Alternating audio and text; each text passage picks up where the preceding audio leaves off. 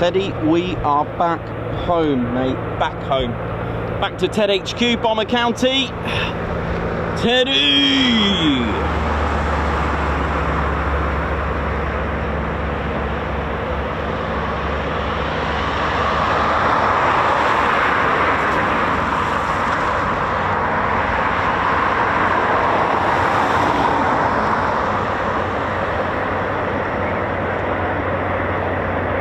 Bomber County, ladies, gents, and teddy bears, here we go.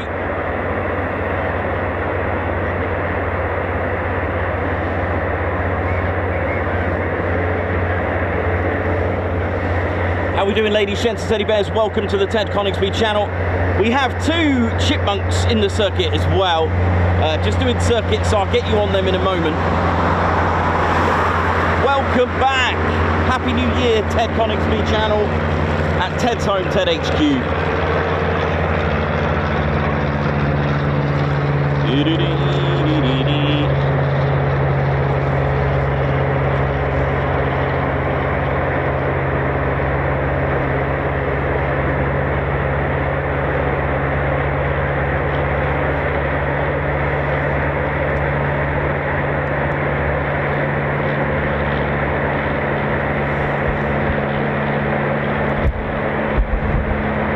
Welcome back to Ted HQ.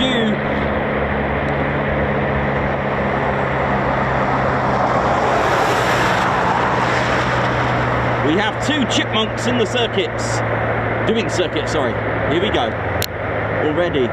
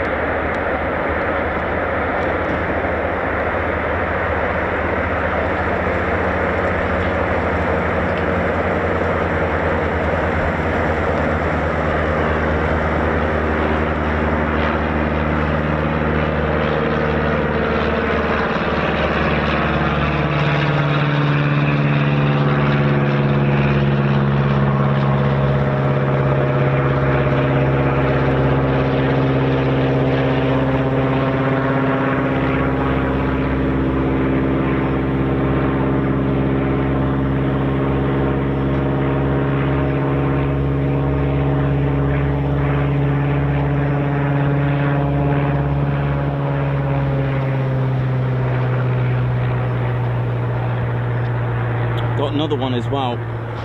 Like I said, we have two doing circuits.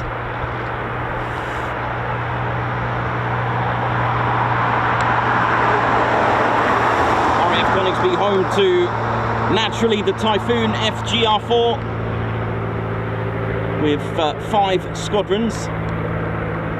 And of course, since 1976, it's been home to the Battle of Britain Memorial Flight.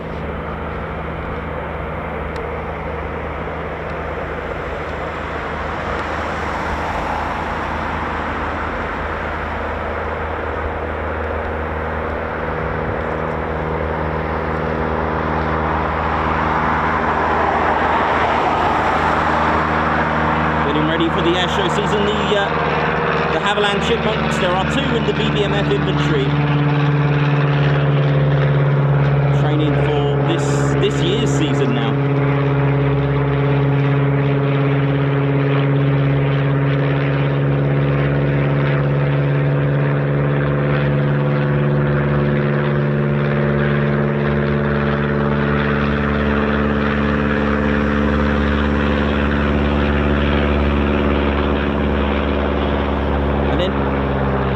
Sort of April time, you'll see a beautifully coloured T6 Harvard, and that's part of the sort of the final stages of the training in the T6 Harvard, the last stage for a BBMF pilot who will then go on to the Hurricane first, get trained up in that, and then the Spitfire.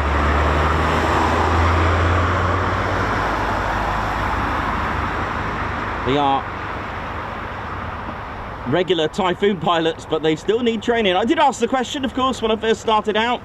I just thought if you can fly a Typhoon, you can just get in one of these, but the plain and simple answer is no, you can't. You have to be qualified to fly on any of the aircraft here. If you don't know, you don't know, and I wanted to ask the question.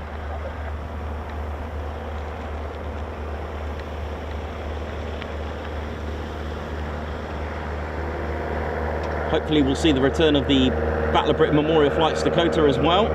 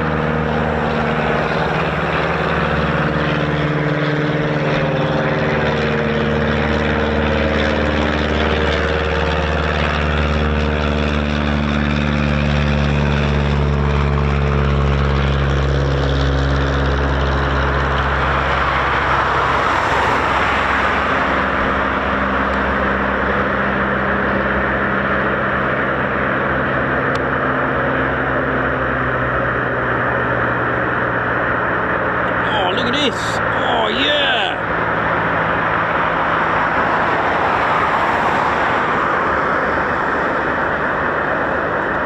There is also a grass runway strip that they can use as well, by the way, which is just parallel to the main runway 07 and 25.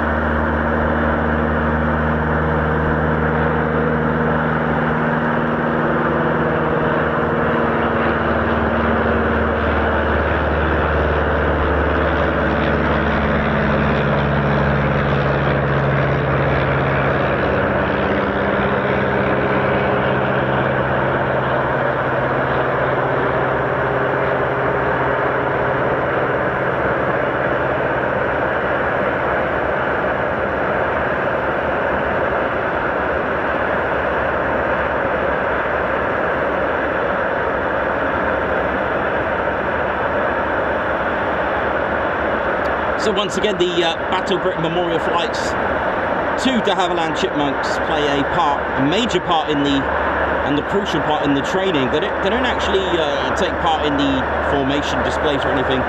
They could do practice displays in these as well, which we've seen in the past, and also carry out recce's with these.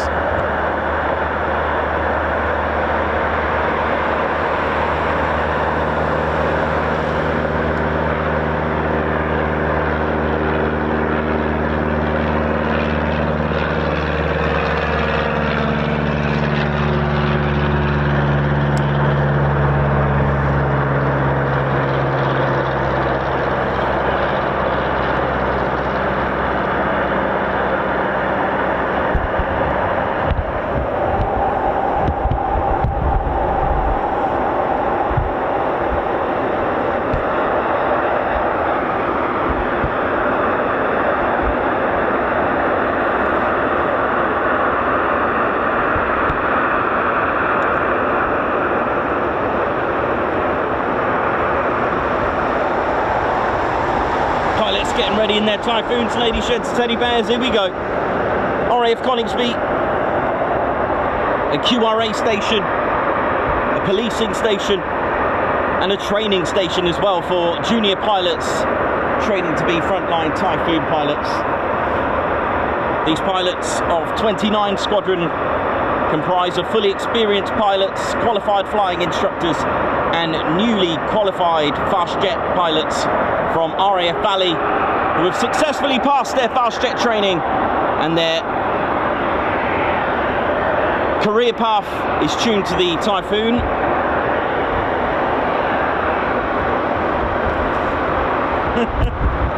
What's this then, eh?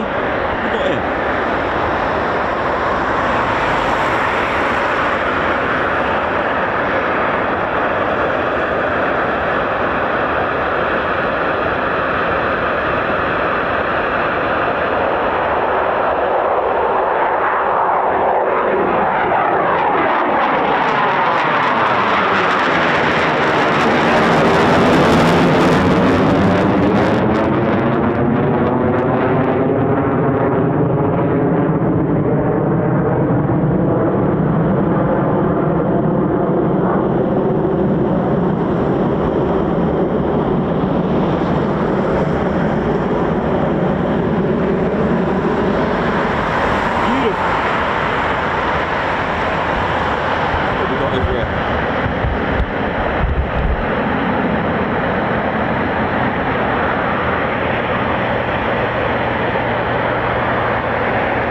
Going off here, isn't it?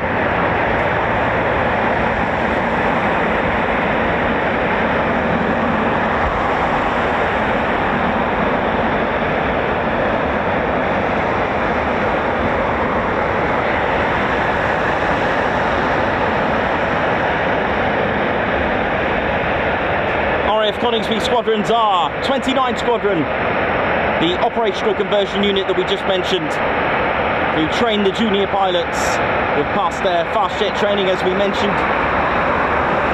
We also have 12 Squadron as well, the joint Qatari Emirai Air Force and Royal Air Force Squadron started operations here in 2020.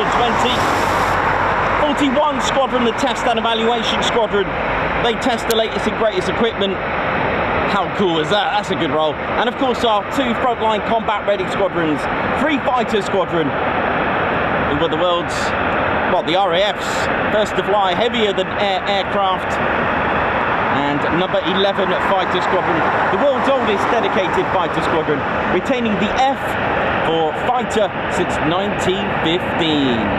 Ah, yeah.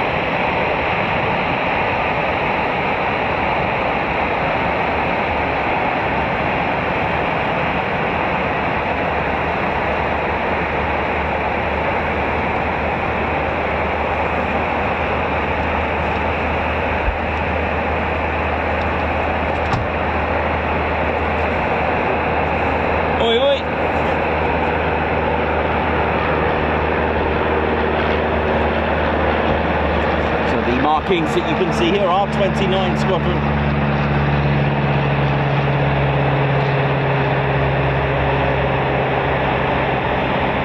See their red X's of their markings.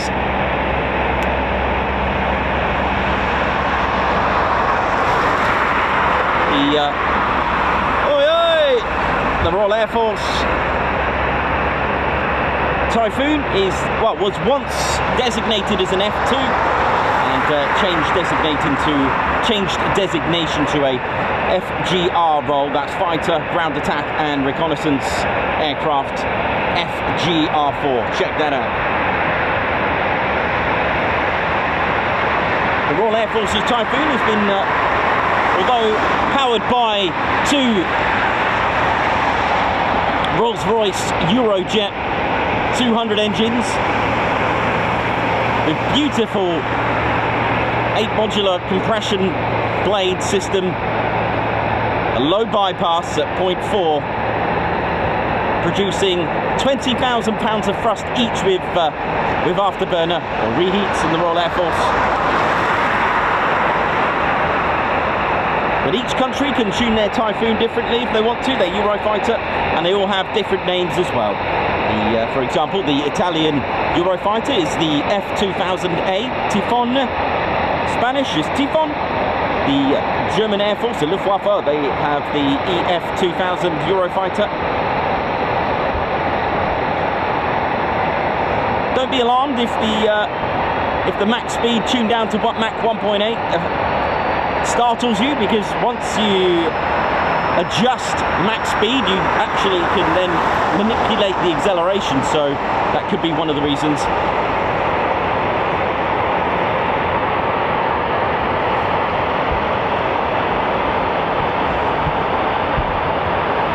Lots of startups, here we go.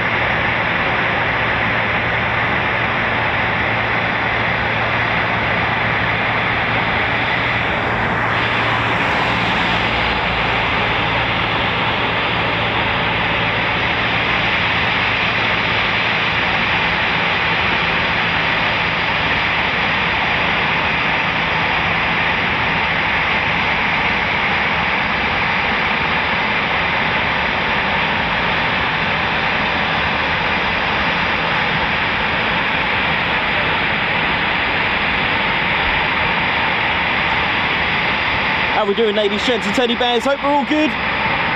Welcome to a frosty RAF Coningsby. If you're plane spotting this this time of year, especially this week, just do be careful on the roads. Try to stick to the main roads if possible. That's what I've been doing.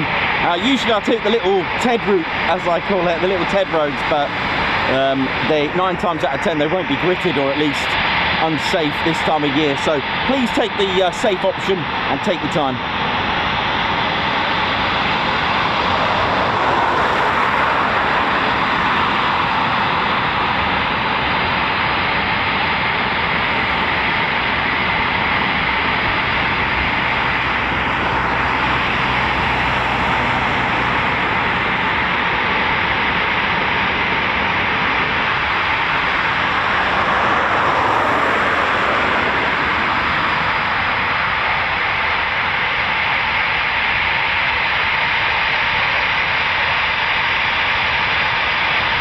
Well, I'd say it's looking like it's going to be a busy day today.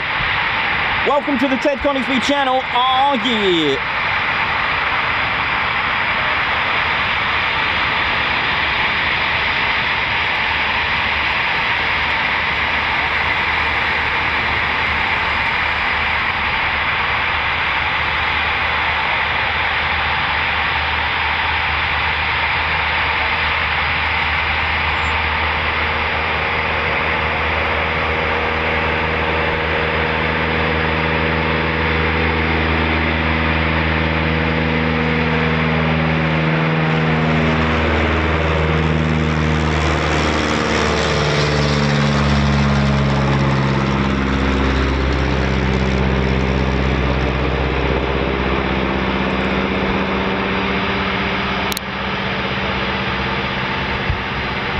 Here we go.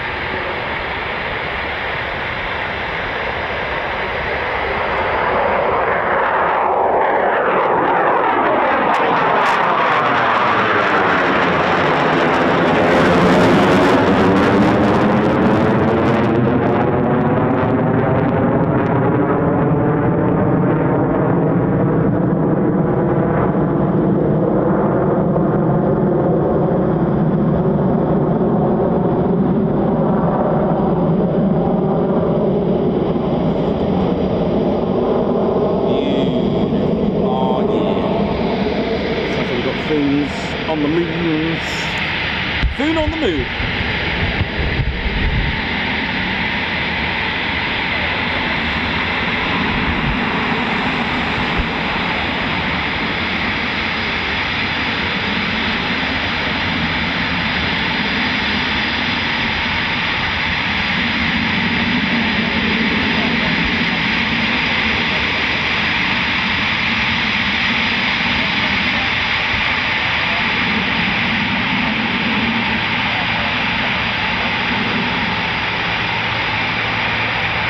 Welcome to the Ted Coningsby channel.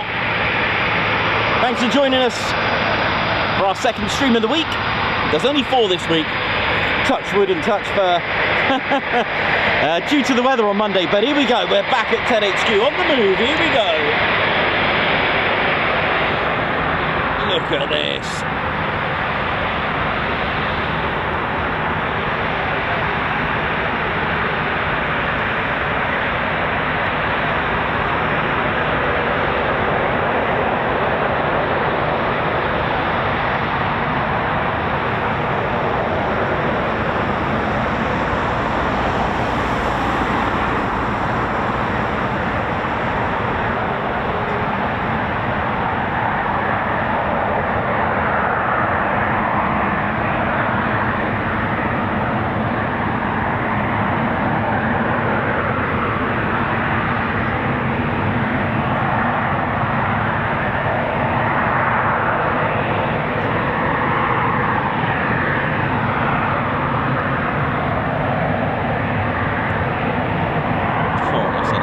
Shot that actually.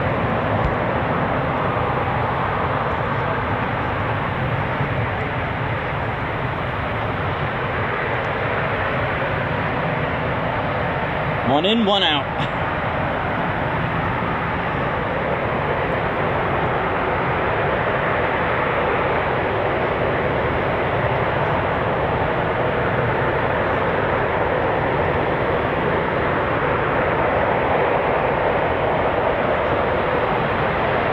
Lots of startups going on at Coningsby today.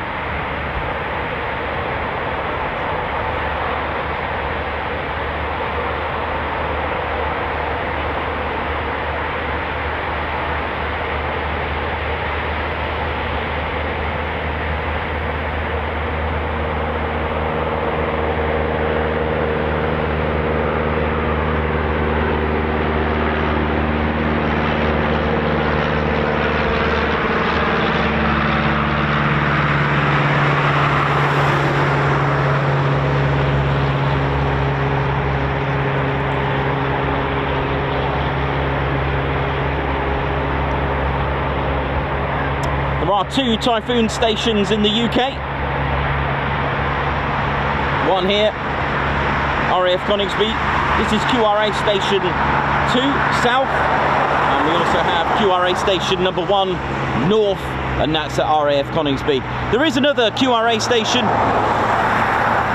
formed with the 1435 flight at Mount Pleasant in the Falkland Islands as well.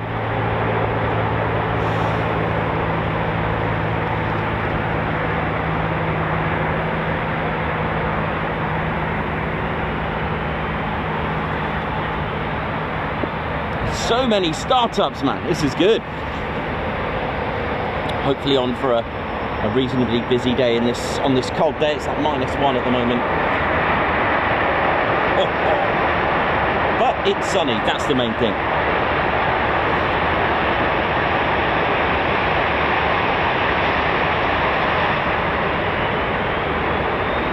Loads of startups, man.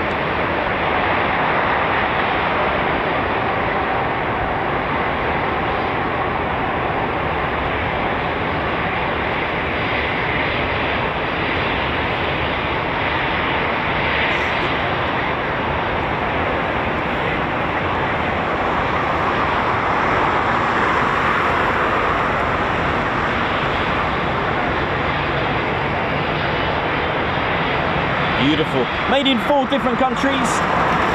Left wing Italy, right wing Spain, main fuselage Germany. Some rear components made in Italy as well, and lots of British components as well. Inside that radome, ladies and gents and teddy bears, developed by Marconi. Inside that very, very amazing radome in the nose. That's where it all happens for attack mode as well. The Typhoon can lock onto targets, fighter aircraft size, over 160 kilometers away. That is what you call BVR, beyond visual range. So lock onto a target. This is why, you know, you see movies, they do a lot of dogfights in fighter jets, but with the Typhoon and other aircraft with amazing BVR, beyond visual range, they don't really engage into dogfighting. But for larger aircraft, the Typhoon can actually lock onto targets over 300 kilometers away. Lock onto about 20 to 30 of the targets and prioritize on 6. Oi, oi!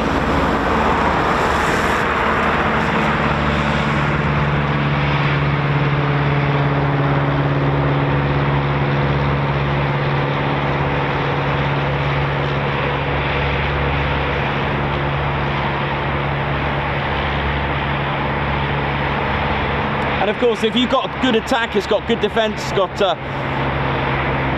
missile warning antenna on the rear,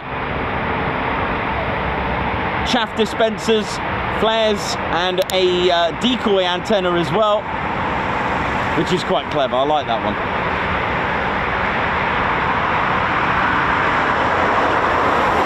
All right, here we go. Send it, Foon.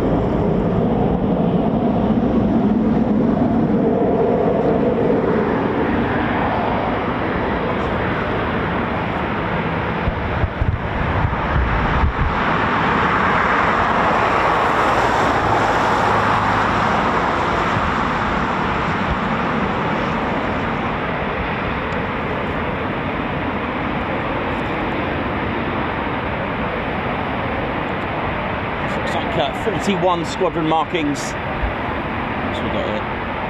Yep, 41 squadron markings. But of course, don't be fooled by markings. It's all to do with the call sign as well. But although these are 41 squadron markings, pilots of other squadrons can fly a particular Typhoon regardless of markings. They're called pools. They go into certain pools, but I've got a feeling this is 41 squadron.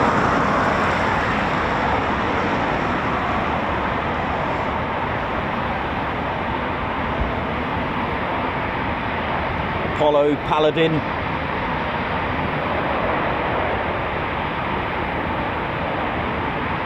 Rebel.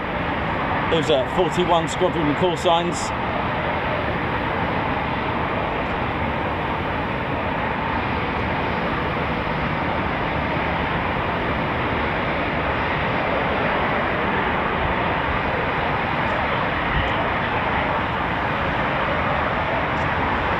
Although based here, 41 Squadron, their HQ is at RAF Waddington.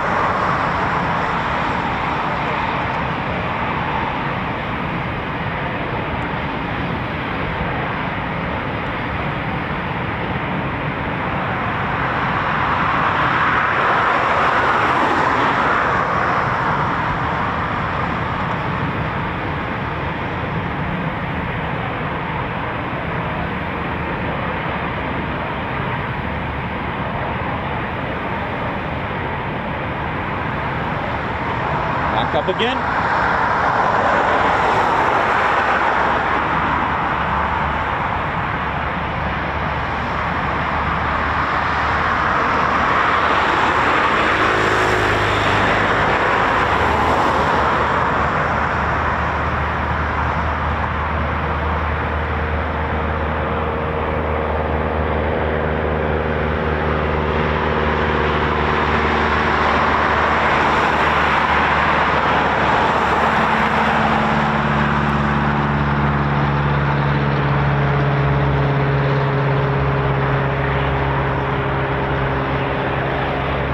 Welcome to the Ted Coningsby channel. We're live here at Ted HQ, Ted Coningsby's home, RAF Coningsby. How we doing?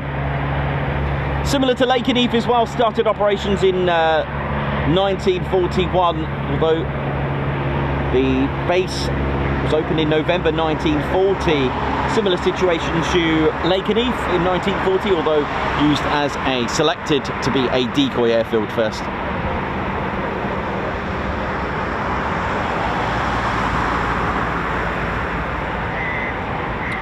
Just want to wish everyone at RAF Coningsby happiness, health and happy new year to all of them in the base. All roles, with whatever role that you do, chef, communications, ATC, ground crew, pilots, QFIs, those that work in the simulator, those that wash the foons, AWCU, everyone. RAF Police, Regiment. Oh, look at this little drop tank down there. Yeah.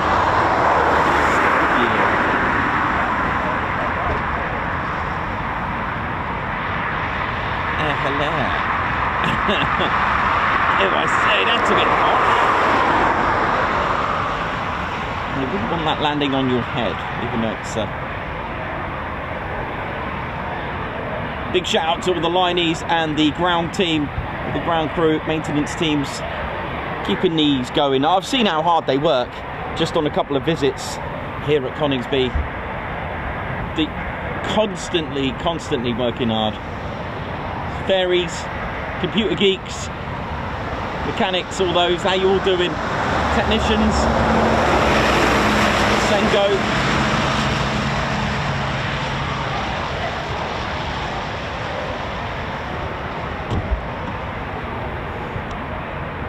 Satie's favourite, the warrant officer. I'll never forget his words of that. When he said he was applying to be a Typhoon display pilot, when you're almost there, you have to sit with the warrant officer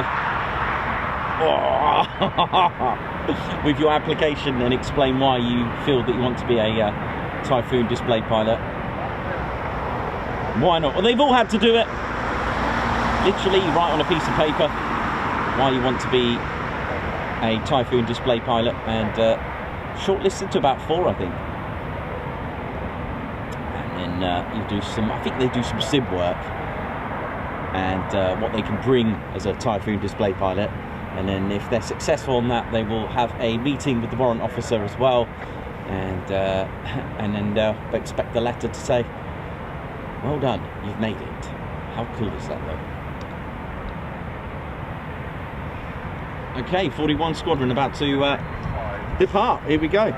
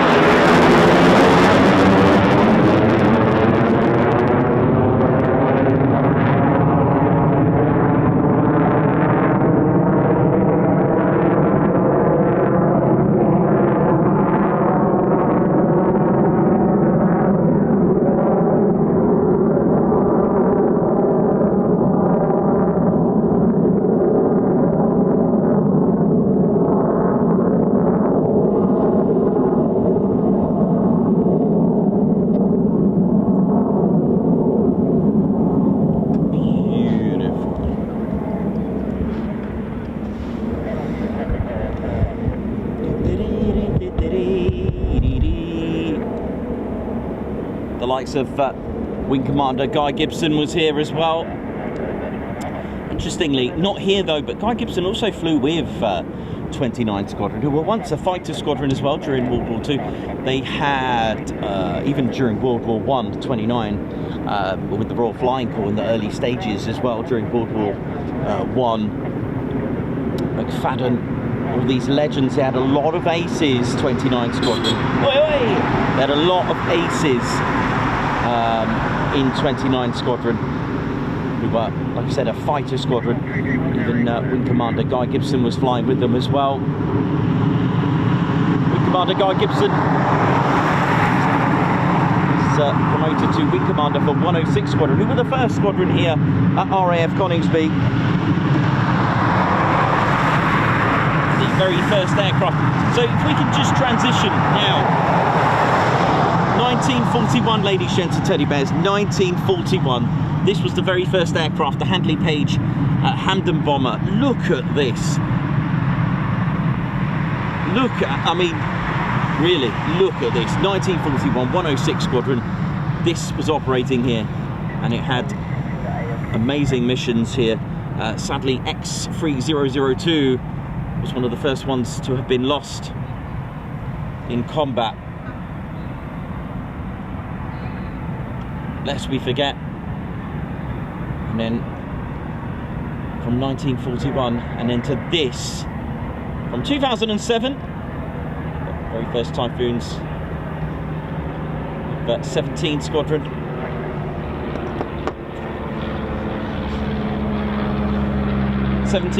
The very first squadron to operate the Typhoon.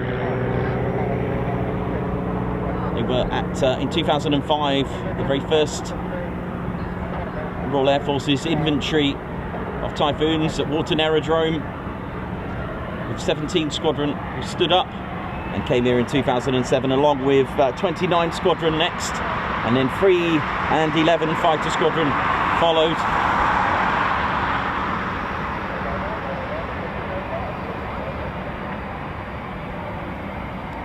I do love having the very first aircraft. That Hampden bomber that you just seen was had a couple of nicknames: the flying suitcase or the flying tadpole, due to its very, very narrow. It was only 1 meter, 3 foot fuselage.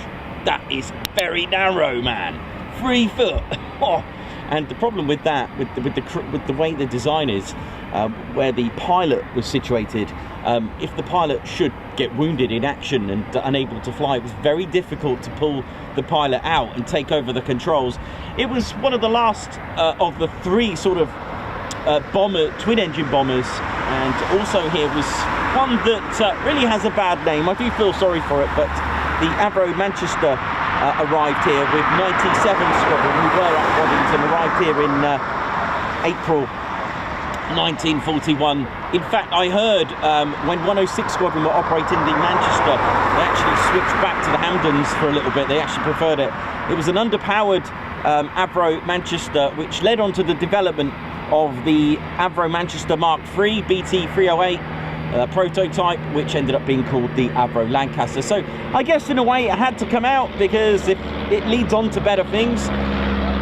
But the very first, there was kind of a bit of a race with all these manufacturers. The very first 4-engine World War II bomber of the Royal Air Force was in fact the short Stirling bomber, although that had a very, well, that was kind of had a very restricted story really.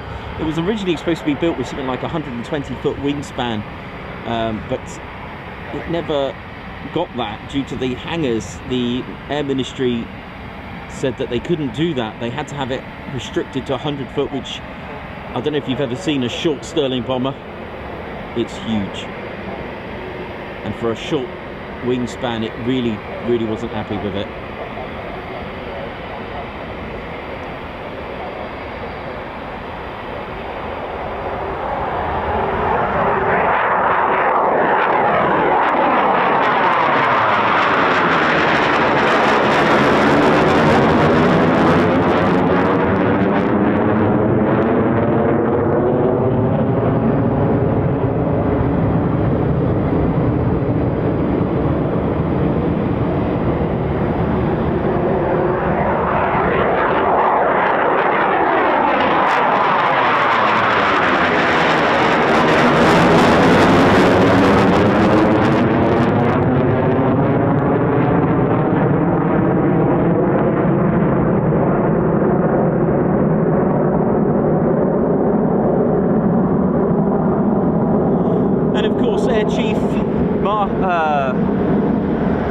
Marshal Bomber Harris, as he was called, he loved that Lancaster. He loved it.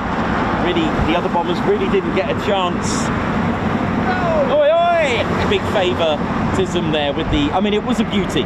The design had very little modifications done to it. If you know the story of the Halifax bomber as well, that had many flaws with it.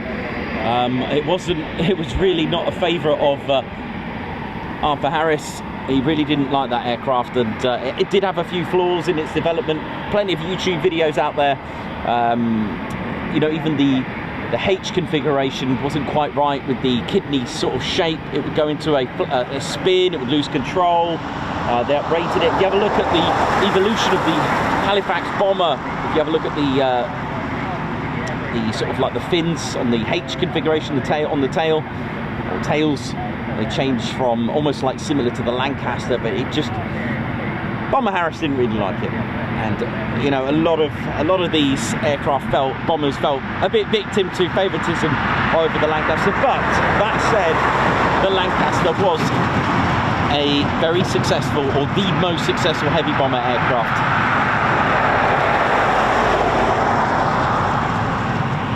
But when we think of bombers, we always think of the Lancaster. There are and were many other bombers that played their part as well. The B-25 Mitchell, B-17, B-24. Of course, we mentioned the Halifax, the Wellington bomber, the Vickers of Wellington, the Marauder,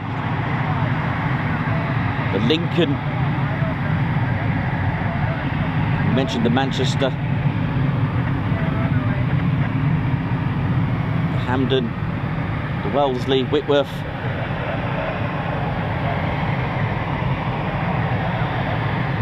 Beaufort, and the fighter bomber, you could add that in, but it was really a low-level strike attack multi-role fighter bomber, the Mosquito, the legendary Hampden Mosquito. Again, a beautiful, beautiful aircraft. But there we go. The base RAF Coningsby has been a bomber station all the way up to I'd like to say 1968 with the arrival of the Phantoms.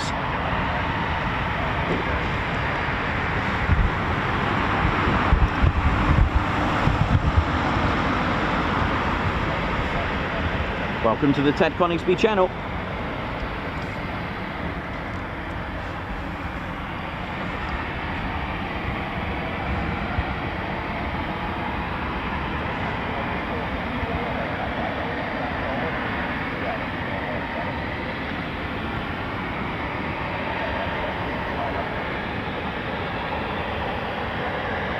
The checkered fluorescent vehicle, the AWCU, Airfield Wildlife Control Unit. Keep it being sweet and neat from wildlife.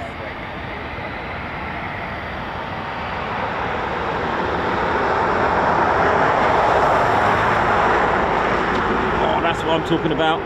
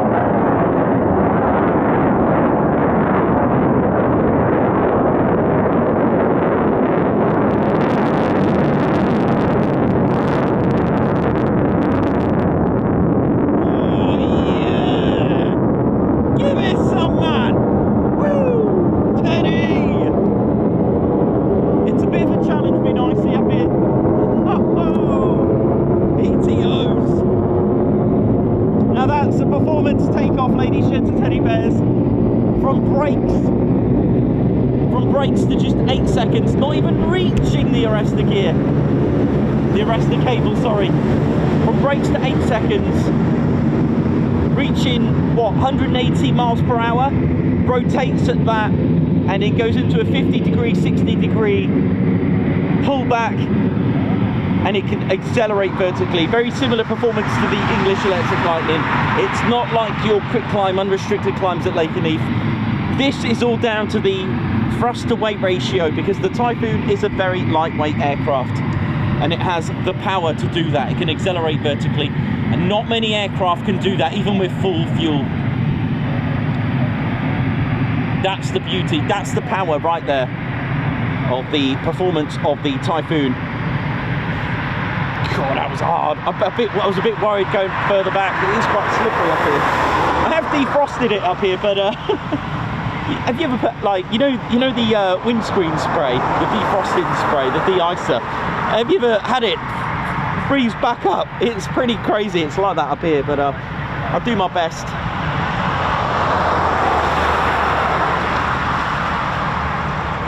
White Wizard, oi oi, good to see you, and happy recovery to you, Mayhem Marshy, Margot Baxter. How you doing, Suzanne Tilsnut, Julie Beard, Dr. Soda, Perez, how you doing? Consider that fully sent. Lorraine, Suzanne C, Davey, Aryan, Sharon Chapman, how you all doing? Hope you're all good. Bernie Hagyard, Julie Beard, Lorraine House, the Orkney Islands. Wow, I bet it's lovely there this time of year. Julie, I bet that water, because I know the water is really clear. Lorraine, I am starting to plan, I think when I get to October this year, I will start to plan. Actually, I'll tell you what, I'll do it when it all calms down, November, December. I'm going to start to plan my long, way overdue trip to the Orkney Islands. I'm doing it. I've seen it again. I was like, you know, I was supposed to go, I've been planning that for about 20, 25 years, and it just never happened. Things happen, things change, and I just never got round to doing it. And you know what, in this attitude that I have in life, you only live once, and just go for it. So it'll probably be next year or the year after for maybe for my 50th, maybe, you never know. Goodness me, 50 years old. Hey, but I need to do it. It's something I've always wanted to go. I've been drawing stones of Stennes. Sorry everyone if it's not aircraft related. I've been drawing and painting the stones of Stennes. I need to go to bring a Brodgar. I am going to have an absolutely exceptional time. So look forward to that. Jojo, Ilot, Peter Atkins, Simon Watchon, Davey, Julie Beard, hope you're all good. I cannot wait to go. Sorry, I've gone on a off tangent, as they say, but it's somewhere. My dream destination is to go. It's just magical.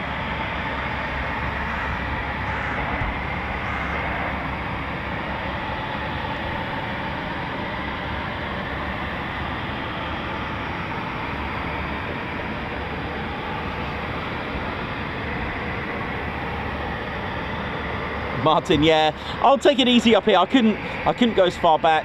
I know I've defrosted it, like I said, on the top, but I'm just a bit dubious that it, could be a bit slippery, and it looks wet, and I'm a bit worried. It's got salt, grit, everything. It's all good. It's not slippery, but yeah, I'm just conscious.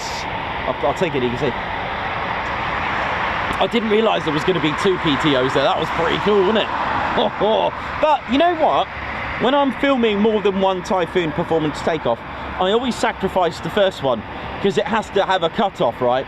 So I gave the first one a little go rather than the second one. Does that make sense? Normally I'll cut it off on the first one, sort of when it's really pretty potent, ready for the second or the third.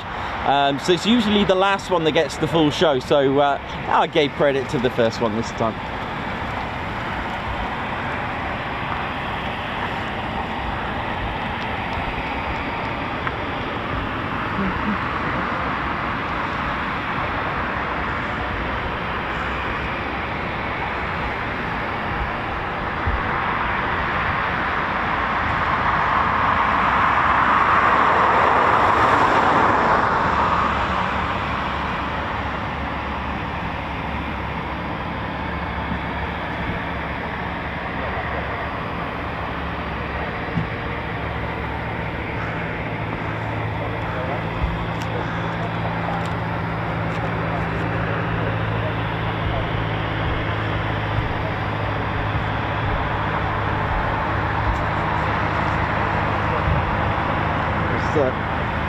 Amazing takeoffs from the Typhoon. That's one of their characteristics that they can do.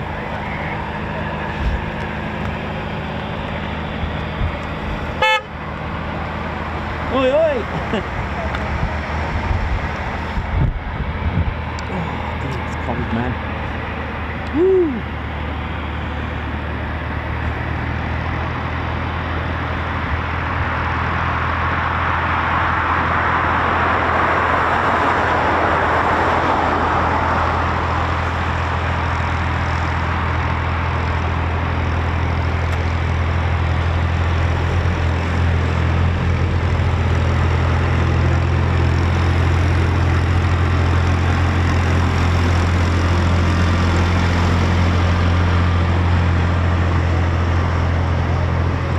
And of course, if you love military aviation, then be sure to support our channel. All you got to do is click the like button. If you haven't done so already, smash that like button. Let's get more viewers. Come on, let's go. Let's ride. Let's let them know they're missing out on the Ted Coningsby channel. And of course, subscribe. Come join us. We are climbing high. And if you are subscribed or just subscribed, don't forget to marry that up with the notification bell button. Boom, boom. You'll be notified of our latest and greatest live streams and videos. We do post daily, whether videos are daily, Monday to Saturday, and of course our short Sunday session, bringing you 3 wonderful shorts of the week, or the past, of course. You can wear shorts if you want to. Oh, hello, there's a phone down there. But we do try to stream 5 days a week, although this time of year it may be a little bit restricted to weather, down to weather. Don't forget, if you are heading off to Lincolnshire this week, don't go on Thursday as the base is closed. And no matter, you know, somewhat, you know, always say, do check the NOTAMs before you go. Or if you want to join a Facebook group, they will usually announce stuff like that.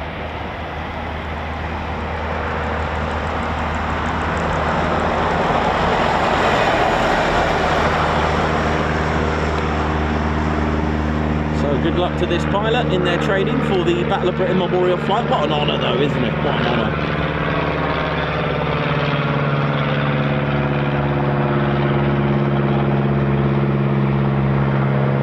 What we got here then? What we got?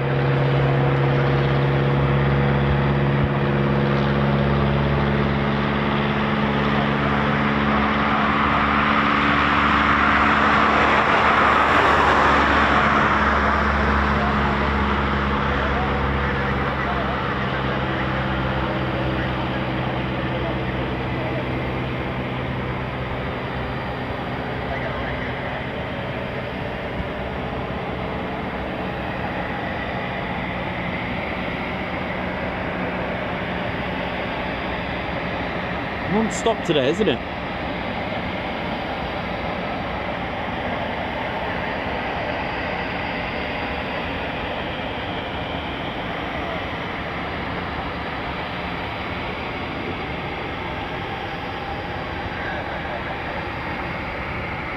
Here we go. Send it.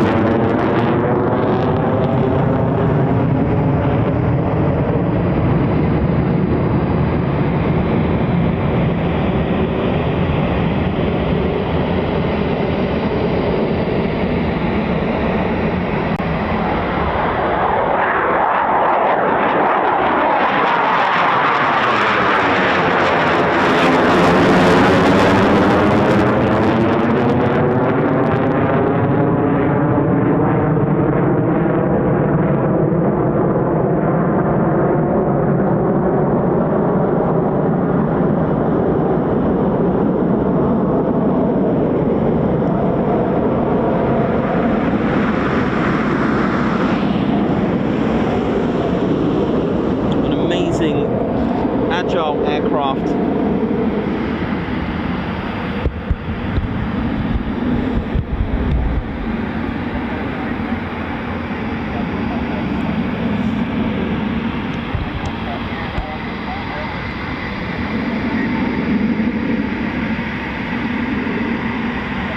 You see the wonderful intakes there of the Typhoon.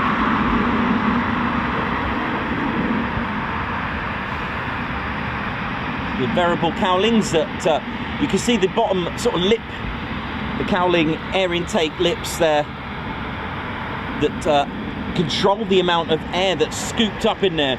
But you know, the engines sit right at the back of the Typhoon. And now I know all engines are at the back, right? I get that, but you'd think they were quite close. Now the Typhoon has got what's called an S-duct air intake system, so it's shaped like a letter S, so you can't actually see the compression blades that give off heat. What do radars like? Well, they love heat, don't they? And that's what they can get picked up on the radar. But the Typhoon's S-duct hides that heat generated by the compression blades, the very first part. Now the Typhoon's Eurojet 200 engines are most powerful. It's got a splitter as well to this diffuser here at the top. You'll notice that scoop there. That's to get rid of excess air, because at the end of the day you need air, fuel and something to ignite it. Bang, thrust, right? That's very simple. It's suck, blow and bang, right? That's pretty much it. And this control, so you'll see the Typhoon there parked up with these cowlings down to allow lots of air, so it gets scooped up, but the engine sits back at the last part about 20 20% of the aircraft all the way back here.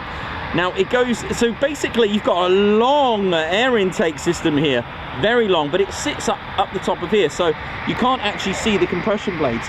I'll tell you what, let's so when it's going at supersonic speeds, the point of this is to get rid of excess air, because you can't have too much air. There's only so much an air mixture can take. And don't forget, the higher altitude you are, the air gets thinner. All right, so that plays a major part. But the Typhoon has a very amazing ceiling height. But let's see what's going on. Let's see what's going on in there. Look, there you go. So the air intake is about here. Well, over here, it gets scooped up, and it gets met with the free low pressure compressor. It's got an 8 compression blade system, and the 2-spool turbofan compressor. Do you know what? I bet this is a performance takeoff as well. Usually is when I'm talking away.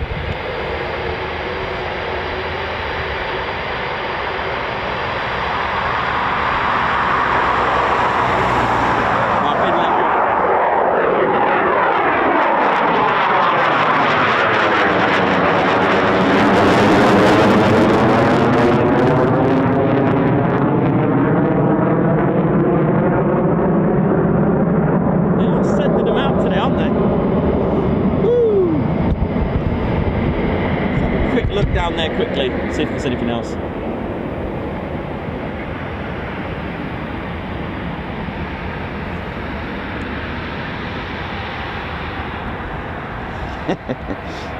So yeah, so that was a good example. So the power goes, all the air gets scooped up. So your air's going here. Now, it's the point of these free blades is to compress the air. It's what's called low pressure, and the air gets scooped up. Now, there's a divide here that divides the air, and it's what's called a low bypass. So a 0.4. That's a very good low bypass. I think the Pratt & Whitney's F100 on the F15 was something like 0.36, which is even more impressive. So once it gets the bypass air, the air that's about to get compressed from the free compression blade system, it goes through 5 compressors, and it's pressurized 26 times. That's why you get a lot of bang. And you got the fuel injectors here, and it's a 1-stage high pressure turbine, and that's where that provides power to the front. So it's kind of like chicken before the egg. So everything's powering each other, and then you've got a low pressure turbine.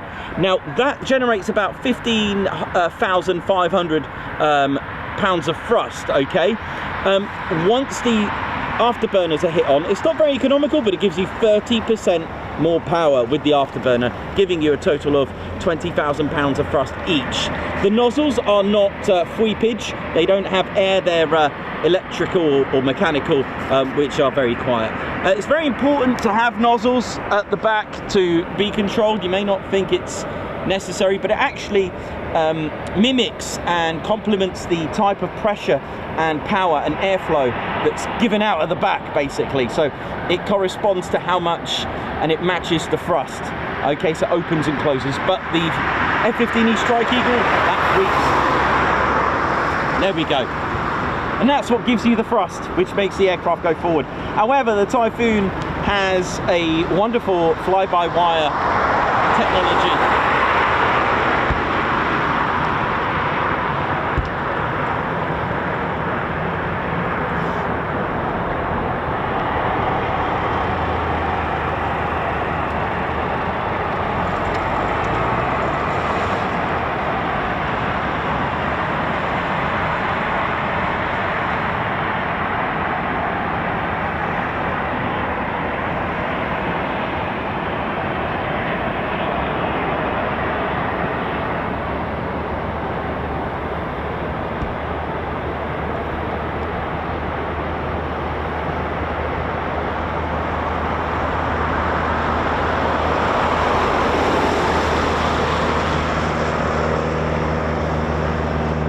Nice to see the chippy. Whee-wee.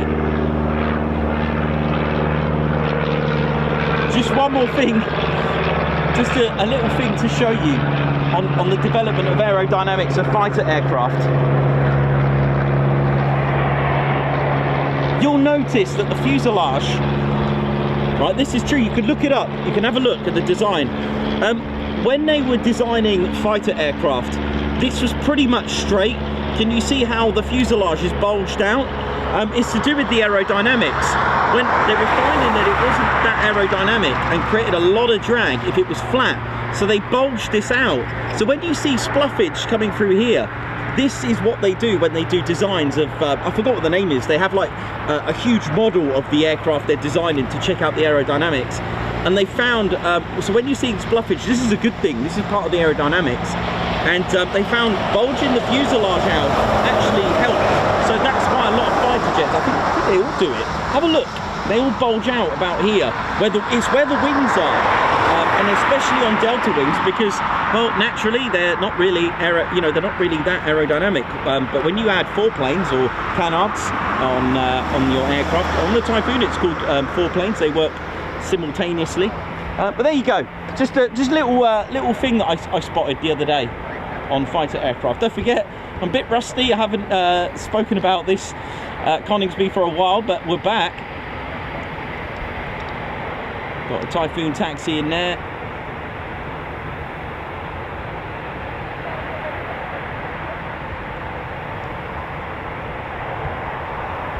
Welcome to TED HQ. 2 PTOs today. Lovely.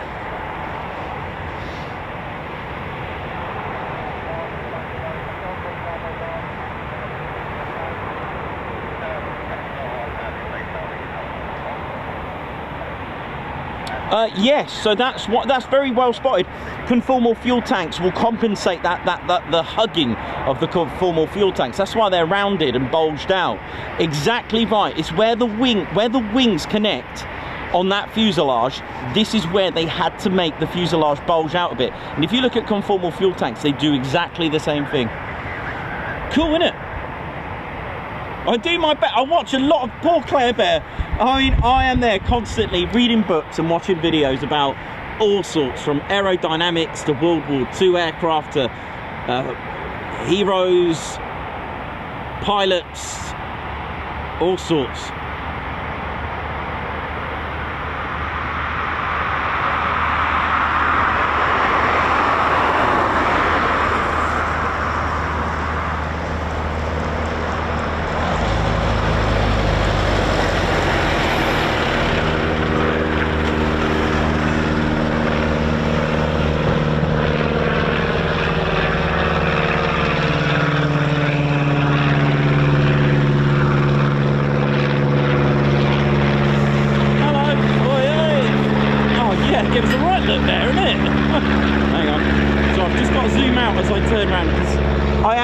Been very, very careful and mindful of, I know I've defrosted it a bit, like I said, but apologies.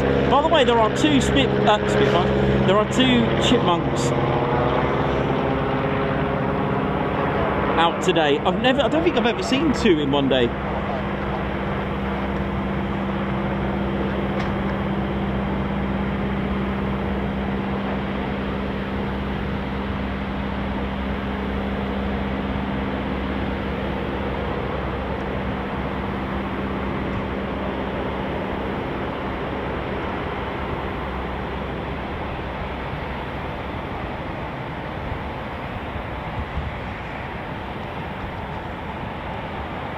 So I mustn't forget, we do have a Typhoon that's at a taxi holding point over there.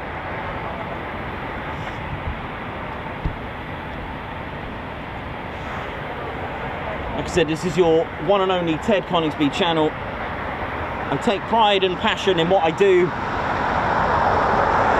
to give you something a little bit different, try and give you a bit of extra different info each time, so it's not as repetitive. Or if I have, like even with our history talks that I do try to add something different each time, so you're always looking out for something different. I don't think I've ever told you that one before, but it's something I was actually looking and studying aerodynamics now. Great. Why not? It helps me understand aircraft and why they do it.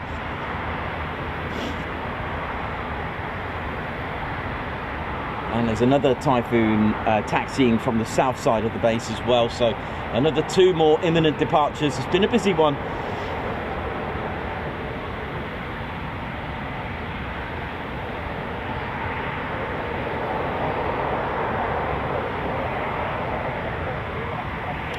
Elliot Waterson, thank you. Good question. How did you get into aviation? Ted made me do it. I was born in Weston-super-Mare, so it was home of the Western Air Festival. Up until I was about 10 years old, my parents moved to Portland in Dorset, and there was, you know, it kind of, well, there was Navy there. There was the, is it HMS Osprey with the, there was a, you know, on family days there was Sea Harriers, so I got to see that, which, but then after that, when a couple of years later, 2 years later, when they moved to Brighton, that was it. That was the end for me. There was no more, and it kind of faded out, and it took what, 30 years? 30 years later, wow, to get back into it, and that's all because of a teddy bear. That, if you want that, that's in a nutshell. That's pretty much how I got into that. Good question, Suzanne C. How you doing? That's yeah, good. Yep, imagine that exactly. The air traffic controllers keeping things sweet and neat in the sky, making sure things are all safe. Now I know a lot of you will be having some lovely flashback memories of the Chipmunk, those in cadets and those who are training. AD Causa, how you doing? Ted made me do it. Yeah, I know. In fact, is that another t-shirt?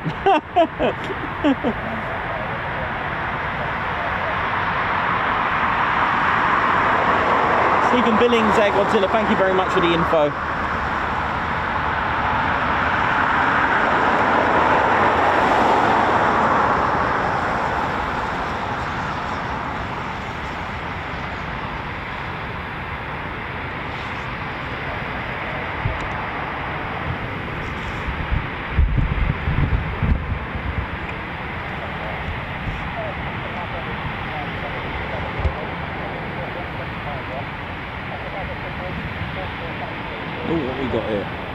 Here we go, send it.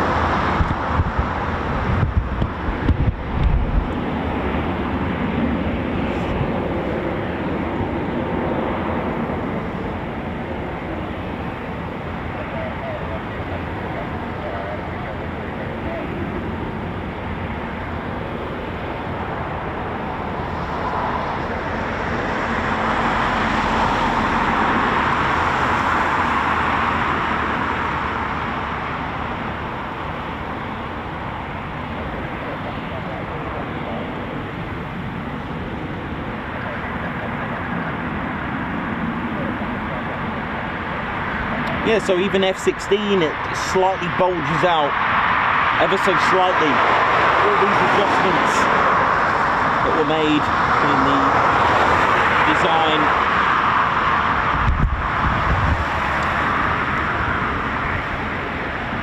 Okay, got our first arrival, Foon time.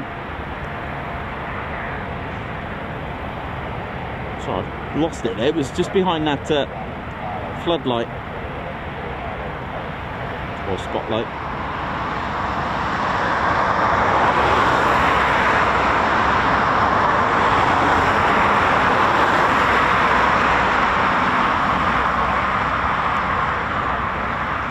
Ooh, nice.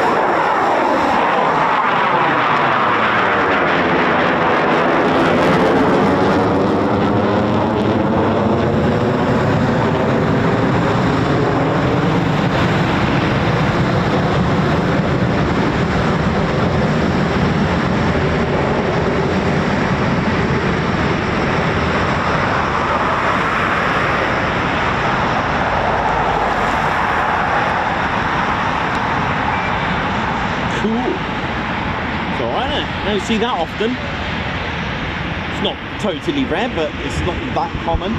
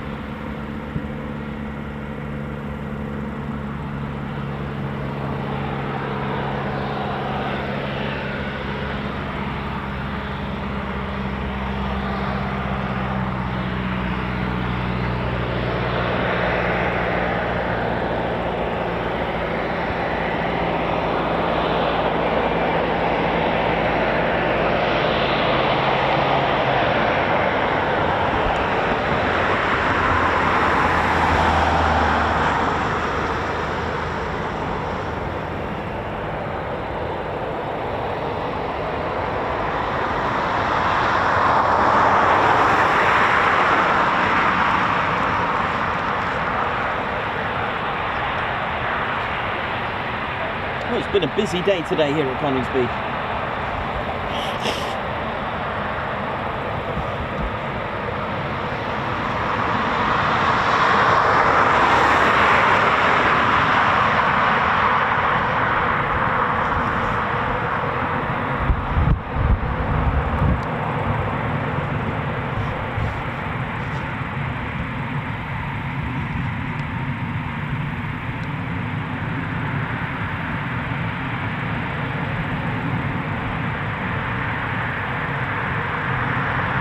Chipmunk.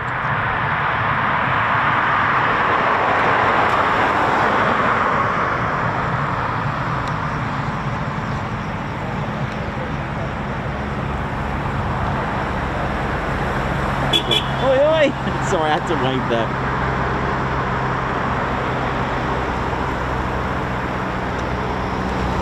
The burger van will return at some point next month, by the way, for those that are coming in. So there's no burger van yet. There are toilets, plenty of parking though, but do please, can't stress this enough, be careful when crossing that road. It's a 60 miles per hour road if you are going to just cross the road to give a wave to a pilot, or if you are going to go to the Battle of Britain Memorial Flight, they do have a designated car park just opposite the Memorial Flight Museum. So just to, not many people know that, but there is. That does have the gate locked, so just bear that in mind as well.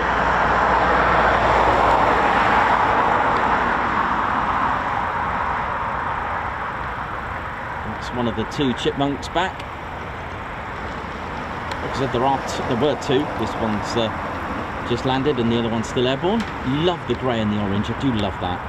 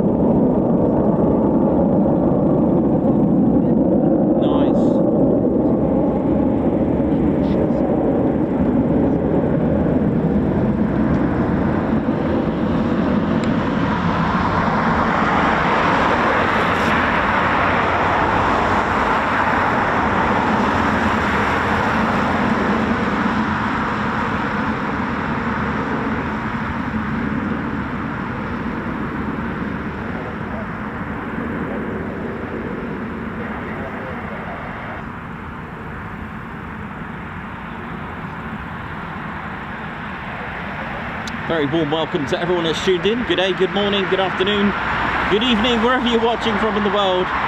You're tuned in to the one and only Ted Coningsby channel, and we're live here at Ted's home, Ted HQ, also known as RAF Coningsby. Welcome, and it's an absolute honour to be in a place where it's in a county that was named Bomber County. That's all due to the amount of bomber command stations, with St Vincent's Hall in Grantham being the Bomber Command Centre for number 5 Group, which was under the command, or Coningsby was under the command of 5 Group. Each bomber station was under the particular bomber group. Places like Mildenhall and Lincolnshire, Feltwell, all under number 3 Group. RAF Coningsby's first jet aircraft wasn't until 1953.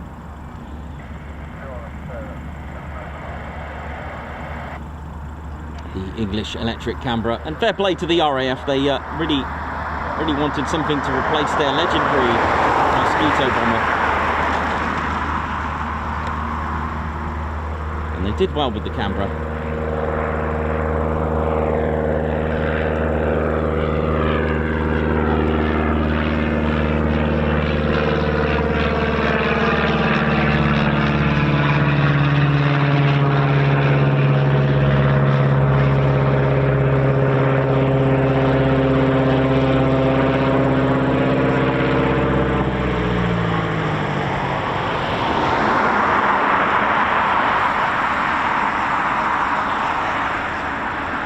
Don't be alarmed, this is a practice.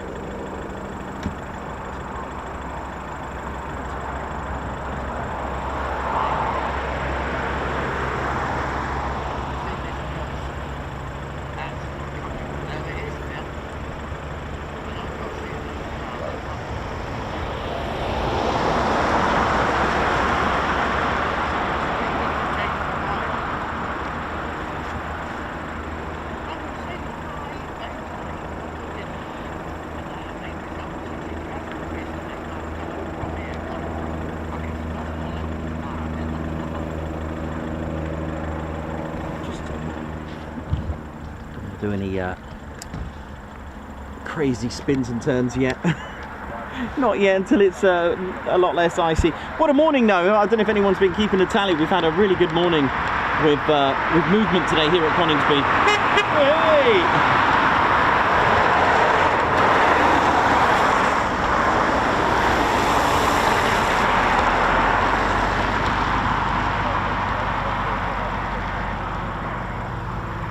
Right, let's get back onto that chipmunk.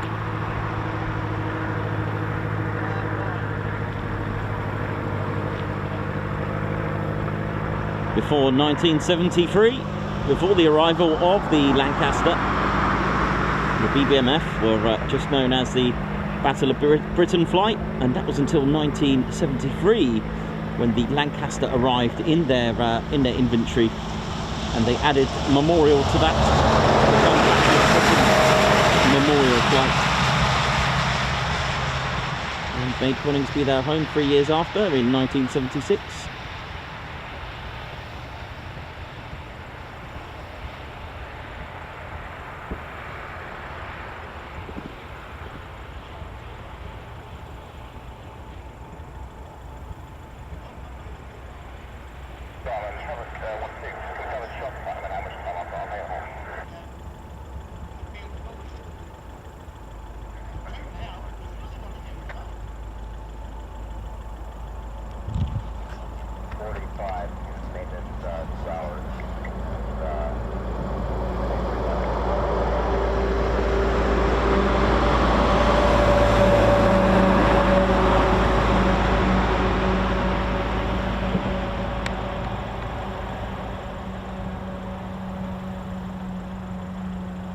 Nice to see the chippy out.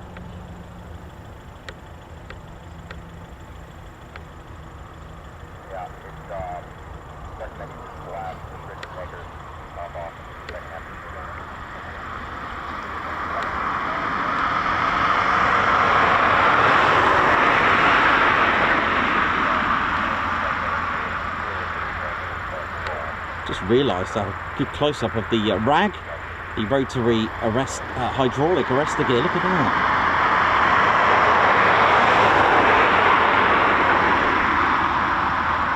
Cool. I've showed you that before, actually, not from that close.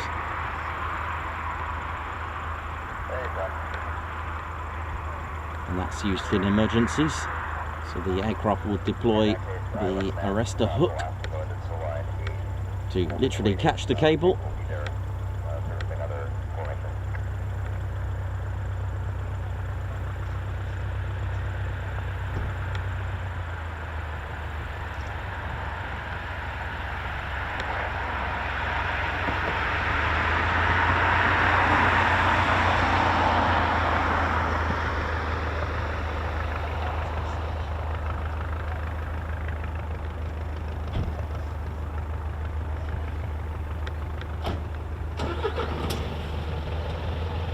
Nice, nice. Right, I'm just going to have a little look at ADSB, see what's going on.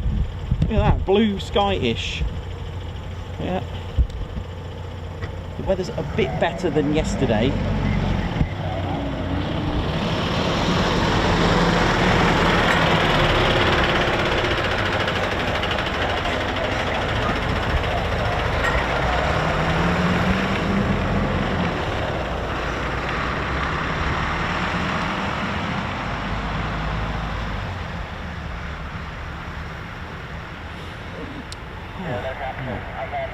Might get a cup of tea, and I haven't had one yet, believe it or not.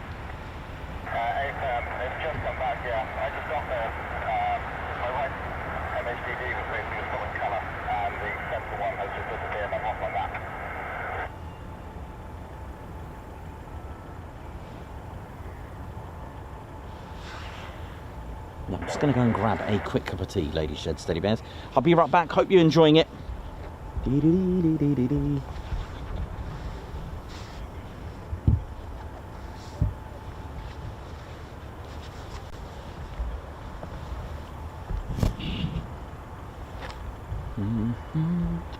DWP, a DWP captain, or is it blank? Go back to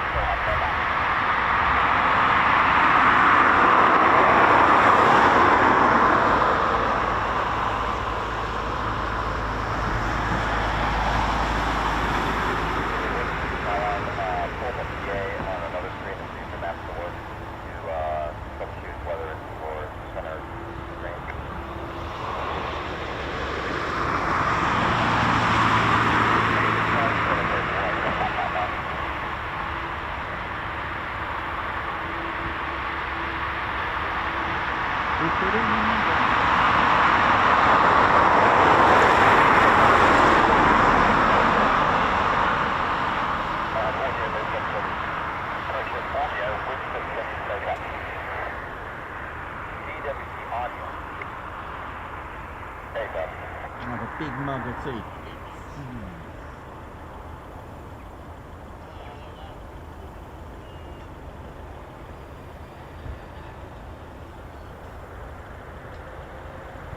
So because the DWP's gone blank, you will get no captain beyond your goal again.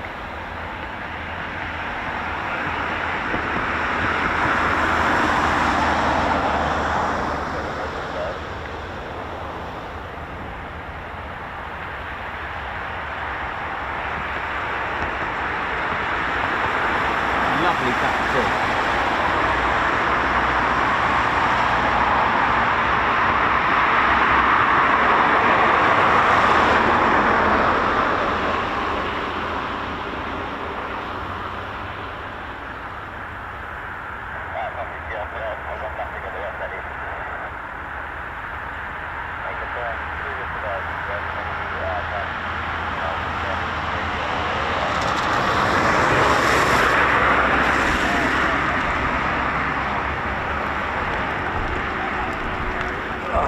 Well, what a day we've had. Absolutely brilliant.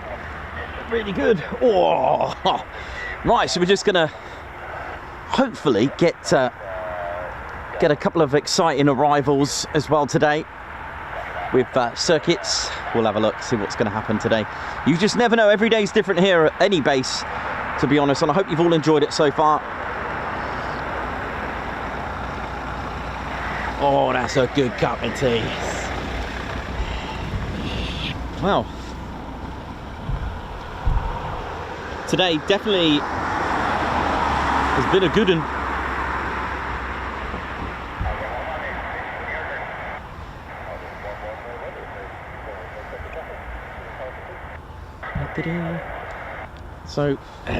So here's to another successful 2025 cheer, and to all of you tuned in today. Leonardo, man, where are you, man? Tuned in somewhere in Miami, innit?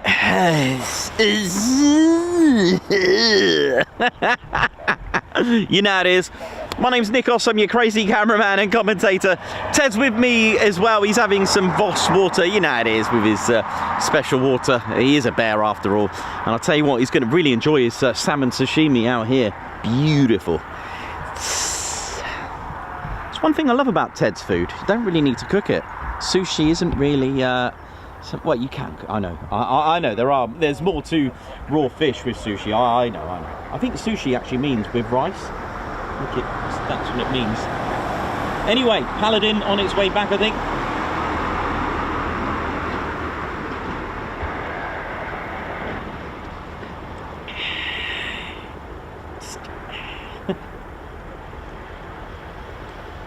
Oi, oi, Julianne.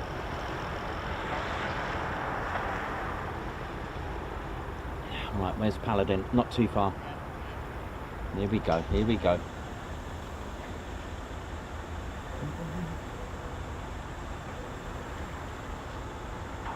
So we're registering at -1 degrees here, Celsius. Yeah, it's Bahamas. I told you it was Bahamas this week.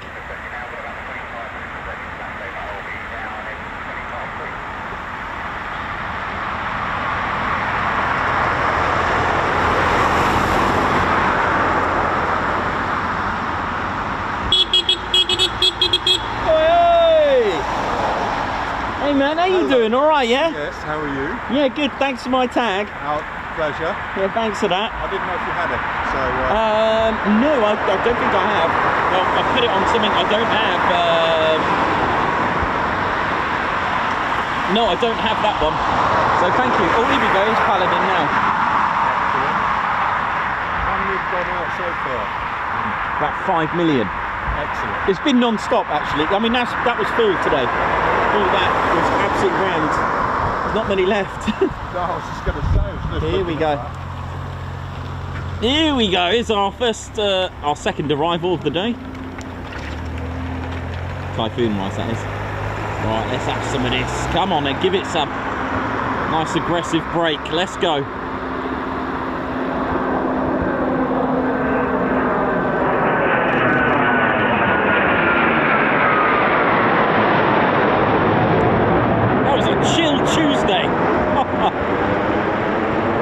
No, it's not. Is it Wednesday today? Yeah, it is.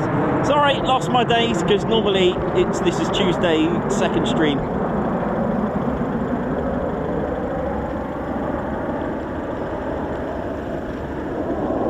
Oh well, wicked Wednesday.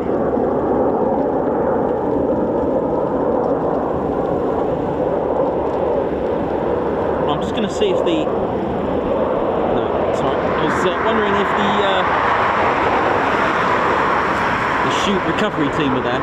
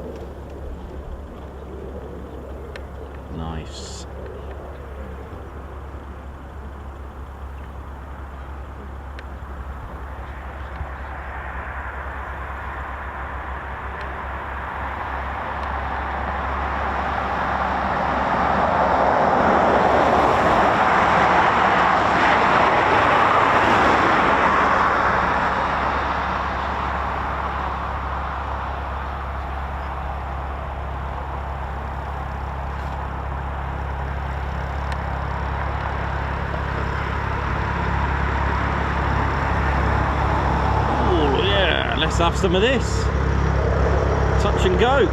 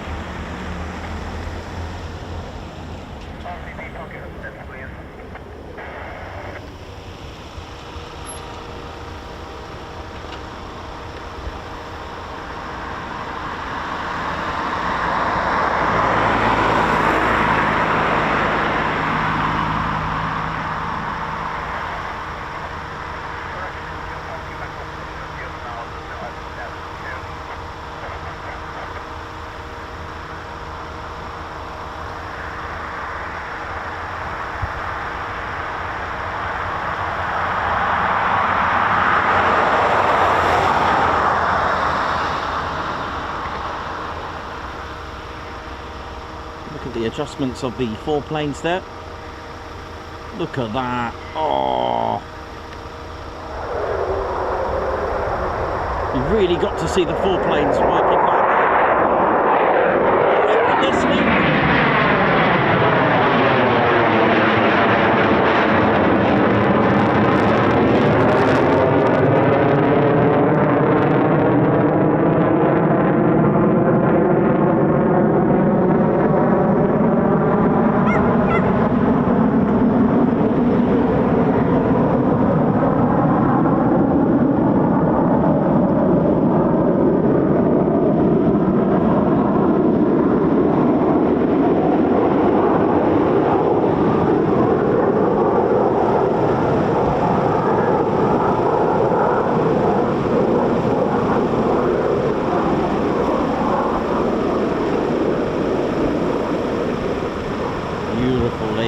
Teddy bears. So this area is called downwind for those interested in the circuit itself, and very shortly it will go into the final leg of the circuit. So you'll often hear the pilot call out final gear down to ATC to let them know that they're on final and the gear is down. They must confirm that, otherwise Tower will not clear them to land. They will actually just request and say again, is your gear down?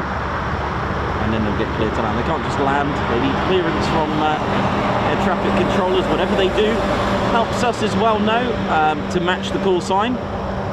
So if this is Paladin 4-1, you'll hear Paladin 4-1 final, gear down, so you'll know that you look at final. If it said Paladin 4-1 downwind, you just look at downwind and match that aircraft that's there. So it's quite helpful if you want to track a particular aircraft.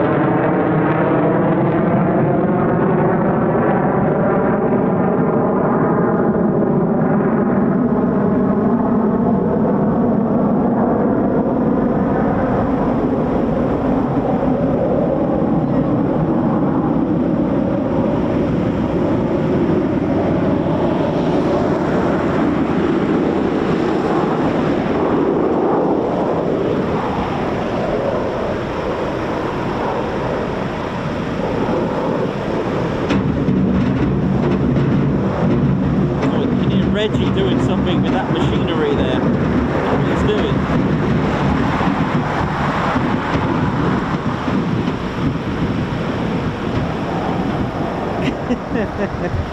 Just,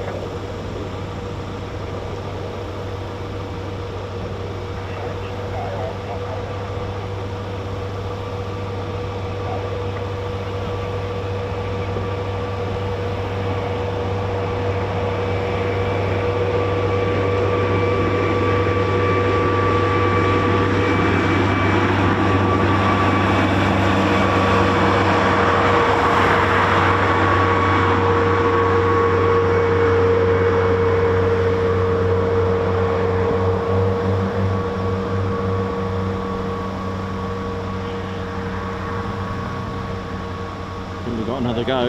Yep, we do. Here we go. Amazing circuits there.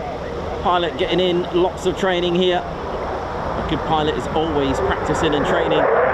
Good thing about touch and goes, you can practice lots of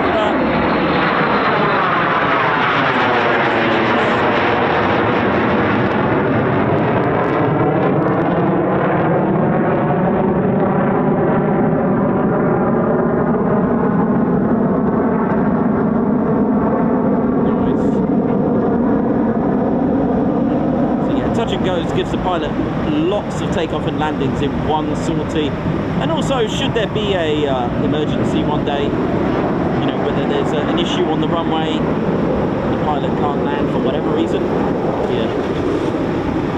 tyre debris, fog, a vehicle, anything like that, the pilot's just got second nature just to do it.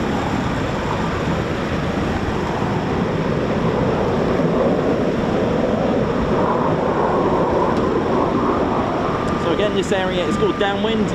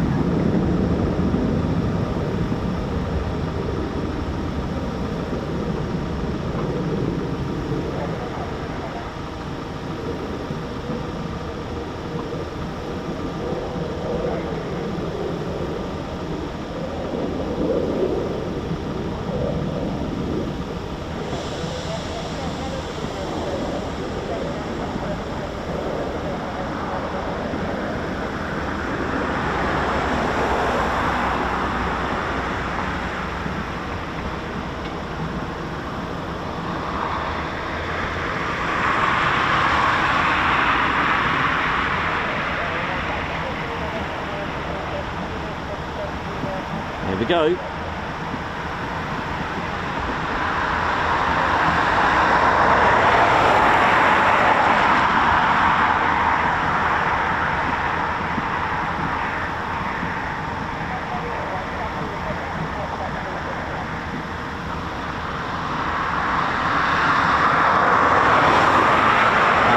Here we go, once again another circuit.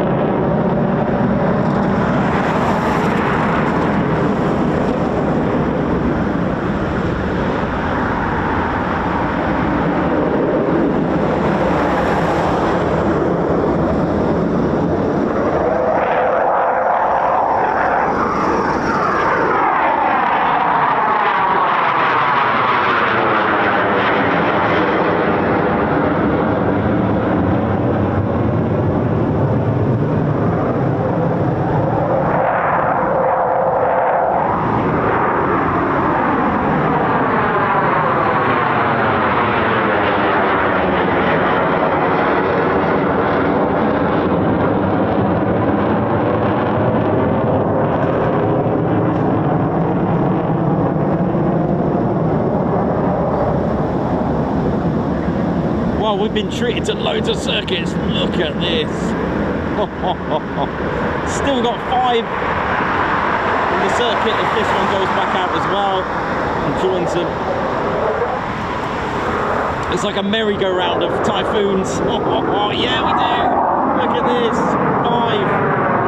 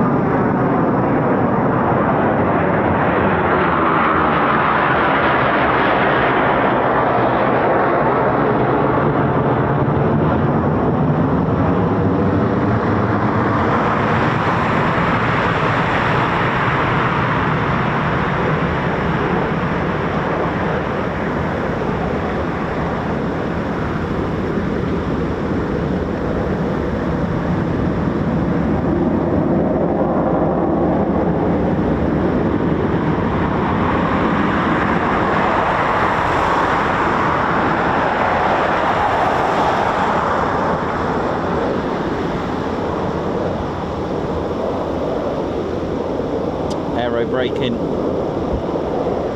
Ted, you enjoy that, mate? Ted's just enjoying his circuits, his Typhoons. Oh yes.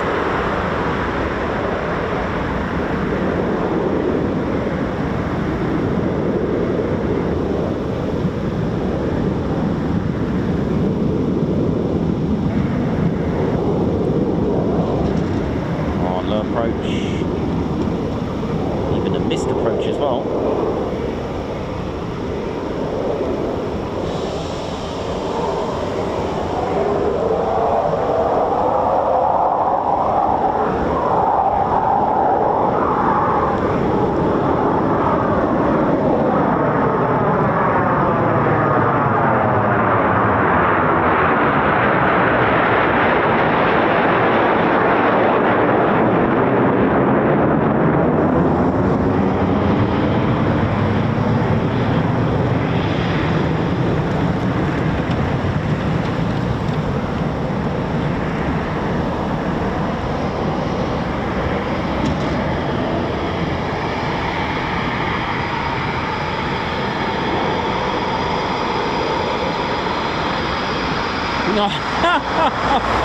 I love shots like that.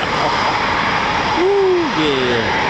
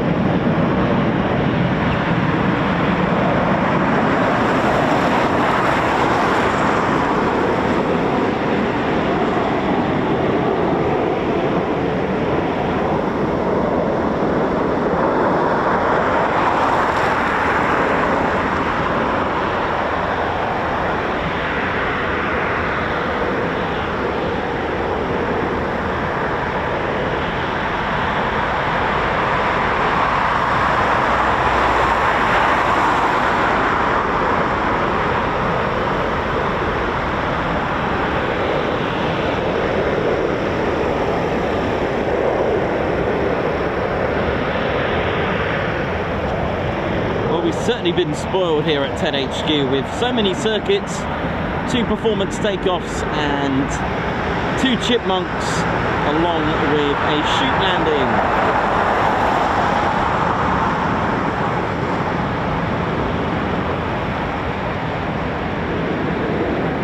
A nice return back to TED HQ in 2025. How are we all doing? Hope you're all feeling well. Welcome to our first stream at TED HQ for the year. Haven't seen 12 squadron markings for a while, so welcome back.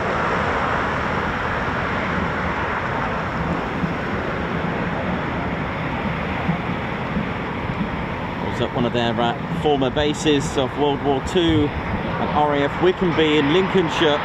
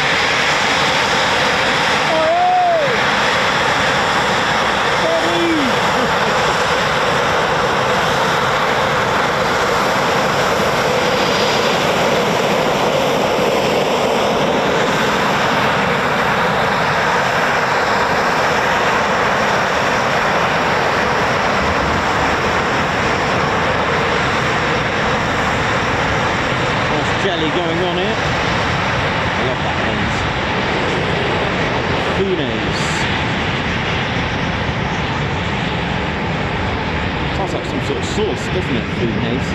Funes. Cheese and funes, please.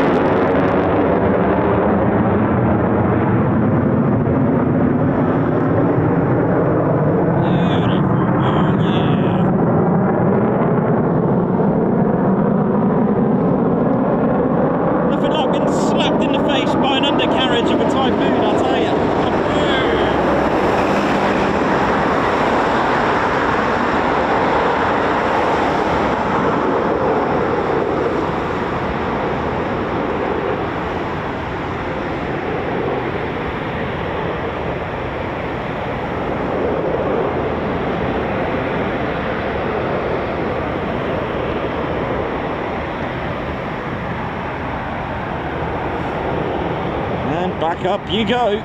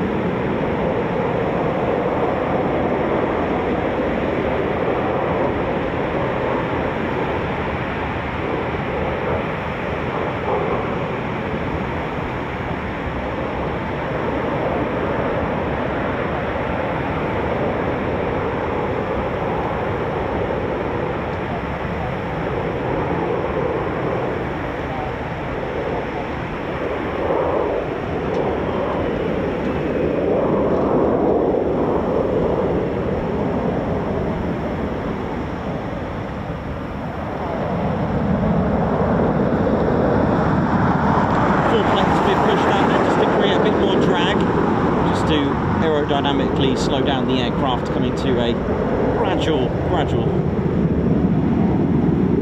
brake. Another 12 Squadron Typhoon. Like I said, had the wonderful journey the other day on, I think it was on Saturday, just the day before my birthday, to go and see a former 12 Squadron base with the Avro Lancasters. 12 Squadron were once at Wickenby with, I think it was 626 or 626 Squadron, where I had some severe losses. 1,080 people lost their lives off 2 and 636 Squadron. Or let me just double check that. It's either 626 or 636. I don't want to obviously get that wrong.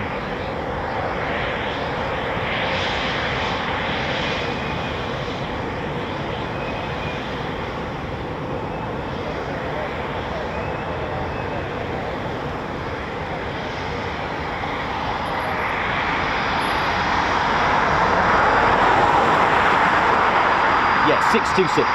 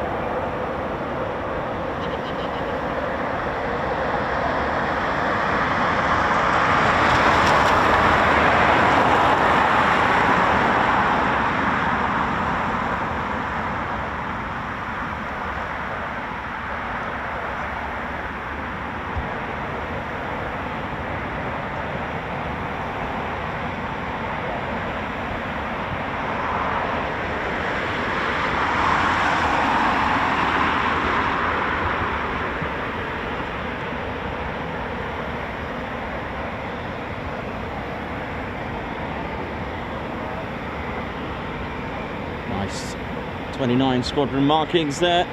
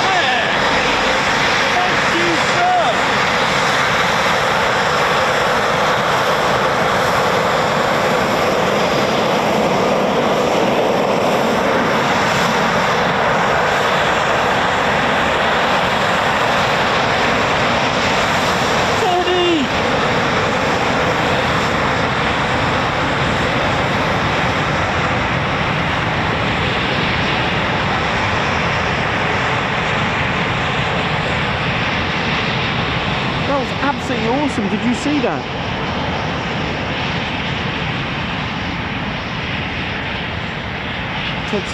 Ted's in shock. In a state of Ted shock. That was so cool. Hang on, Ted, hang on. Sorry, I've got. Hang on one sec. I've got a bit of Ted issues here. Hang on. I got some Tedical.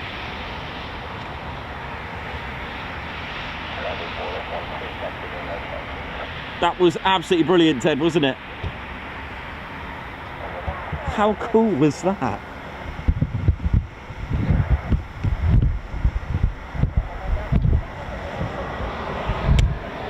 Nice one, Teddy. Oh, we'll have to get Ted's scarf. Ted actually feels freezing.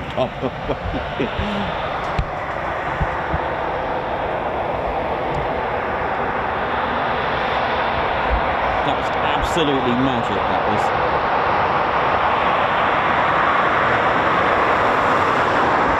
I am buzzing. I am absolutely buzzing from that. Thank you, sir.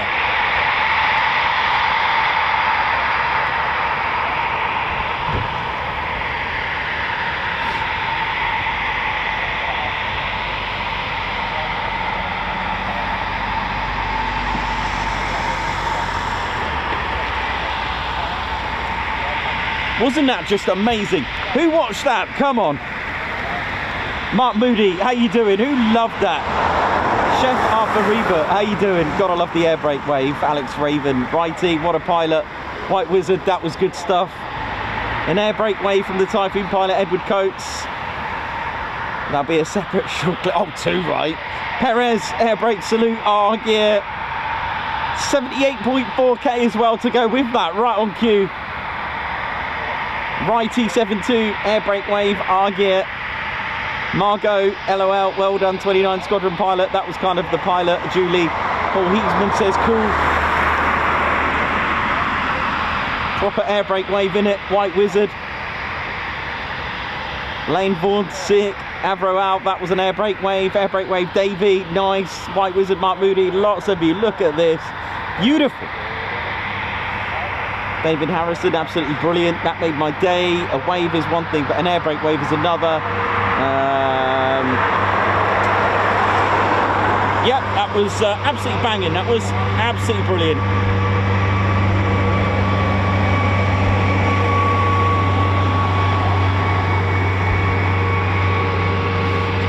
And what have we got arriving here? Is that Snow Foon? This could be the Embraer. Let me have a quick. No, it is a foon. The lights just glistened in a very different way there.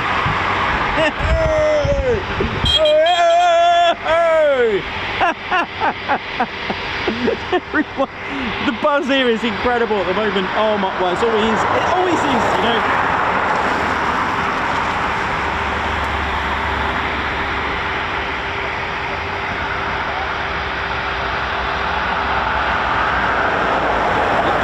This is TED time after all. Big shout out to 17 Coningsby Air Cadets, ATC, how you all doing?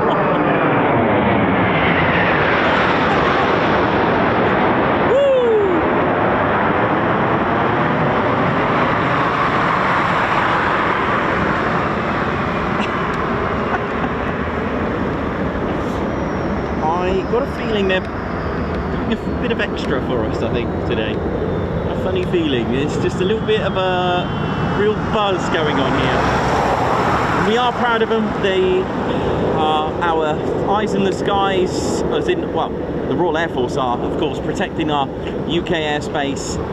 And this is one of two bases where they'll scramble. Not to forget, though, those that make that call, Bulmer, Swanwick and High Wycombe as well. Of course, RAF Lossiemouth, QRA Station North playing the same role as Coningsby. And can't forget RAF Bryce Norton, who will also scramble a Voyager should the Typhoons need a bit more endurance for what they do. You know, while we were celebrating New Year's, while we were celebrating Christmas, QRA stations have no time off.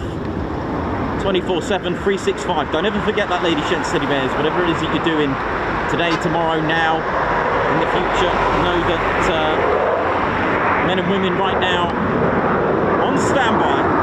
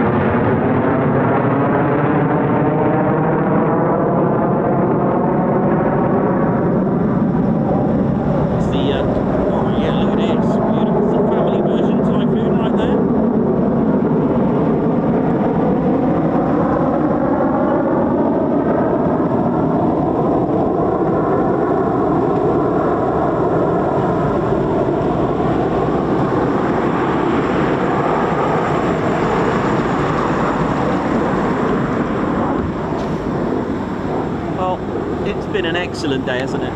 Absolutely magic day today. Already.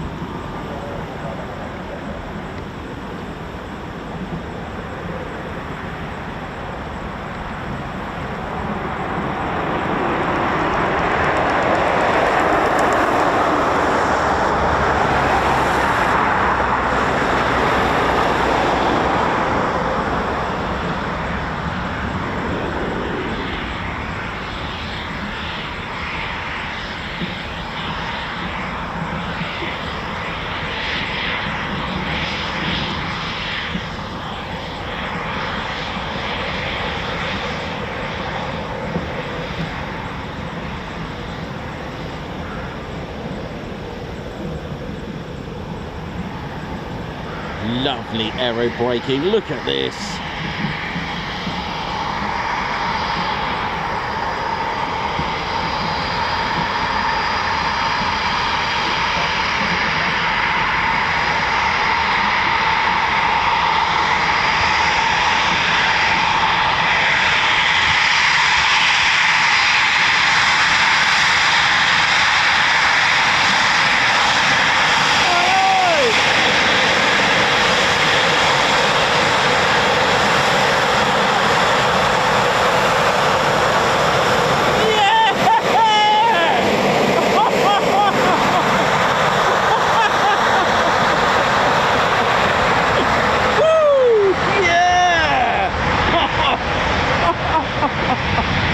Did you just see that, man?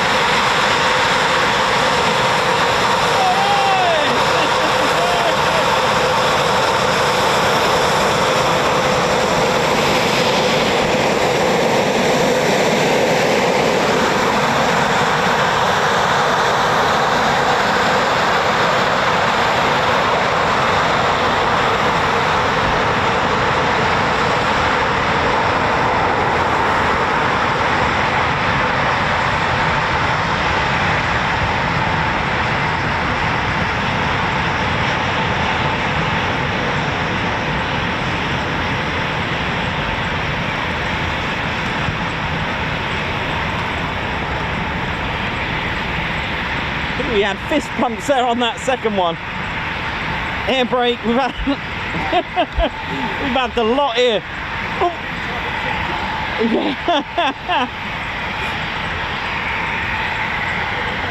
Very good.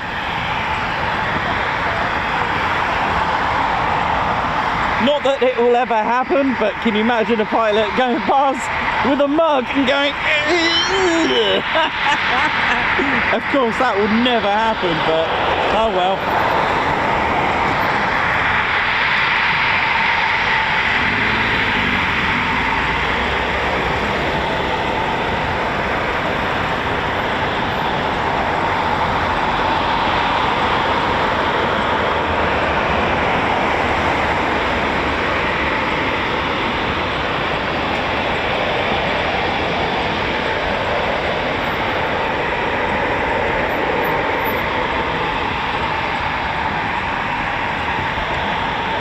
So the refueling probe is out there.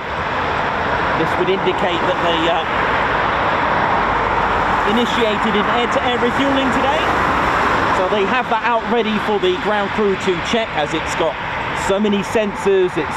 It is prone to getting damaged, of course, if you think about the nature of of air-to-air refueling. It's got to make contact at hundreds of miles per hour speeds. Of course, both aircraft are going pretty much at the same speed, but nevertheless, a bit of turbulence can knock that out a little bit as it makes connection and cause damage if connection doesn't quite go well. But nevertheless, all looks good. But if you see one coming into land already with it deployed out, usually there's a problem with it or it got stuck. But you'll see them deploy that out as once they've landed.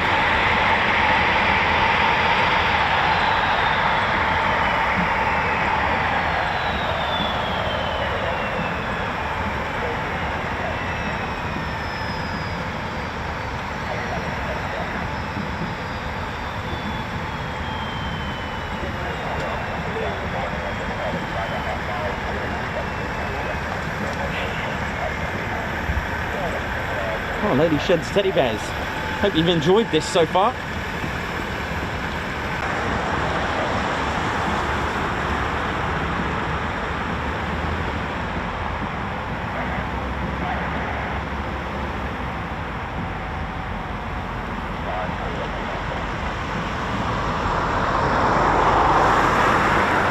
Woo. Let me just check to see what else is something's coming in imminently. We've got let's have a look what we've got. There's been plenty of departures today. Yeah, it still looks empty here. We've got more Typhoons just coming back. Got Cobra flight, got Triple X flight.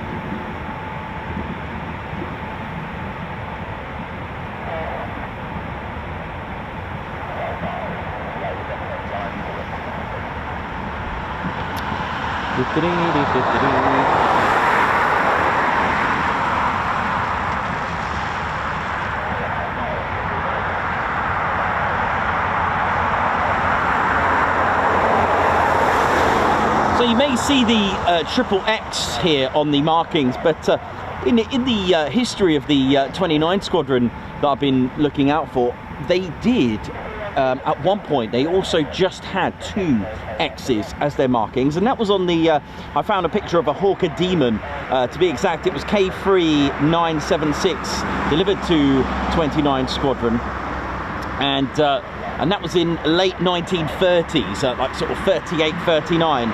And that had K3 976, and it had an X, a roundel, and an X. They did have a Triple X on the, let's have a look, which one's that one? On J8664, which was an Armstrong Siskin biplane, a Triple X, then a roundel. But I've never found one with a photo, even on the de Havilland 2 biplane. Couldn't find one. Because there are suggestions that they did have 4 X's at one point. Couldn't find, not saying that's not true, just couldn't find it. I like to research, but what is interesting is that they had 2 X's at one point only. An X roundel and an X. So, I mean, at the end of the day, there's lots of little designs and different shapes, you know, and it just so happens that it's an X. There are stories of the design fault, you know, with the designer of the XX and 1X, so the designer put another X instead of a 1 and an X, that kind of thing. But you know, like I said, could not find one that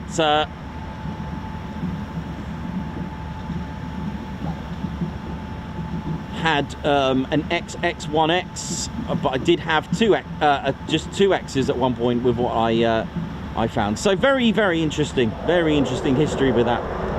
But here we go.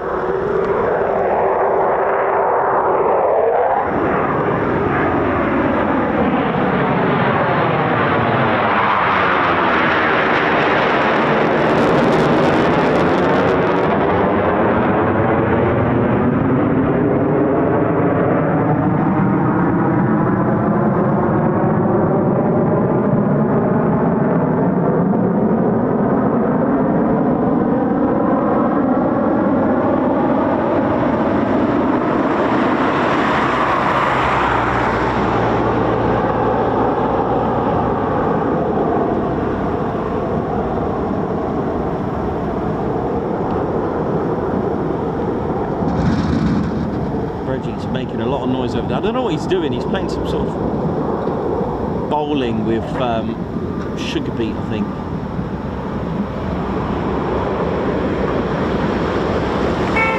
Oi, oi! Oh, Zero, he's just absolutely phenomenal in the base. From pilots to Bowsers. Refueling crew. MT as well, big shout out to MT, and also refueling teams. medical and crash teams as well, the fire and rescue incident teams. How are we all doing? Crash teams, medics, hope we're all good.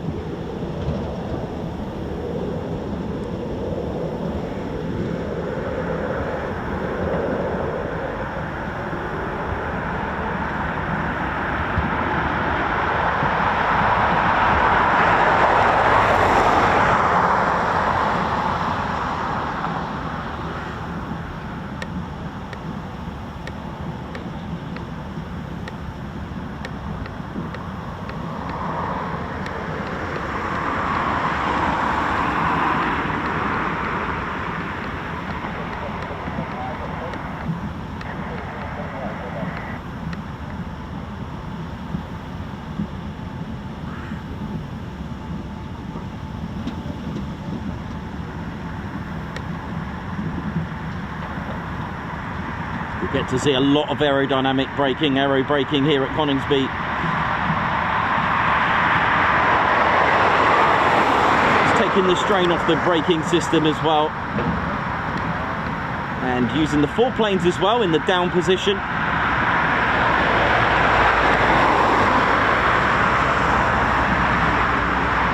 Typhoon made of 85% non-metal carbon composite, including the acrylic canopy as well.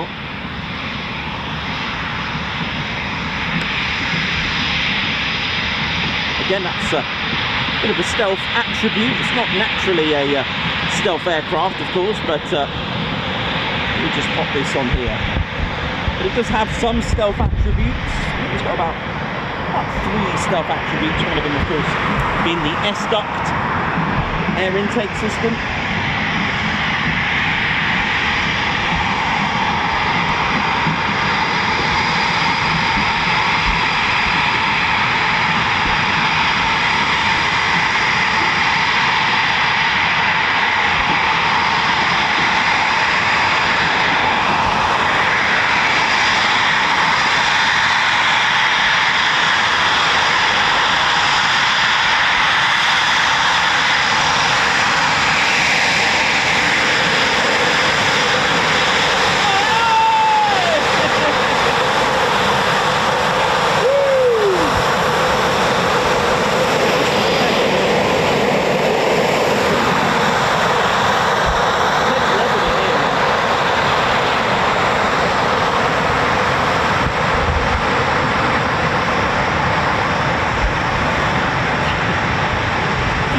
To move smoothly in the cold, and it's not happening. I'm not too bad actually. It's not bad. You know what? The wind is almost non-existent, which makes it a lot more comfortable. Yesterday was had some punchy winds, which I'd say it was the same temperature today as it was yesterday. But the wind just really knocks it down a few notches.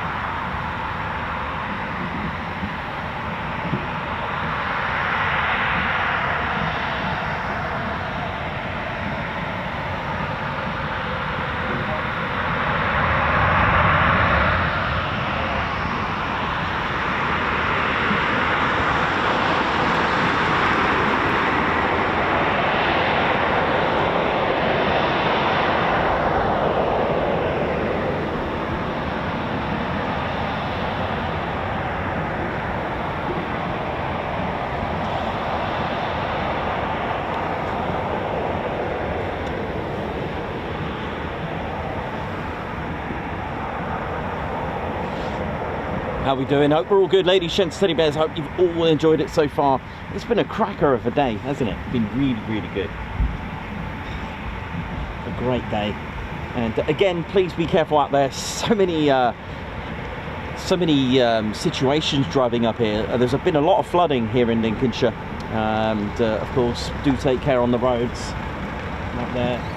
Try to stick to the main roads which I did today. I didn't want to go down the TED route, as I call them, the TED roads. They are fun, they're good, but you know, 9 times out of 10 you're going to have issues with snow and ice and non-gritted roads. So took this safe option, of course, took my time.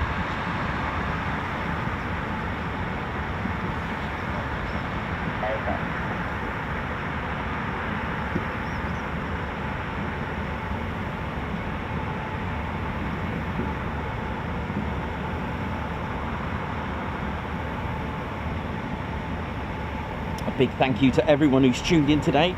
Ted's just going to pop on the screen now and give you some, give you a well-earned Guards marches as well. Nice one, Teddy. Teddy likes to look after everyone. And Guards marches coming up for all of you wonderful people who have been, and bears, who have been supporting Ted and I throughout this. Ted's flying his Lincolnshire flag today.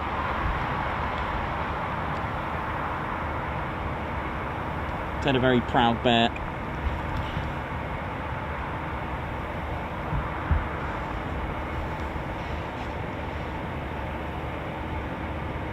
New Rail Basher. High five. Guards March. Thank you for gifting a Ted Coningsby membership. Margot Baxter, thank you very much for the super sticker Guards March. Great to be back at RAF Coningsby. Gazland66, member for 15 months. Guards March. They'll have their scarves on this morning. Nice. Joe Clayton celebrating 4 months membership. 4 months this week. Cheers. Guards March to Joe. Steve Rampling, member for 6 months. Happy days. Thanks for letting me be part of your community. Oi oi. Oi oi to you, Steve. Guards March. Lee Dragonfly, high five. Guards March. Thank you for joining the Ted Coningsby Squadron. Guards March to you. Gary Mathers, 15 months membership and also part of our Ted Coningsby Fighter Squadron. Oi oi Nikos, Ted and TCS. Looking forward to a brilliant stream on this cold winter's morning here in Scotland. Gary Mathers, thank you so much. Julie, thank you for the super chat. Nikos, to get yourself something warm inside you. I'm going to do that now. I'm going to get a nice cat tea. Daniel Walker, thank you for the super chat to the best Spanner Flight crew. Thank you very much. Guards March. Heather, member for 10 months. 2 more months and it'll be a year with the TCS. Guards March, thank you very much. Black Hawk NZ, thank you very much from New Zealand. Thank you for the super chat. Guards March to you, watching from New Zealand. Primaverse or Primeverse, welcome. High five, Guards March. Thanks a lot, Primeverse. Thanks for joining the Ted Coningsby Squadron. Guards March.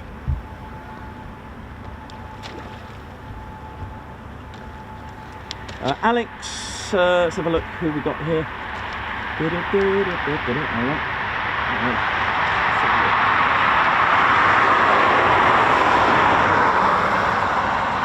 Wayne Barton, member for 20 months, Guards March. Thank you. 20 months of pure delight, thank you very much. Thanks for being a member for 20 amazing months, thank you. Dirk S, member for 6 months, Guards March. Half a year with you here. Congratulations on reaching that milestone, Guards March. Half a year, look at this. Alex Raven, awesome day today. Big credit to the air freight pilot. Guards March, thank you very much. Abzar, high five, Guards March. Thank you for gifting the Ted Coningsby membership. Oh yeah. Right, Ted and I are just going to go and get a quick warm up. There are typhoons still out there at the moment. But I'm only just going to be not too far away. You know how quick I am running up here in so what we'll do, we'll just I'll have it on a phone. I'm just going to go and grab a cup of tea just really quickly, all right, and then I'll be with you shortly.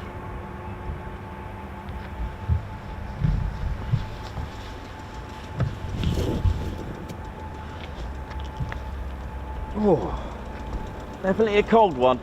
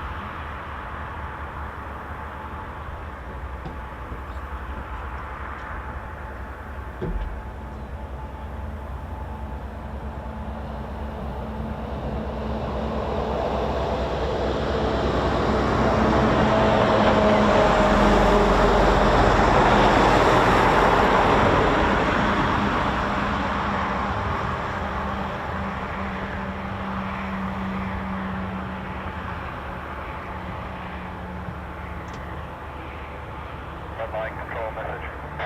Some message? Yeah, don't worry about 329 flight hand, we'll pick that up later. Cheers.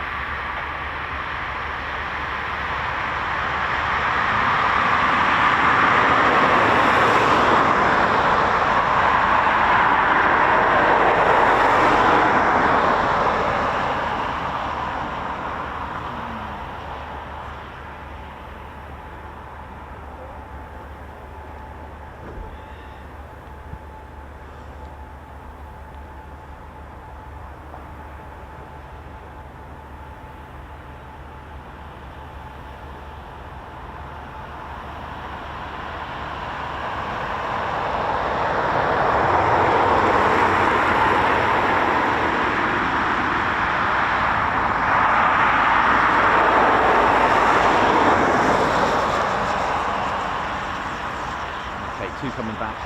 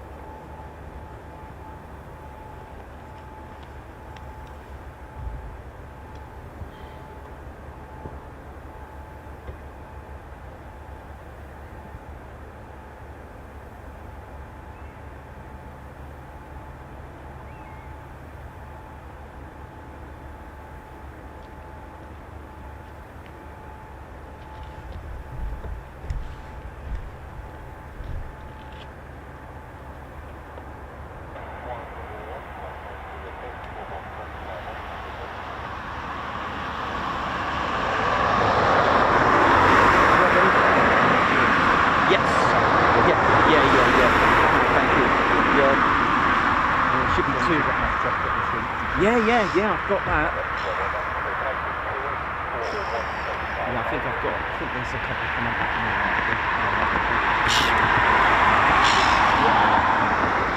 We've got triple fly, and I think there's another. There was a few from this side, but I think. But they still haven't come back. They've been having a good time. So we've got 1, 2, 3, 4, 5, 6 to come back yet. Yeah, it's been absolutely very busy now.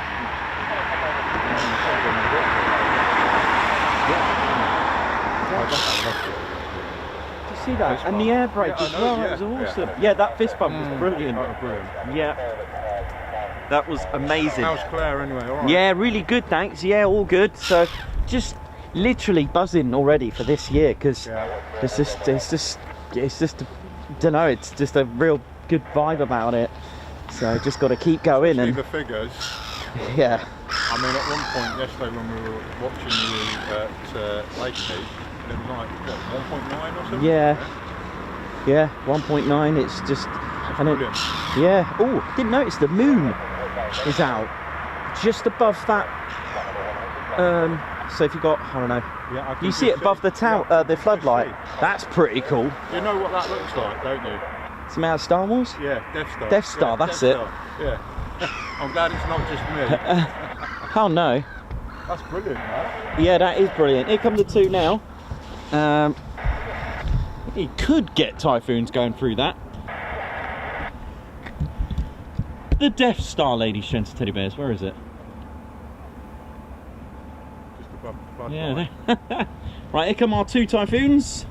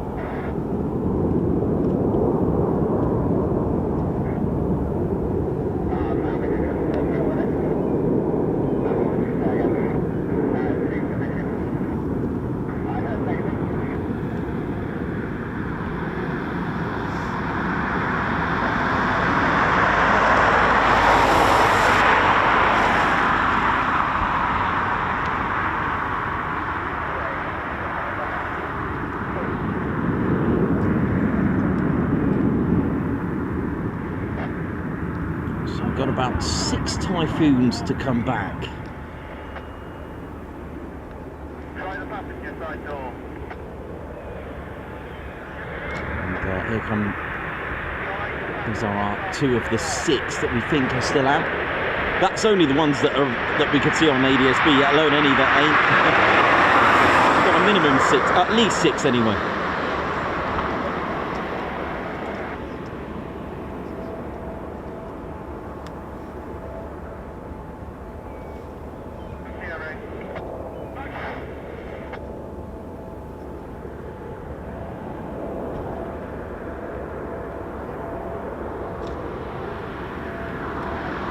Okay, 5 to go.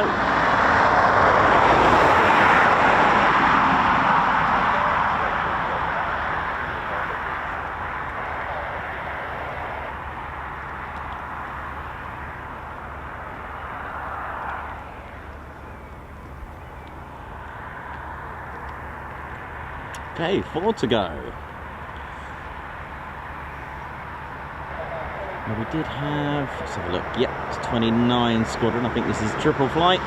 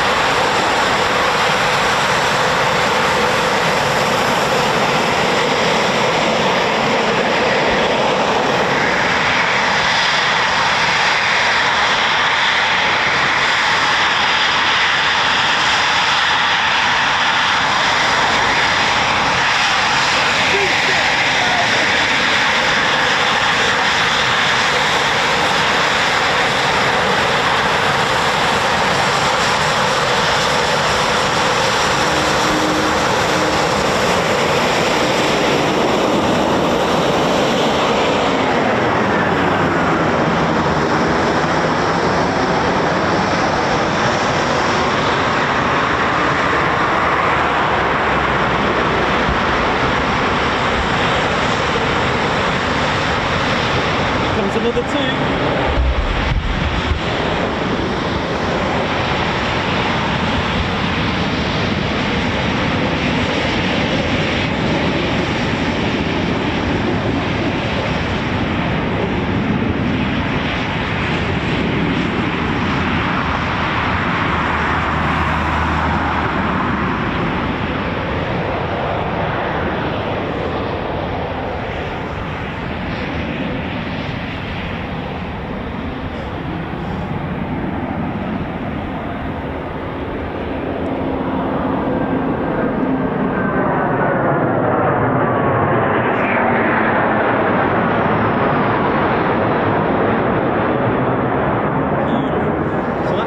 The circuit, let's have a look.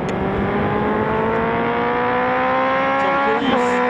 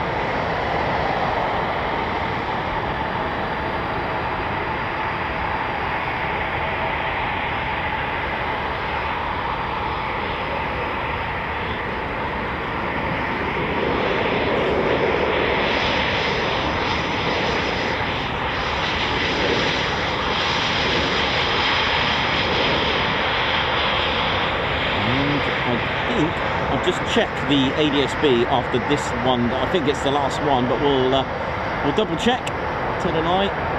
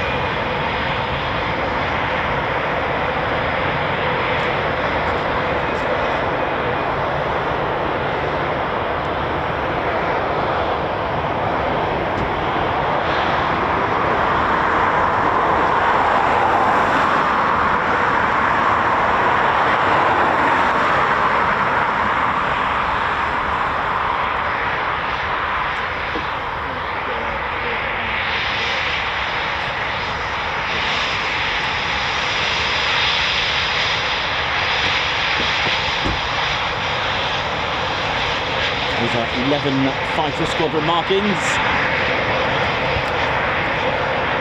The yellow diamond.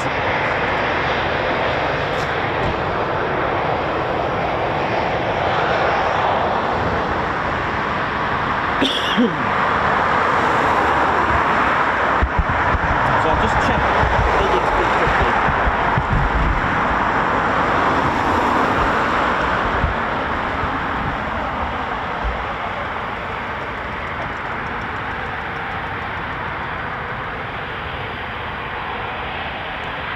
I can see gunfighter still out.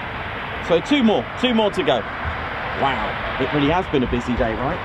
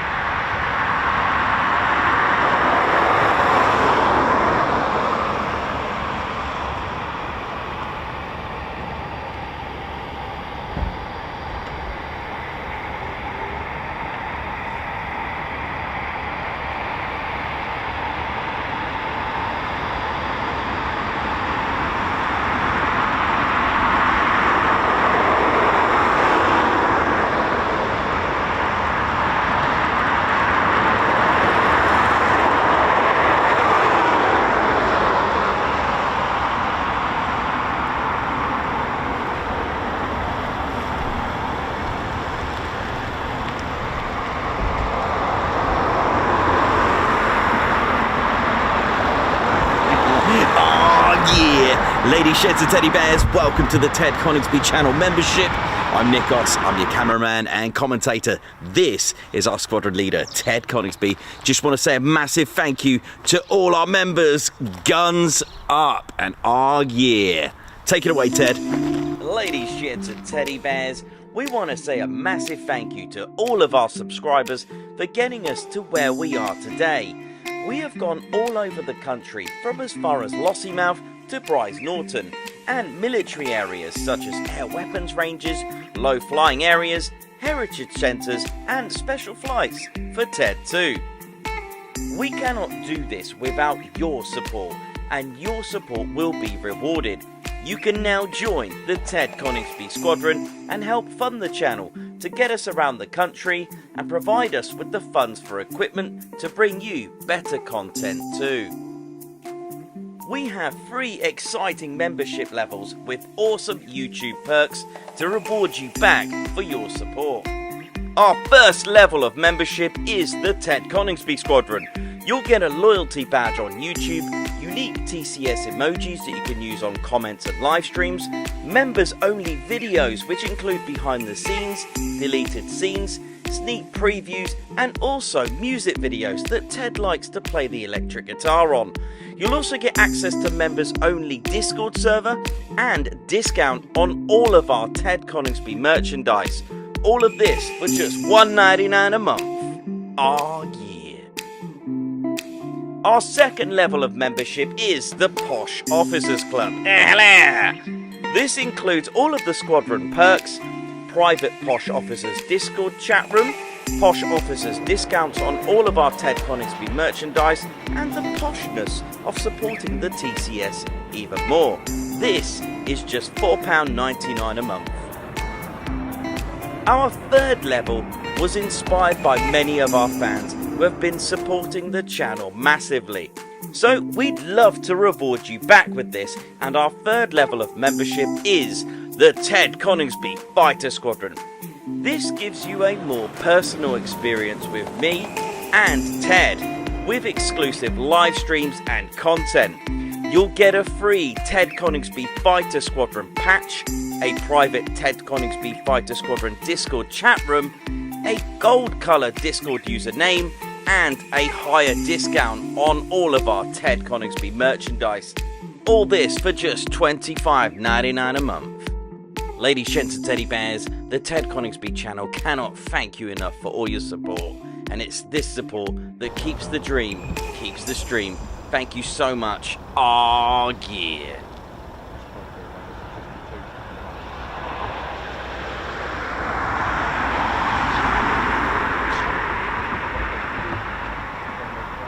Yeah, 2 more. Yeah, 2 more. They'll be taxiing past here, they're 29. Yeah. Thank you, Nico. No worries.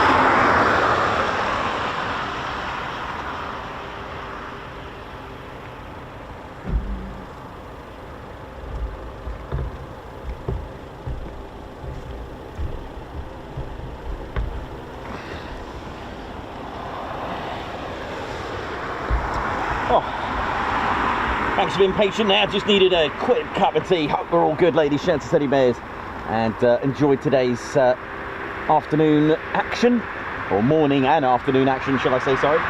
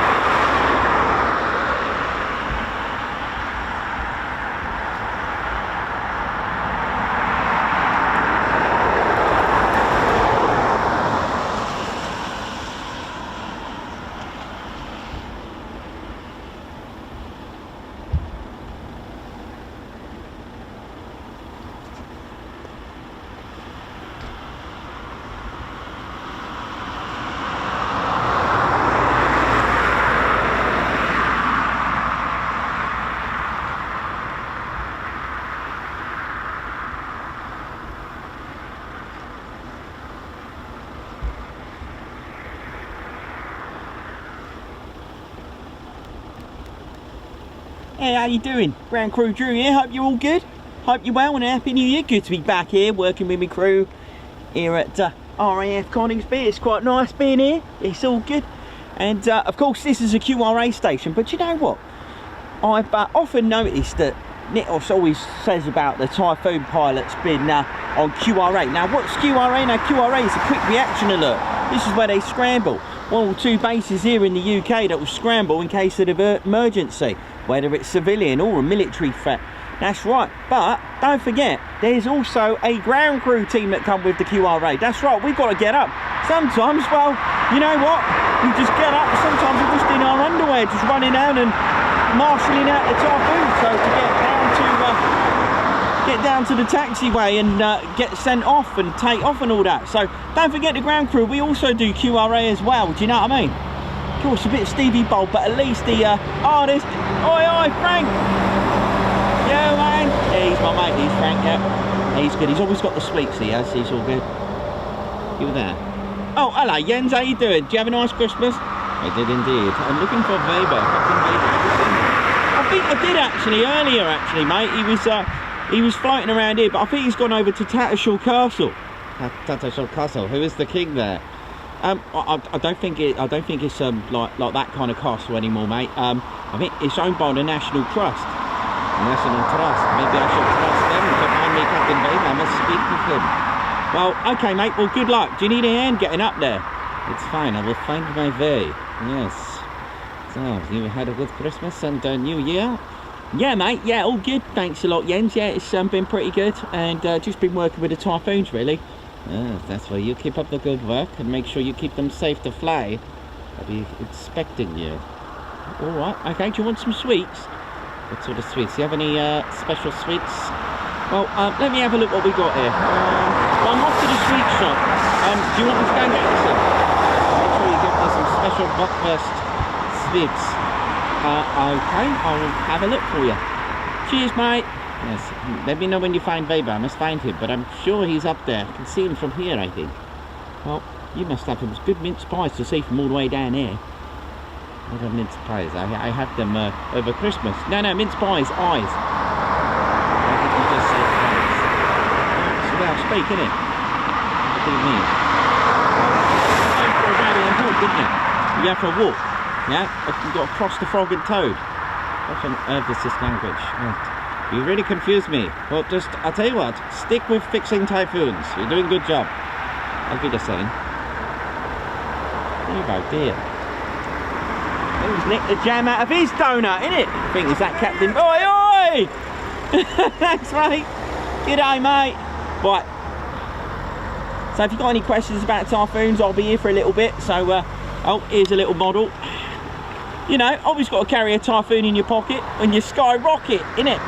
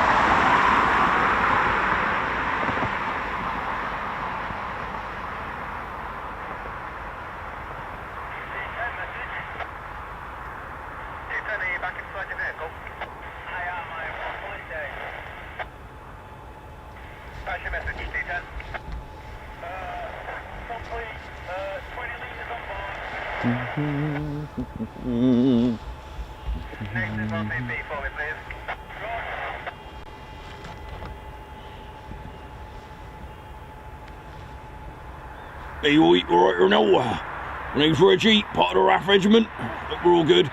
This is my type of weather, like the Bahamas round here, innit? There now. Always on alert. How we do it round there now? Got to do me perimeter checks, that's right. Don't do all that flying business. Hope you enjoy these pretty little planes flying around there now. Yeah, always flying, making a lot of noise there now.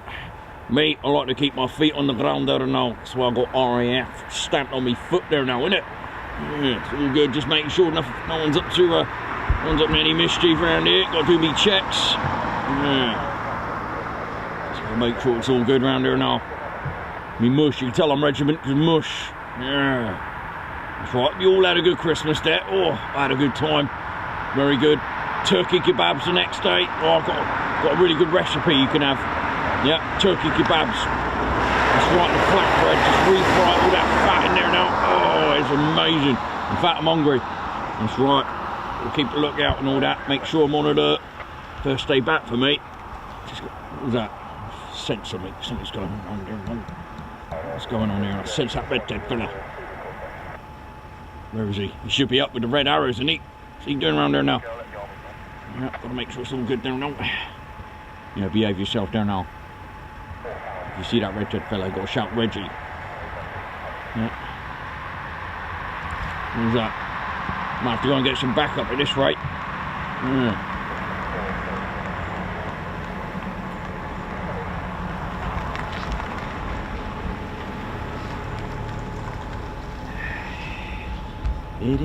Just gonna have a look where Gunfighter is.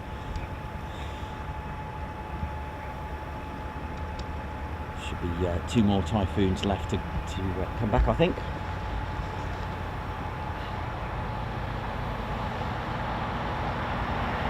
Sammy B, how you doing? Righty, Meth, Argan, Alex Blackcat. Perez, how you doing? Hope you're good, Perry. Hope we're all well.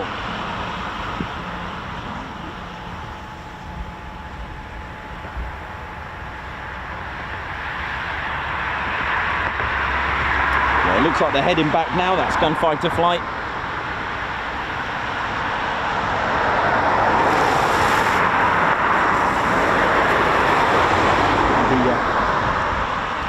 The station crest features Tattershall Lakes. You might even see Jens actually on the Tattershall Castle. Sorry, did I say Tattershall Lake? Sorry. Features Tattershall Castle. There it is. And the motto is "Loyalty binds me." Is that a heron on top of that? Hang on. I don't know how good this is going to be, but what is that? Sorry. It's not the best, the digital zoom, but it can get you out and, you know, get you some help. It looks like some sort of, I don't know, it looks like a heron or something like that. I don't know. I hope it's not a pheasant. Oh well, never mind. That'll be the longest transonic dive of the... Look at all this though. And then you've got some areas that are completely solid frozen.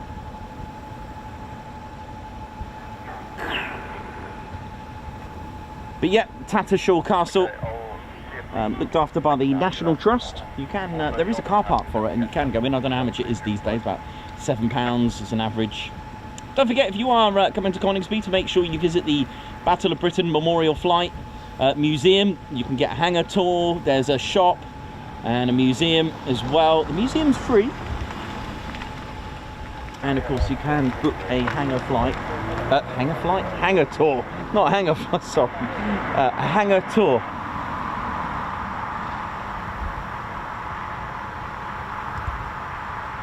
Which is amazing. And there is a car park opposite the Battle of Britain Memorial Flights Museum as well. The main ASP, aircraft servicing platform, that we can see here, started to get back to being full again.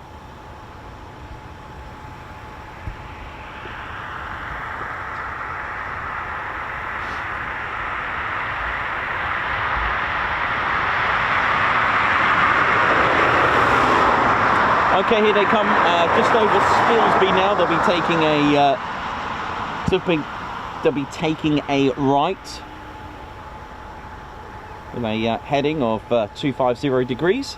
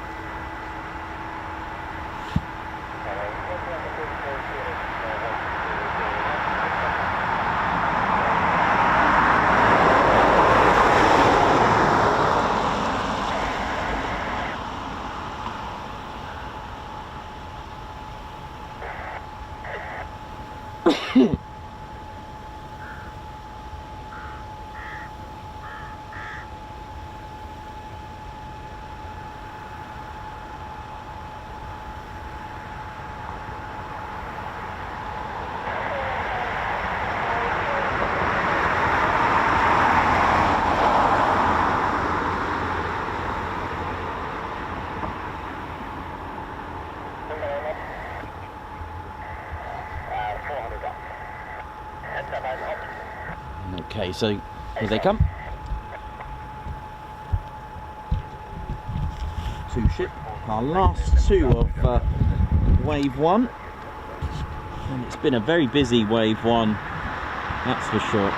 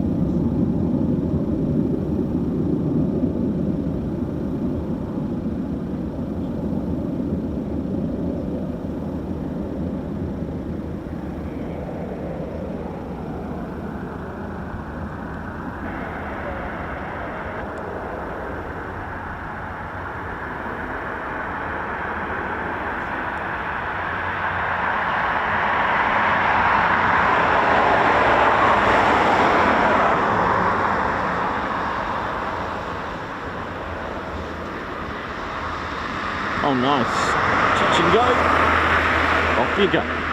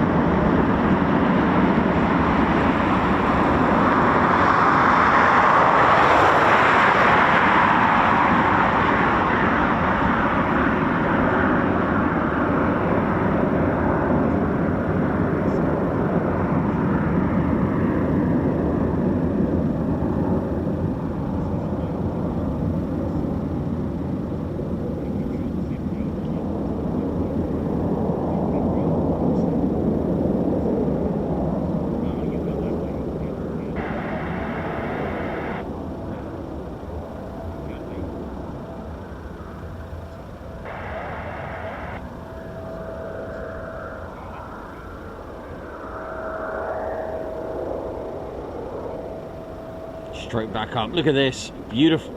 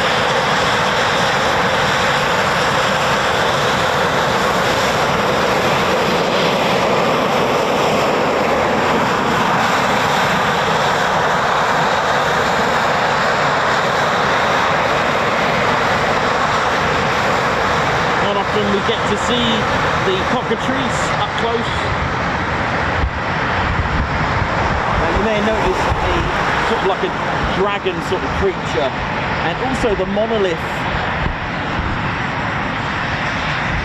and the trilithon. Now, the roots are the fact that Free Squadron, first of all, the first to fly, as it's stated, to fly heavier than aircraft within the dating back to the Royal Flying Corps days. Now, they first established and formed near Stonehenge Aerodrome, and because of that, you've got a creature from mythology that's claimed to be, if not the first, or one of the first creatures to fly in mythology. And with the mythology sort of link as well, with the prehistory being close to Stonehenge itself, this is why they used the trilithon. Although you could say it looks a bit like a Roman numeral 3, well, earlier pictures suggest, especially what the cockatrice is stood on, like a platform, which looks like a monolith. The original, what looked like the Roman numerals for the number 3, actually was looked like the trilithon from Stonehenge, with the exception of adding an extra stone to it to make a 3. So that's the connection with Stonehenge and mythology of number 3 Squadron. So pretty cool to see that. Not often we get to see a 3 Squadron markings on this side. So quite exciting for me to see that, and of course for us as well.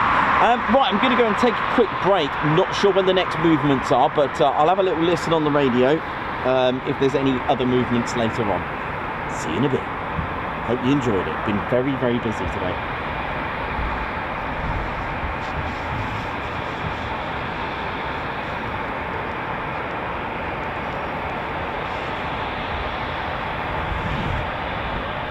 Right, let's go and grab some salmon, Teddy.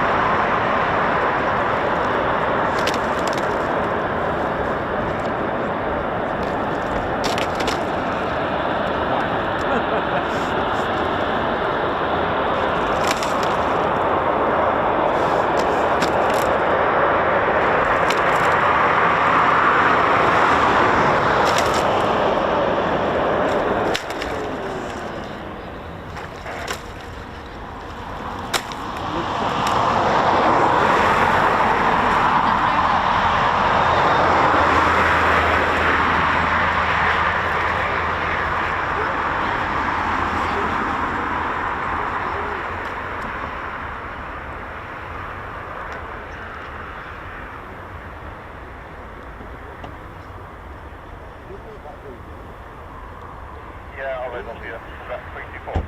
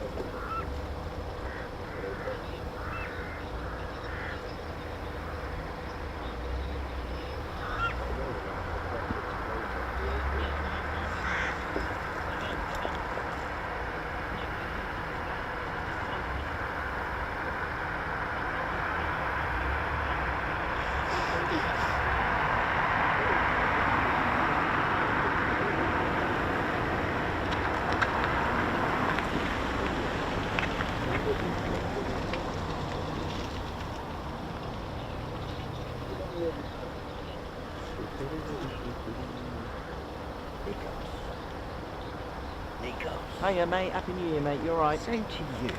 Thank you. I've got a nice picture of you. Yes. I took a picture and drawn all my colours. Oh, nice. Thank you. Thank I was going to get it printed off, but I didn't want, just in case, just got a picture of everything and then on it. Yeah. I didn't want I'll email it to you. Okay, mate. You don't mind these photos?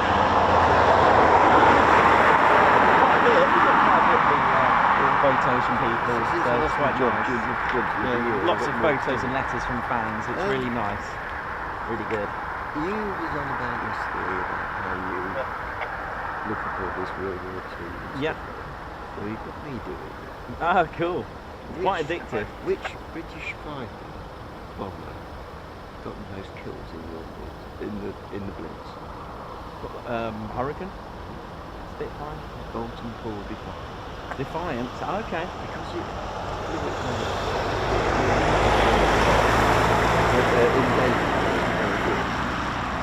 excelled itself at night, and the meshes took it for a hurricane, so it was coming down behind it. Of course, that's what it was. Yeah, it does have a turret gun. Oh, right. I was reading about Very good. 11 planes took part in that. The what? Sorry, the Bolton. The Bolton Defiant. I'll have to have a look at that. Defiant. It's very good. Good info. That. Actually, 11 planes took part. 2 Italian ones as well. Oh, Fiat. Forgot. Yeah. The Amareki, I think it's called. 100 sorties. Yeah. What? Oh, it's like an Amareki. I forgot the name of it. 100 sorties and then one. Yeah. One actual proper bomber, and that was a cane factory in Folkestone. I'll see you later. Nice one. Yeah. Good to see you, mate. Take care. Right, how we doing, ladies, gents and teddy bears? Welcome to the Ted Coningsby channel.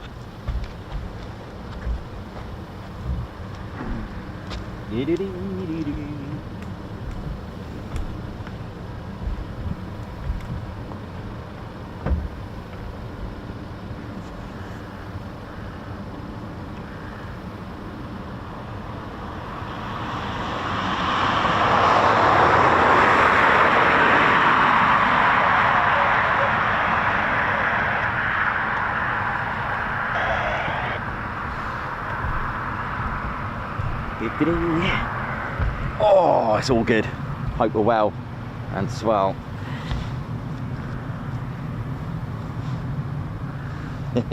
I'm all good, just trying to keep warm. You know how it is. So we'll see. We'll see how long it takes for the next wave, because obviously being out here, not moving around much, but can be quite challenging this time of year. And I did say some of the streams will be a bit shorter than normal due to the cold. It is a very cold day. I mean, we've had an excellent day already. It's been absolutely fantastic, ladies, gents and teddy bears. Welcome to Ted's home, RAF Coningsby, and hope you've all enjoyed today. It's been a wonderful, wonderful day, and I've been pretty much spoilt today on this wonderful day.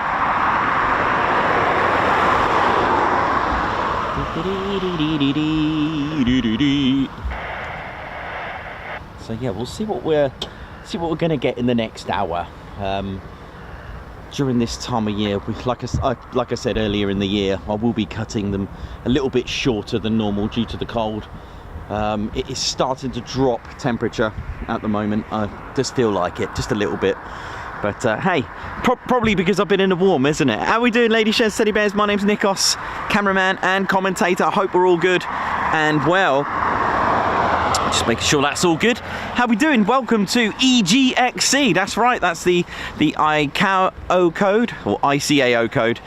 Stands for International Civilian Aviation Organisation, and it's you'll notice a lot all of the airports, not just military, all the airports in England are starting with the letter E. We use the 4-digit.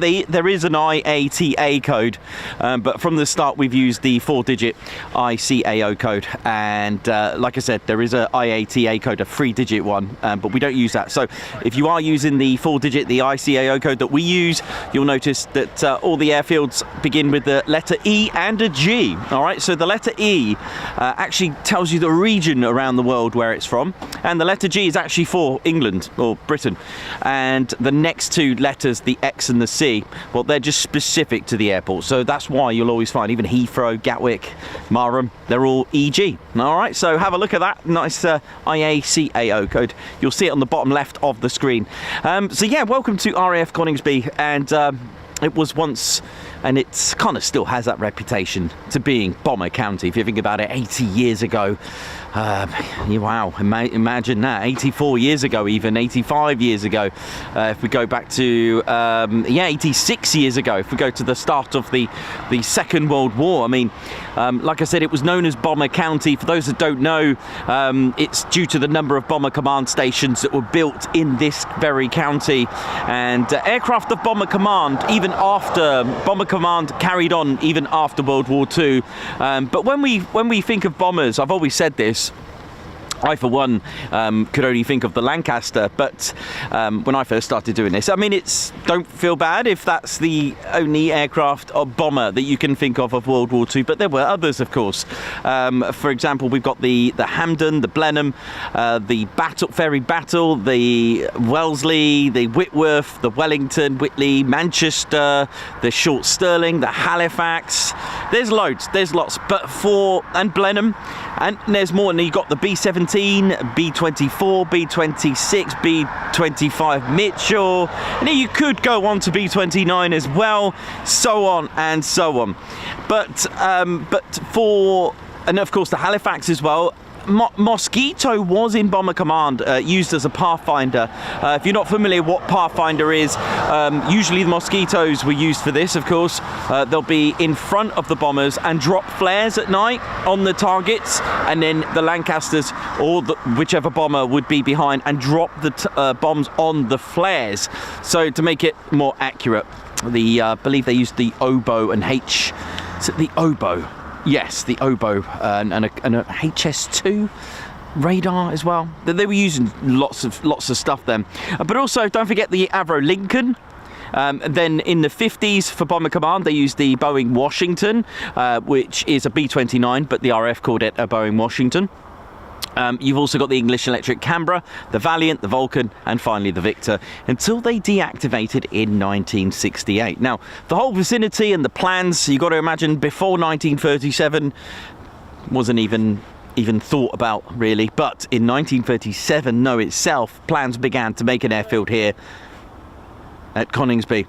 And the land purchased by the Air Ministry, with around 8 Bomber Command groups that formed, and HQs. Oh, see ya! Coningsby was controlled by number 5 Group. Now, 5 Group were originally, they were set up at RAF Mildenhall, but they moved a month later in October, sorry. They actually formed in September 1937, but later moved to Grantham at St Vincent's Hall here in Lincolnshire. So Coningsby was under the command of number 5 Group, and when it was constructed first, it was made with grass runway. So we're going to kind of talk about the evolution of the runways and the airfield itself. It was built a year after the start of the Second World War, built on the 4th of November 1940, but it took until the year after to actually get its very first occupants. It was February 1941 that 106 Squadron arrived here with marking Zulu November. They were the first residents at RAF Coningsby, and they were flying the Handley Page Hampden. It was nicknamed the Flying Suitcase as the aircraft was so cramped, in fact 3 foot wide. And literally a month after, they went straight into combat and carried out raids. The 106 Squadron went into combat that very month with raids over Cologne. April 1941, 97 Squadron of RAF Waddington, who reformed there, and also formed with the Avro Manchester, came here with markings Oscar Foxtrot, and they were equipped with, well, the very battered, as in by name, the very, how do I put it, to put it politely, a very unwanted Manchester, had a really bad reputation for being underpowered. Now, both 97 and 106 Squadrons engaged in many raids over occupied Europe, but with the Manchesters having the bad reputation at the time of just having 2 engines, the 4-engine version of the Manchester back at Waddington was about to arrive. It was first BT-308, it was a prototype, and it was the Avro Manchester Mark III with 4 engines, and this was renamed to the Avro Lancaster, probably because of the reputation. My guess is because of that. But you know, it had a bit of a bad reputation at Manchester. In fact, I heard and read that some of 106 Squadron were actually reverting back to the Hampdens. Now, I'll show you the very first aircraft then. Now 97 Squadron came here in around April 1941. So in 1941 Coningsby had 2 squadrons. And let me show you the Handley Page Hampden, one of the last of the 3-engine bombers. Look at this. So this was the very first aircraft to operate here. Don't forget, Coningsby was a bomber station, not a fighter station and fighter town. And like I said, last of the 3 twin-engine bombers to enter service with the Bomber Command before World War II. There was a prototype which made its maiden flight in 1936, just 6 days after the Wellington, and it entered service in August 1938, and just in time really for the outbreak of the war. Coningsby took part with Hampdens for raids and sadly lost X3002 in its one of its first initial raids. The very first raid was with no losses, but sadly as time went on they started to lose aircraft. Now Hampdens, alongside other RAF bombers, took part in Bomber Command's first daylight operations of the war, and aircraft of 83 Squadron, one of which was piloted by Guy Gibson, attacking German naval vessels. However, the Hampdens failed to locate any targets on that raid, returning base after releasing their bombs over the North Sea. Just to give you an idea, the takeoff weight of this is 22,500 pounds, powered by 2 Bristol Pegasus engines. Bomb load is about 4,000 pounds or 1 18-inch torpedo. Max speed 247 and a crew of 4. It was nicknamed the flying suitcase or the flying tadpole, and that's because of the 3-foot fuselage. Look at this. Amazing to think that this was the first to operate here. So due to the amount of losses, the Hampden was soon switched to night offensives, taking part in the famous 1000 bomber raid in 1942, of which I believe Coningsby's aircraft and Hampdens were involved in that, along with the Avro Manchesters of 97 Squadron. By this time it was nearing the end of its frontline service, and like I said, it was time for a 4-engine bomber, and it was the first one to come out was actually the short Stirling bomber, and as I mentioned before, it was meant to have, I don't know if you've ever seen the size of a short Stirling bomber. It's pretty impressive, but not as impressive as it was meant to be. You see, it was a victim of its own design restrictions, because it wanted to have about, I think it was 125 foot long wingspan, and the Air Ministry said no. They said the hangars could only accommodate 100 foot or thereabouts, and it had a few flaws. It didn't have the right lift, and if you haven't got the right lift, then you can't have a good higher altitude ceiling height, so it kind of fell victim to that as well. So it was a bit of a shame. But April 1941, Bristol Pegasus, did I say something else there? Bristol Pegasus engines, did I get that wrong? Sorry, Bristol Pegasus on those. Did I say something else? What did I say? Sorry, it's my first time of the year. But there we go. So in 1941 saw RAF Waddington's 97 Squadron relocate here with markings of Oscar Foxtrot. But they finally were to get their 4-engined Lancasters eventually. But in the meantime, 106 Squadron did operate the Avro Manchester as well. But I did read somewhere that they... Oh yeah! Big shout out to the medics and the meds and the ambulance crew rescue team are wicked. Okay, cool. Sorry, I don't know. So I'm getting messages everywhere. But yeah, so in 1942, 106 Squadron was to have a new wing commander here at Coningsby. Aged just 23, Wing Commander Guy Gibson took command of the squadron, increasing the morale of the squadron. Now, all they needed now was really the Avro Lancaster, but it was to come soon. So, based at RAF Waddington, note, 44 Squadron were the ones to first receive it. There's a lot of link between Coningsby and Waddington at this stage with regards to certain aspects of aircraft and squadrons. And 44 Squadron received the first batch of the new bomber, the Lancaster, and in 1942, 97 Squadron became the second squadron to receive the Avro Lancaster. Eventually, 106 Squadron received their Lancasters as well. Now, Gibson got himself back into flying. I mean, how cool is that? RAF Coningsby's connection with Guy Gibson. He got himself back into the flying ops with mine laying, called gardening. If you've ever heard of gardening, if you ever see Lancasters with I think it's parachutes with a box on it, that's called gardening. If you ever see those mission markings on a Lancaster or a bomber, that stands for gardening, which is mine laying, basically. They carried out missions from Coningsby in the Baltics on the 22nd of April 1942, and 3 more sorties in the Manchester during the following 3 weeks.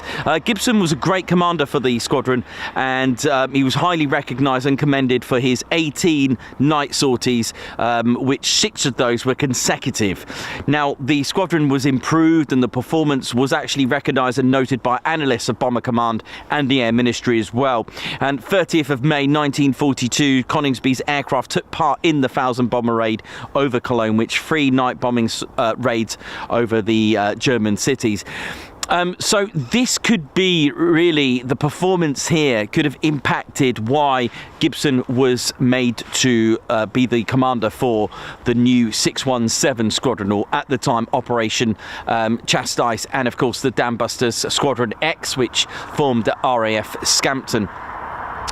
On the 30th of May 1942, that really was, again, part of Arthur Bomber Harris's propaganda. He did want to make an impact on Germany during World War II, to say, hey, we shall not be bullied, and this is the thing. This is one of those things. And you know, we're going to talk about, I've been studying a few raids, Augsburg raid actually for one, and the very first raids over certain cities, because during World War II these German cities weren't really prepared for anything like that. They weren't contemplating that they would ever get bombed, because you see, the bombers would have to get past all the defences through occupied Europe, through France. Even those were dangerous missions itself, just to go over occupied France, yet alone go through anywhere else. So they had no idea, and the Augsburg mission is quite we will talk about that. Especially with the raid or using the Lancasters with Nettleton when we go to. I'll talk about that because it's related to RAF Waddington. Now, the thing is, with the arrival or imminent of the Avro Lancasters, the thing is they weren't really suitable for grass runways. So what did Coningsby have? They had grass runways. And we spoke about this many times before, that grass runways would have to be converted to, if you were a heavy bomber airfield, they were converted to concrete, more hardened runways, but that meant closure. Imagine the devastation and tactics and careful strategics of closing one of your airfields, but these squadrons were to move. So grass runways, again, not suitable for heavy bombers. The Air Ministry were converting grass runways for the heavy bombers with the hardened concrete runways. Now, with the closures, this meant, you know, not closing the whole of all of the airfields, but it was Coningsby's turn in September 1942, and 106 Squadron, they moved to RAF Syerston, and 97 Squadron moved to RAF Woodhall Spa. Now, for whatever reason, there were delays in the finishing of these runways to be converted to the hardened runways, and the base, when it was going to be reopened, it was a bit too late for 106 Squadron, who moved to their new home at RAF Metheringham. And like I've always said, if you ever get a chance, please visit RAF Metheringham Airfield Heritage Centre. Gibson later moved to Scampton again to become the iconic figure to command the 617 Dambuster Squadron. So he was given that, who chose his crew carefully and specifically. Now, when Coningsby finally opened in September 1943, not only did it have concrete concrete runways. They were called a Class A runway. This is a set of 3 runways in a triangular or letter A configuration. Now, the benefit of this is really to have 6 directions of travel. There are a few benefits to have this. One, well, the more runway strips you have, if you do get attacked, if you have one that's just been hit, at least you can still use the other runways, right? The other one is that aircraft were specifically made to take off into the wind. They go against it, and of course when they're coming into land, that wind going towards them creates a bit of drag to help and assist with landing. So also crosswind, another enemy of aircraft, although I know that some pilots actually thrive with crosswind landings. But if you've got crosswinds with the letter A shape, you could get around that by using a different runway. Now, the first squadron to arrive with the new runways was in fact the famous 617 squadron with their Lancaster bombers. AJ, Alpha Juliet, I think their markings were. Now, with further Lancaster squadrons making Coningsby their new home, 617 Squadron's presence was short-lived, and they swapped with 619 Squadron, who were stationed at Woodhall Spa. 619 Squadron also moved not too far away at Dunholm Lodge. Now, if you ever see 617 Squadron's Dam Busters Lancasters, have a look at the top turret, because you will find it's missing. That's right, I came across a Lancaster of 617 Squadron with Alpha Juliet and noticed that the top turret was missing. It was deliberate, I believe, because it wasn't needed, and to save a bit of weight so that they can add more the Barnes-Wallis bouncing bombs. Coningsby was also involved on D-Day. Now, sadly, Coningsby's 97 Squadron became one of the first losses of Bomber Command on D-Day on the night of the 5th and 6th of June 1944. 18 Lancasters of 97 Squadron took off for their mission over Normandy. 97 Squadron was amongst the first RAF casualties of D-Day. Zebra Flight. Lancaster was flown by Wing Commander Jimmy Carter, DFC. They were in good spirits to fly the mission as it was not too deep into enemy territory. In fact, Carter joked that he said that, "Thank God I'm not in OTU now." This flight sadly would cost him his life.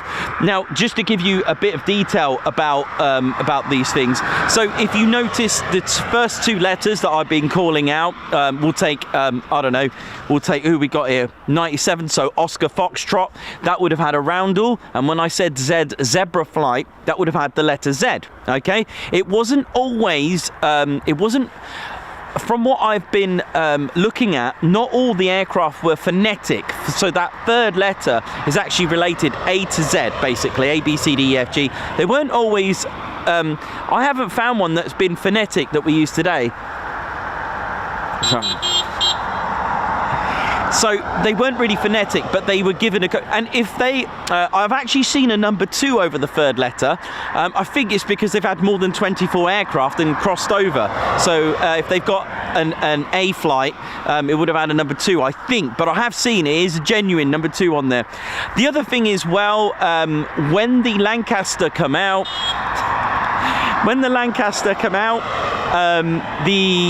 the problem was they thought the amount of power that the Lancaster produced would be enough and sufficient for daylight raids, but the Lancaster sadly was switched once again to nighttime bombing raids, so the power just still wasn't enough.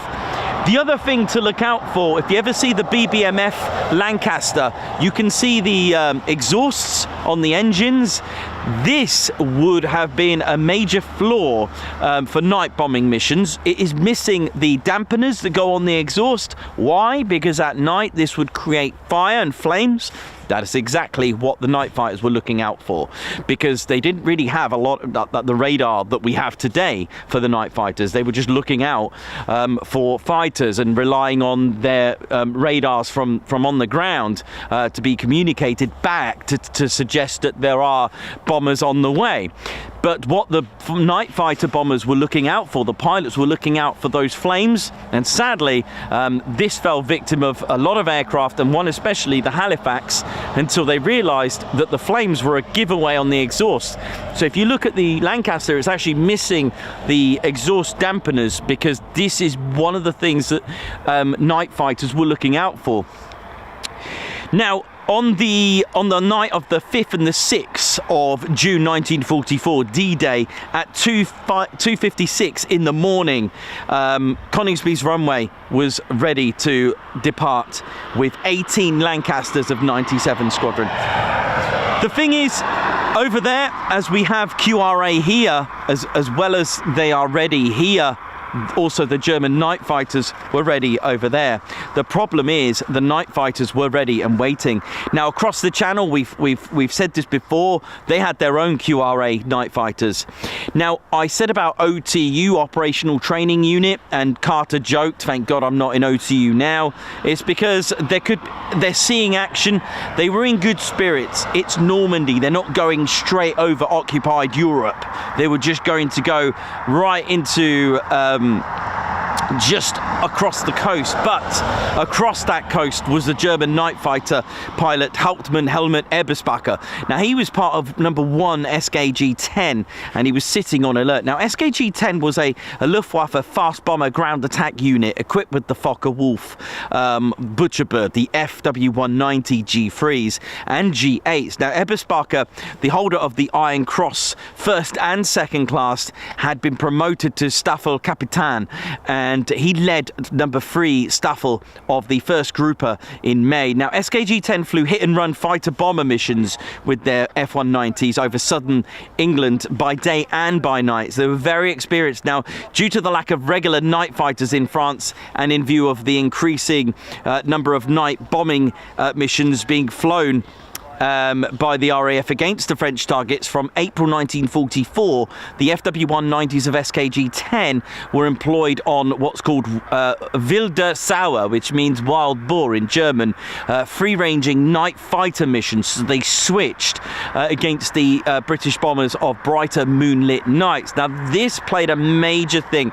Now if you've ever had a look at QRA stations of World War II of the Luftwaffe, you'll find them very cleverly done in the woods, in the forests. They were absolutely remarkable to see this kind of thing.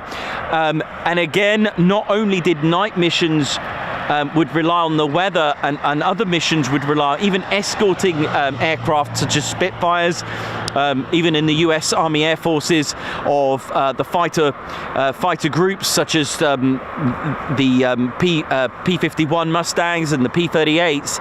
Not only was weather crucial, but the moon also played a major part. You see, the moon could be your friend, it could also be your enemy as well, because it would light you up. So what we're saying here, with that in mind, it played a major thing, very major thing with that in mind. But Carter and his crew, they were in good spirits. They were in good spirits, but the problem was, although successful with their bombs and they hit their targets and they turned for home when they were found by Eberspacher in his FW-190 shortly after 0500, the bomber crew probably never saw the F-190s and never knew what hit them. Now Eberspacher spotted several Lancasters silhouetted against the moonlit clouds. That's the problem with the moon, and he dived down on Carter's Z Zebra flight and attacked the Lancaster's blind spot underneath, avoiding engaging the bomber from any angle, out of healthy respect for the RAF gunners. At 5:04, a transmission from Carter on force radio frequency acknowledging a message from Master Bomber was suddenly cut short. Cannons fell, machine gun fire from the FW-190s ripped into the underside of the Lancaster, causing immediate catastrophic damage, probably wounding and killing some on board and setting the bomber on fire. It's almost impossible to imagine the adrenaline pumping terror that would be felt by a bomber crew on receiving end-to-end sustained bursts of cannon fire in a completely unforeseen foe. Now, that wasn't the only Lancaster. There were many more to be lost. Eberspacher reported no return fire from the Lancaster and knew it was fatally damaged. He immediately attacked a second Lancaster, then a third, shooting down all 3 within 3 minutes, with the loss of all on board except one of the gunners. Now, one of the other pilots in his flight, Ferdwebel Eiseler, claimed another of the RAF heavy bombers. So when they landed back at Avro, they were able to claim a total of 4 bombers shot down. The first combat action, the first victories for the Luftwaffe, and the first losses of D-Day. Ladies, gents, teddy bears, it is a impacting, emotional sight when you see the Lancaster flying here, because every time I see it come back on its own, I often think of the flights that went out and only one to come back. Bit like the Munster mission at the 100 bomb group with their B-17s. 13 were able to go out, only one came back. That must be such an impacting, you know, the men probably come back relieved, but there was no celebration. How can you when you've just lost all your crew except for just one? In 1944, Mosquito squadrons began operating out of Coningsby as well. On the 19th of September 1944, 5 bomber command group were given a bombing mission, and they used Wing Commander Guy Gibson for this as well, but they didn't use the Mosquitoes here. They used the Mosquitoes at Woodhall, and it was a mission over Bremen. Now, Gibson took part in this raid. Not sure exactly what happened, but KB 267 was a Mosquito of number 657 squadron. Now, Gibson's Mosquito was now heading back over Netherlands after the raid. Now, I don't know what actually happened. He took off from Woodhall Spa. The mission didn't even go well from what I've read. But on his return, Gibson's aircraft was seen crashing at Steenbergen over the Netherlands at around 22:30 after the raid. Men from Woodhall Spa thought he'd landed here at Coningsby. Men here at Coningsby thought he's probably gone back to Woodhall Spa, but that never happened. Gibson flew 171 operational missions, flew with 29 fighter squadron as well. He shot down 4 enemy aircraft during his time as a night fighter with 29 squadron. He was only 26 when he died. Lest we forget, ladies, gents and teddy bears. Further on, more Mosquito squadrons made Coningsby their home in 1946. 109 Squadron in 1946, along with 139 Squadron. Eventually, in 1950, Boeing Washingtons arrived here. Again, these are B-29s, with 15 Squadron, who then went on to fly the very first jet aircraft of Coningsby. That's right, in 1953, things changed for Coningsby. It was the jet era. They flew the English Electric Canberra. 2 of the squadrons, such as 15 and 9 Squadron, were flying and using the Canberra as a bomber.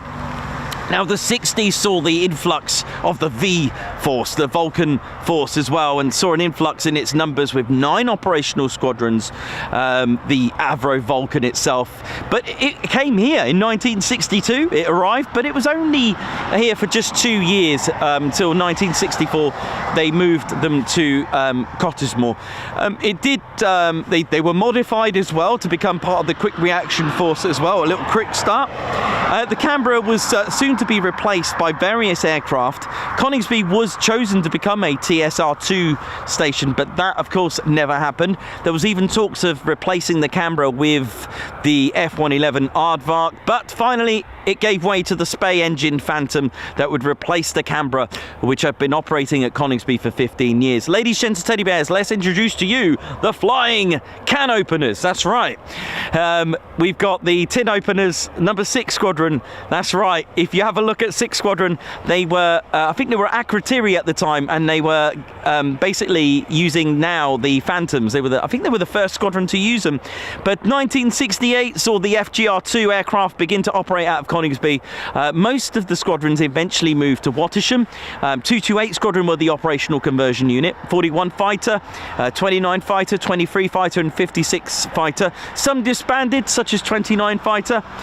In 1976 saw Coningsby make home for the Battle of Britain Memorial flight. Looks like we got a Typhoon taxi in now. Jaguars arrived as well. Tornadoes arrived here in 84. This is on cue until finally, do you know what? I'll end it with this. Until finally, in 2005, the very first Typhoons arrived at Morton Aerodrome with 17 Squadron. And it wasn't until 2007 that the first...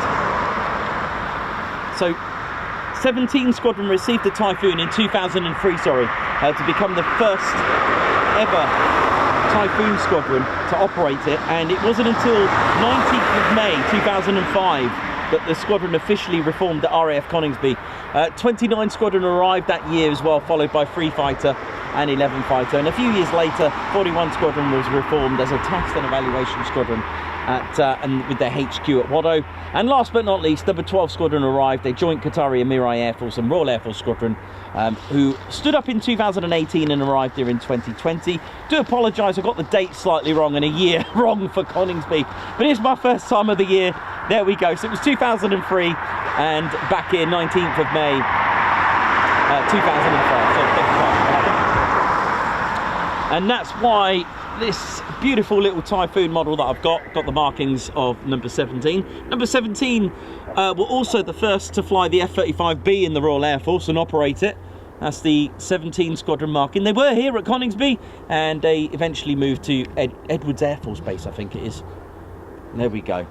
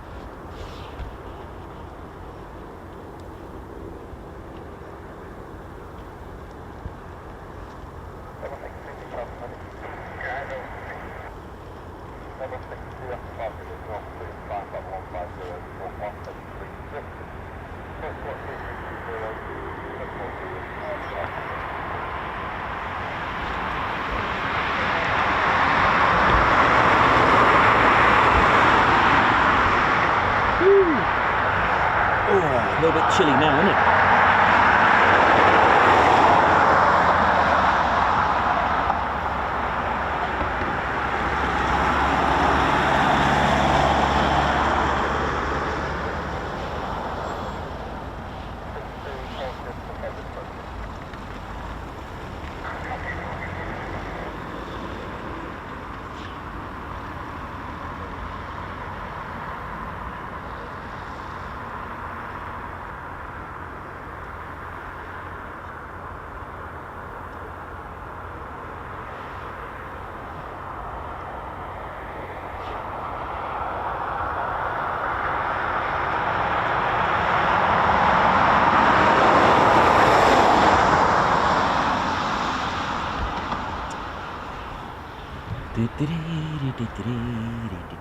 So yeah, ladies and teddy bears, like I said, this time of year we won't be doing a full day like we used to do until the sort of March, April time as the weather gets a bit better. We do get some warm days in January, but not always. It's not meant to be warm. I remember one time at Bryce Norton it was t-shirt weather in January. I think it was 3 years ago. I think it was one of my first times I went there. About three years ago. It was amazing. I really enjoyed it. So good. Hope you're all good and well, ladies and teddy bears. We'll just we'll see what happens after 2 o'clock.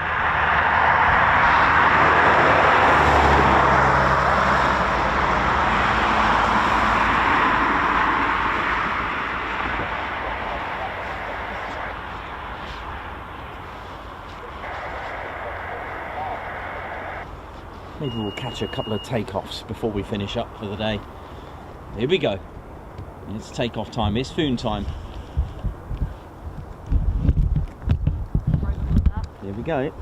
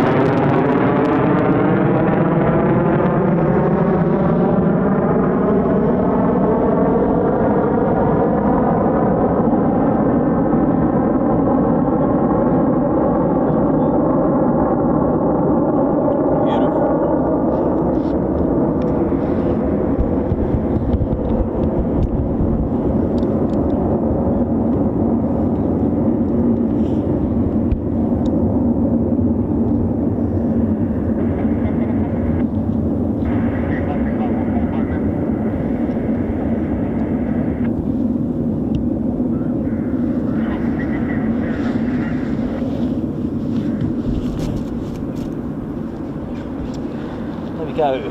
Didn't wait too long for our next departure, which is pretty good. It was pretty on cue, wasn't it, with the history? It was nice.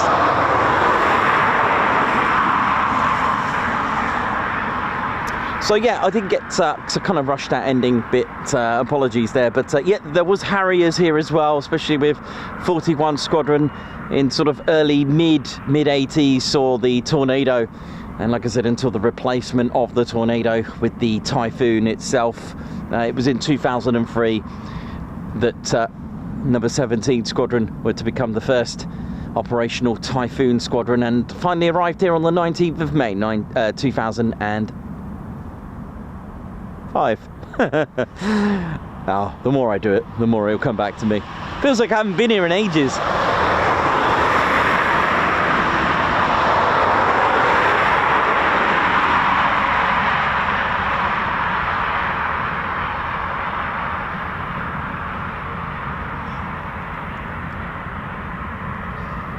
Pauline Gilby, how you doing? And congratulations, 12 months of fun, my happy place. Thank you very much.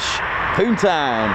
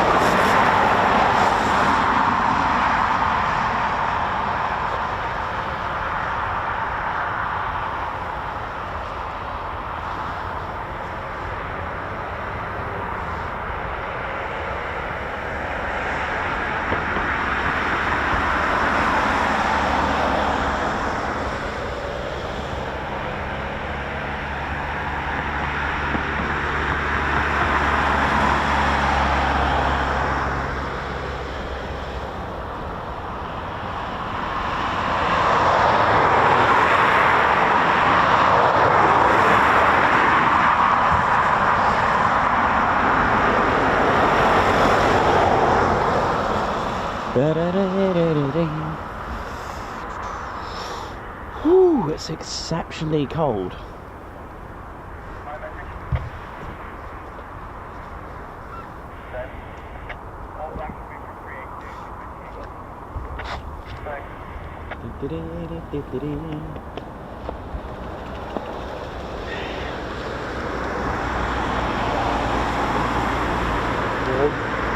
Yep, I might have one more tea.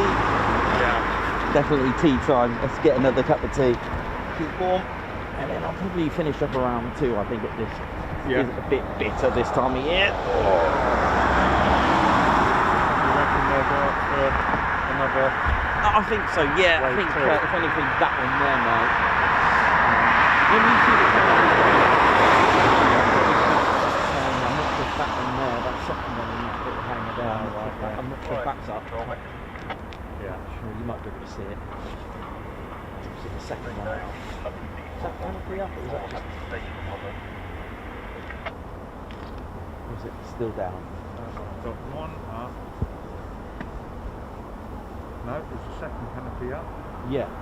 Oh, in the hangars or? Yeah, in the hangars we've got one, canopies up. Oh really? Yeah. They'll be going out then. 1, 2, 3, 4 canopies up there, plus this one here. Yeah. Oh. That Usually between 2 and 3. And then John Knowles on 364 and Jake on 335. whatever they're doing for that. Yeah. That's not going anywhere. That's all covered up and Oh, everything. is it? Ah, okay.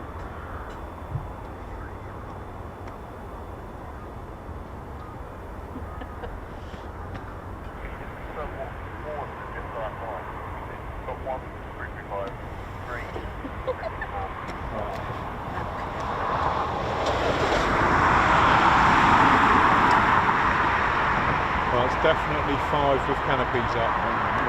Alright.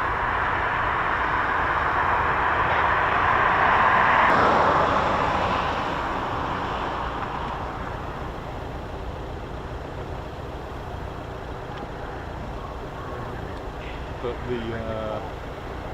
the fire crews went across and just over here where that kind of like burn bit is, and they thought the hangar wouldn't sit. Yeah.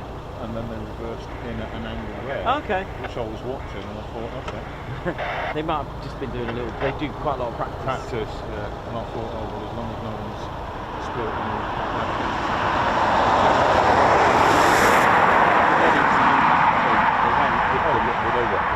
Yeah, so Yeah. it couldn't have been. They came back in the end, so yeah. that's always a good sign. If they're playing their own, it's all good. They do it quite a lot. Well, it's good. No, that's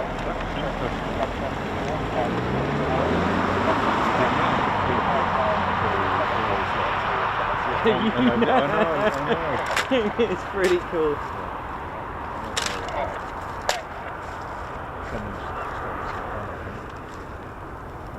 Yeah, definitely 12 Squadron are going out. That's them in there. Okay. So that's the ones that we went to this morning, wasn't it? Yeah, when you were saying Yeah.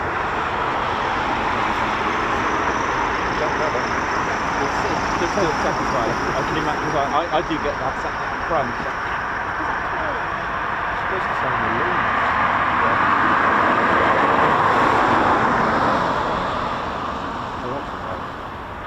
Oh, thank I love you. that mug. I Yes. love that mug.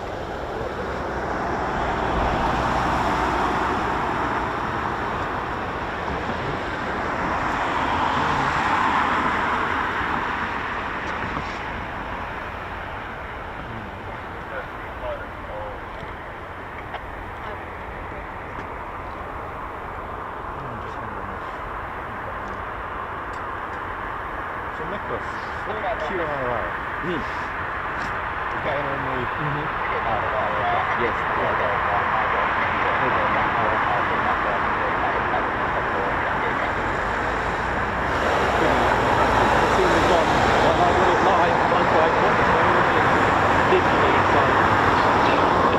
That's quite something because we were watching wow. when that happened on TV. So when you were saying about it, mind you, they did that as we were coming in this morning, didn't they? One went straight up. Two or so- two went straight PTOs, up. yeah, two PTOs. They're impressive. They are really good. Right, let's get back up. Enjoy. I don't think they'll be too long. I'm going to have a little nose through the Yeah. camera. Enjoy anyway. Yeah. Yeah, I don't think they'll be too long. Let's have a quick nose up here. Right. How we doing, ladies and teddy bears? Hope we're all good. Hiya, all right, man. How you doing? Happy New Year, mate. Nicholas. Hello. Oh. Thank you. Dropped out your pocket. Oh, and that one. You got it. Yeah, I got it. Okay.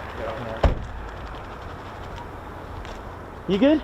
Yeah, you cold up there. A little bit, yes. I'm gonna call it a day, I think. Yeah, me too. I'll probably just see if these. I think these 12s are going out. Yeah. Oh yeah, the lights come on the tail. Yeah. I'll probably catch these departures and that will do. Blue skies are very promising produced, are they? No, you're right. I don't know why, but Yeah.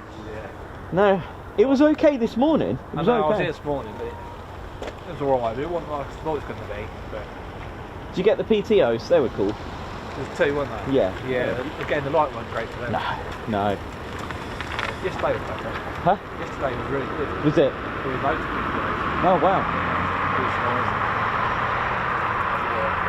Oh, I'll try again tomorrow. Yeah.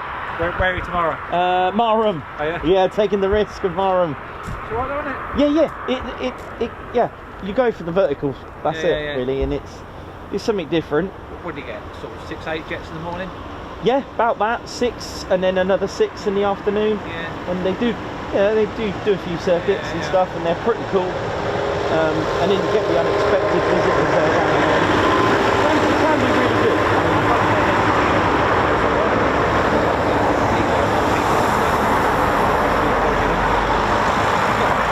No, but it's something different, you know. A bit under the radar. A bit under the radar. Isn't Yeah. it? It's sort of, I like it. You don't get any people there. No, that is true. I like it. But you know, and it's so amazing to see vertical landings and Yeah. stuff. And it's pretty cool. Exactly. Yeah. I've been Yeah, I've been to Rotterdam. Again, it's hit and miss. Not many people there. Where'd you go? North side? Oh gosh, I couldn't. There's like a little pond in the north side. Yeah, a little lay-by. Yeah, by the memorial. That's the only bit. Oh, yeah. no, yeah. Yeah, it's you get a good view there. You can. It's got a fence. You can see straight through, and It's not that busy though, is it? No. But they should start to get busy at Hull Beach with them. I know that because they were pretty obsolete last year at Hull Beach, the Apaches. So my guess is this year. Changed over to the new. That's right. Yeah. New So one, so my guess is hopefully we'll catch them at Hull Beach. So. Yeah. Right, I'm going home. It's very cold. It is cold, mate. Yeah. You take care, yeah? too, mate. Good to see you, mate. Bye. Right, ladies, gents, City Bears, I'm just going to catch probably just these departures, I think, and then I'll call it a day because it is absolutely ridiculous. But we'll, yeah, there's pilots there, so we will just catch these, all right.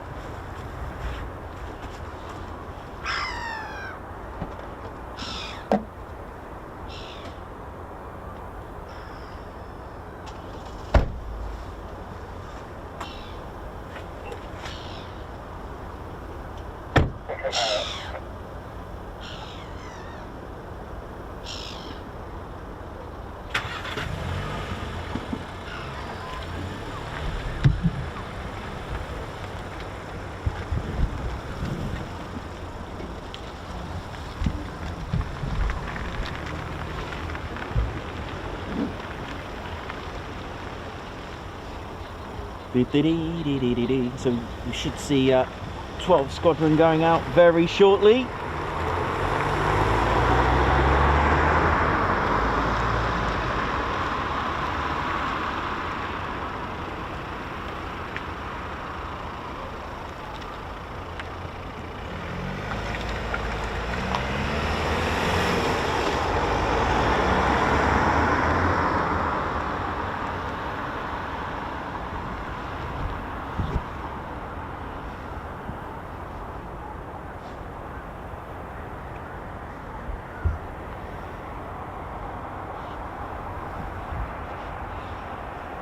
Wayne Barton, congratulations on 20 months membership. Guards March to you, thank you very much. 20 months of pure delight, Guards March. Babsar, high five. Thank you for gifting a Ted Coningsby membership. Josh Weaver, congratulations for membership for 13 months, just surpassed the mighty 12 months. Woohoo! Nice one. Johan Stirrenspets, upgraded membership to the Ted Coningsby's Fighter Squadron. Oh yeah. Guards March to you, man. Thanks a lot, Johan. Josh Weaver, high five. Thank you for gifting a Ted Coningsby membership. Guards March. And Paul M. Hennings, who's here as well. Thank you so much for the super chat. Who's put for new salmon hand warmers. Guards March, thanks a lot, man. Thank you. Pauline Gilby, member for 12 months. Thank you very much. Congratulations on your 12-month membership. Guards March. Andrew Porter for Claire Bear doing a great job. Thank you very much. Thank you. And good to see Paul M. Hennings, who's here watching the Foons with us here today.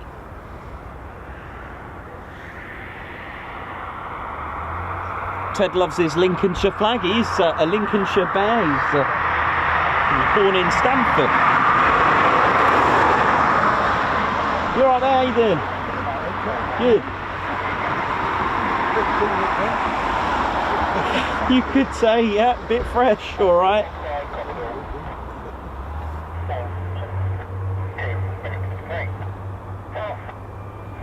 Here we go, startups. Get ready for Foons. 3 of them, maybe more.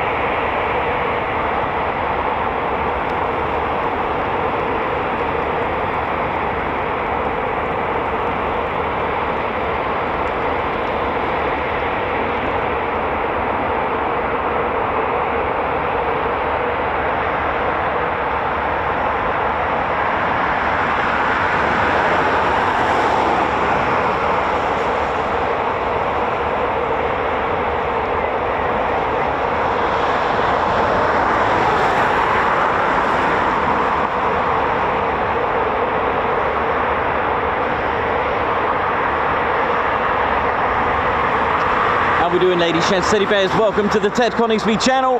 If you just joined us, welcome. And if you enjoyed it today, it's been a very action-packed RAF Coningsby. Don't forget to smash that like button and come join us as well to subscribe to the one and only Ted Coningsby channel, the UK's much-loved military aviation streaming channel, the one and only Ted Coningsby channel, bringing you the past, the present and the future as well, with history, museums, heritage and everyday, day-to-day live action, real-world streaming from bases and places. Welcome to the show. And if you've just subscribed or are subscribed, if you haven't done so, don't forget to hit that notification bell button. Boom, boom. Set it to all. You can actually customize your settings, but don't miss out on our latest and greatest live streams and videos. And of course, Sundays, it's short Sunday session, where we ask you to check out our shorts, not the ones that you wear on around your legs, but around your waist, but you know what I mean. Enjoy. So, well, this is a lovely, lovely start to 2025, and we've still got some big things happening this year. It's only January. Take one day as it comes and enjoy each day, and we welcome you to join us on an absolutely amazing adventure. Where will we be? Where will we be? Oh,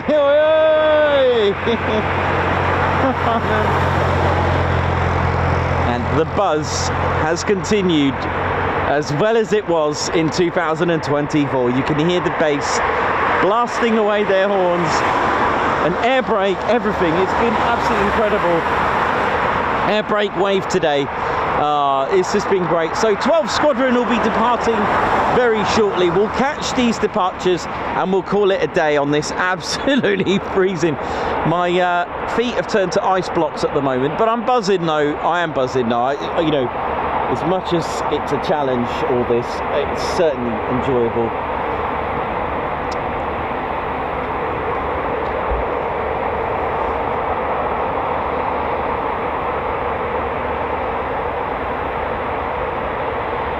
White Wizard, thank you very much. 100k. Well, do you know, when I set out, it was a number that came to my head as a little dream. I mean, I had no idea. I just had 10k as like the ultimate dream.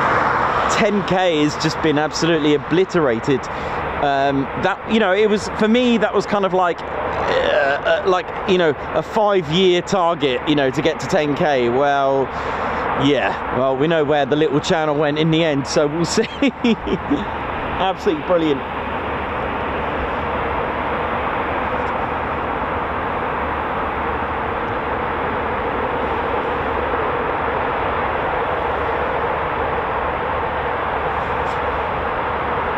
RAF Coningsby's been a fighter station since the arrival of the Phantoms in '68.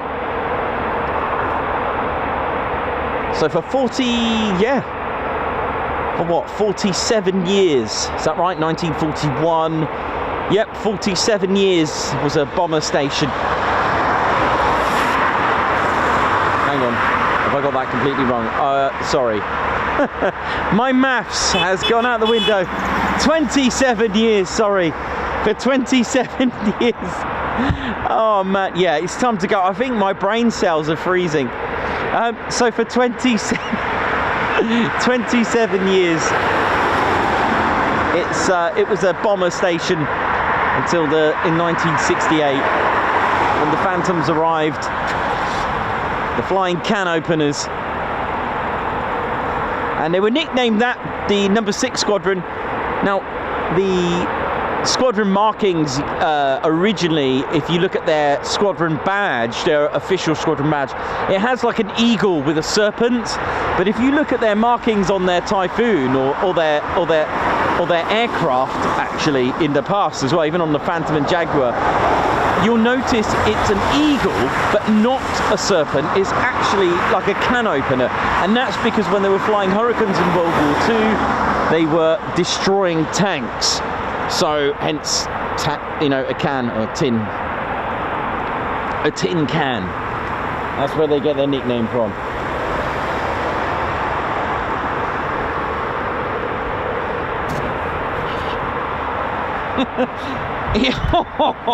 Look at this.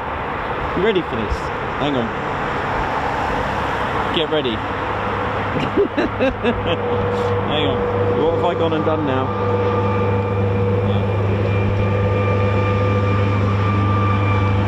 Get ready.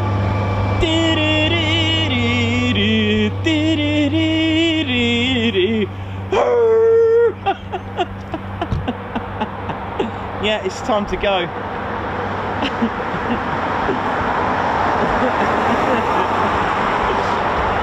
What? It looked like a metal dinosaur.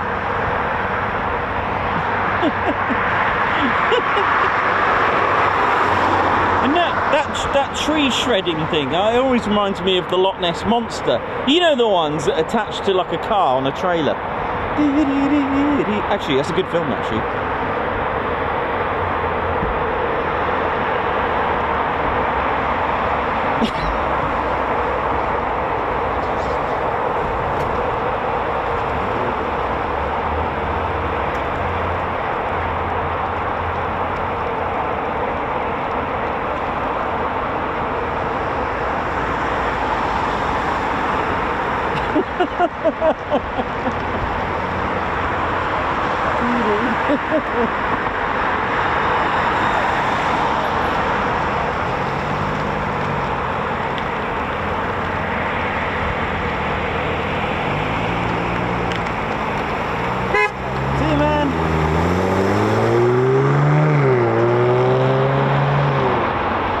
Doing? Hope we're all good. Oh yeah.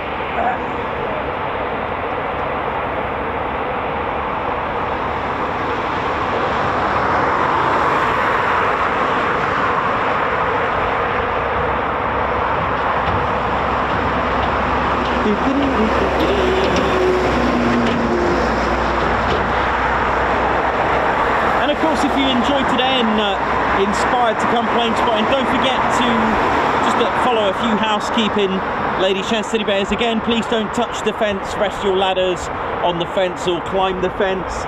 Coningsby has a lot of vantage points, but please, under no circumstances do you park your vehicle and block crash gates. They are clearly marked. Do not block any of these. They're called crash gates.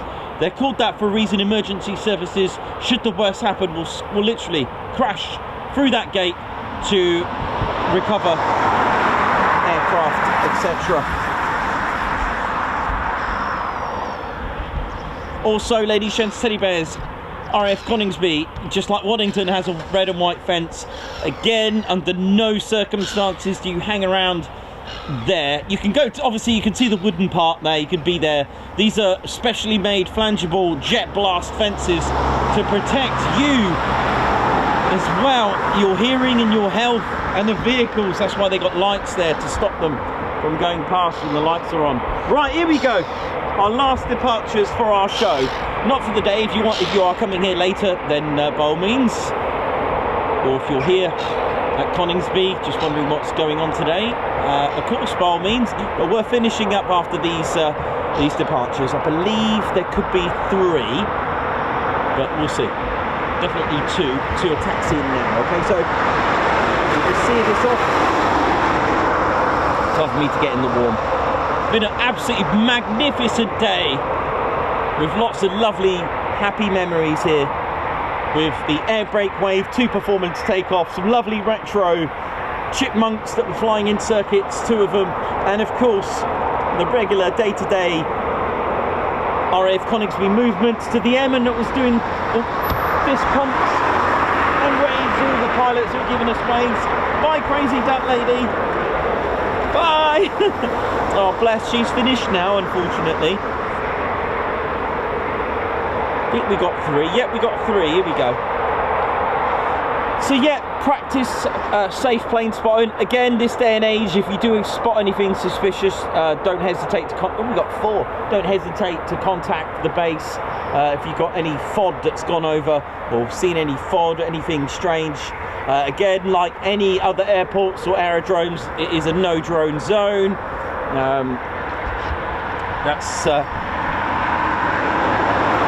Said, if you spot anything that's endangering life or anything serious, then do call 999. Flight of 4, here we go. Look at this.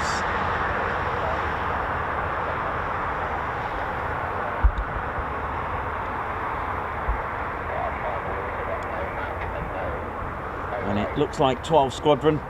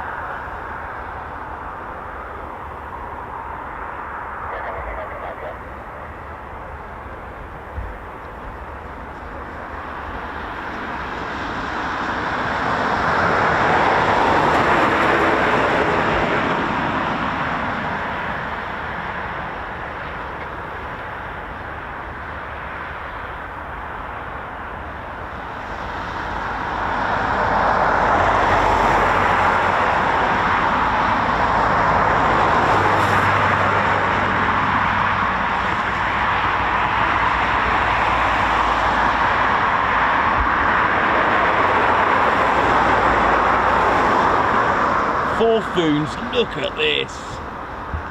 That looks so cool. Loads of canopies up. 1, 2, 3, 4, 5. Another 5. 1, 2, 3, 4, 5, 6, 7. It's going to be another busy one.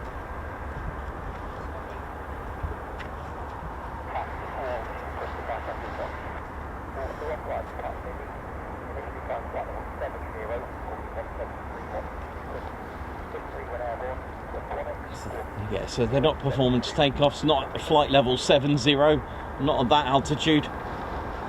If you hear flight level, just add oi oi! Just add 2 zeros to it. That'll give you an idea of the altitude. So flight level 70, that's 7,000 feet. So that's definitely not a performance takeoff, if I've heard that correctly. I'm sure it was that one.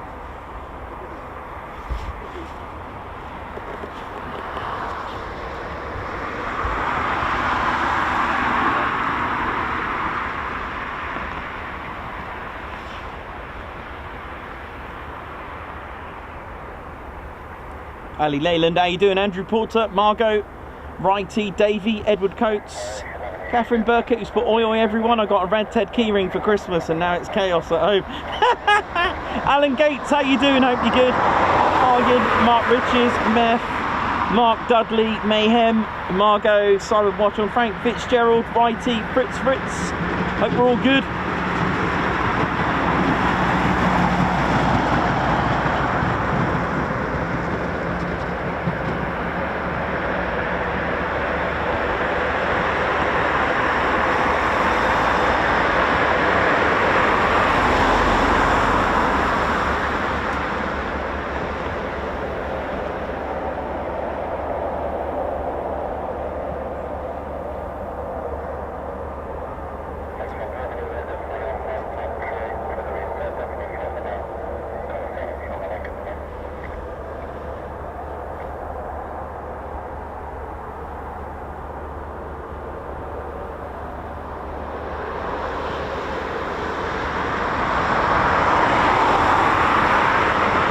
a nice way to finish up with these 4 departures, as it's absolutely mighty cold today, man.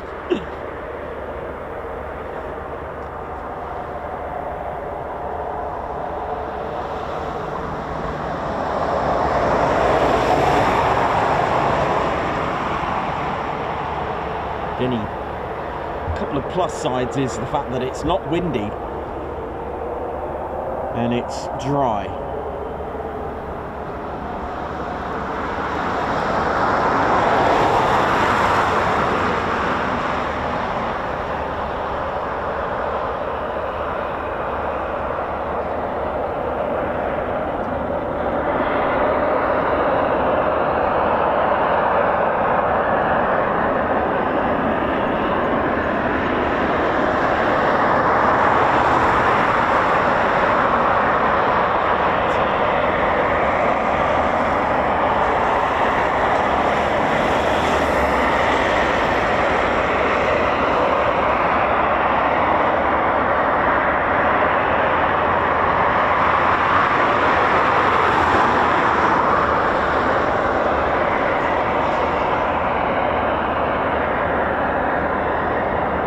Here we go, our last departures of the day, here we go.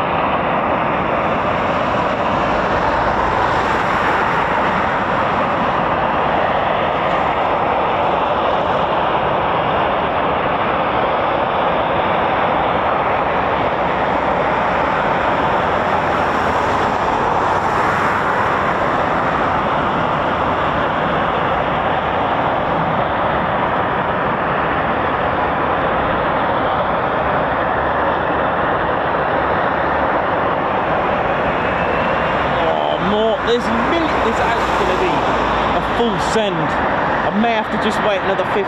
What do you reckon? Yeah, I might as well. I'll just run about to taxi as well.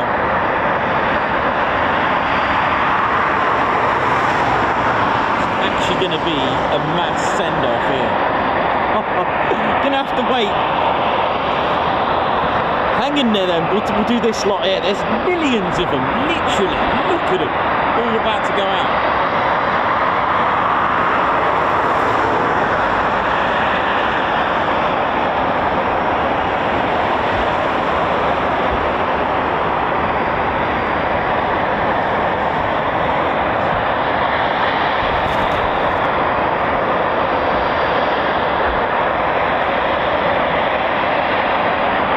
Listen to those startups, beautiful.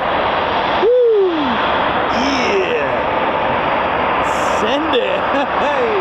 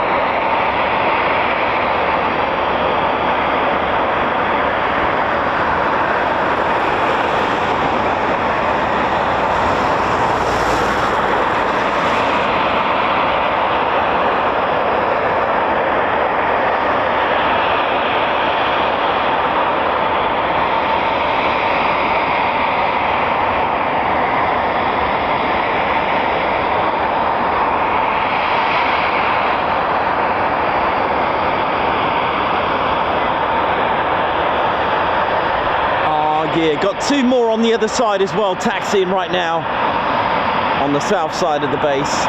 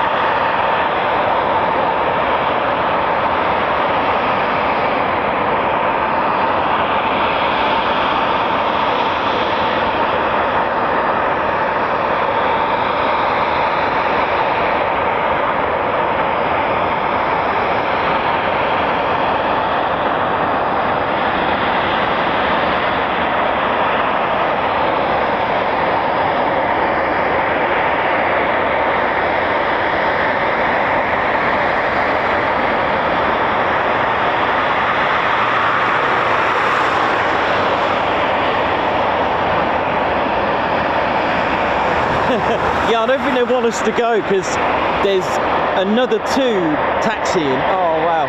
Okay.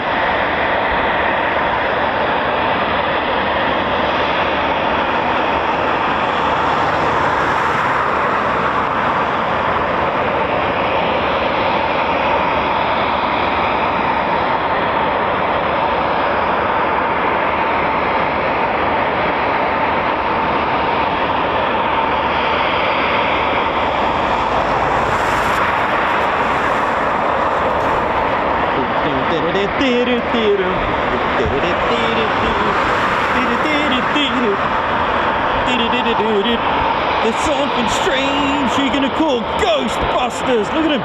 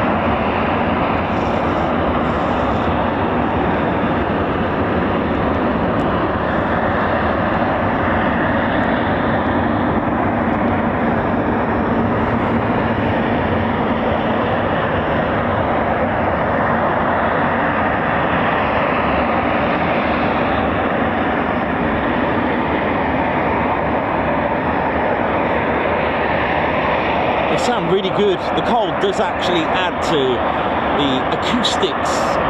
The foon sticks. No? Okay then.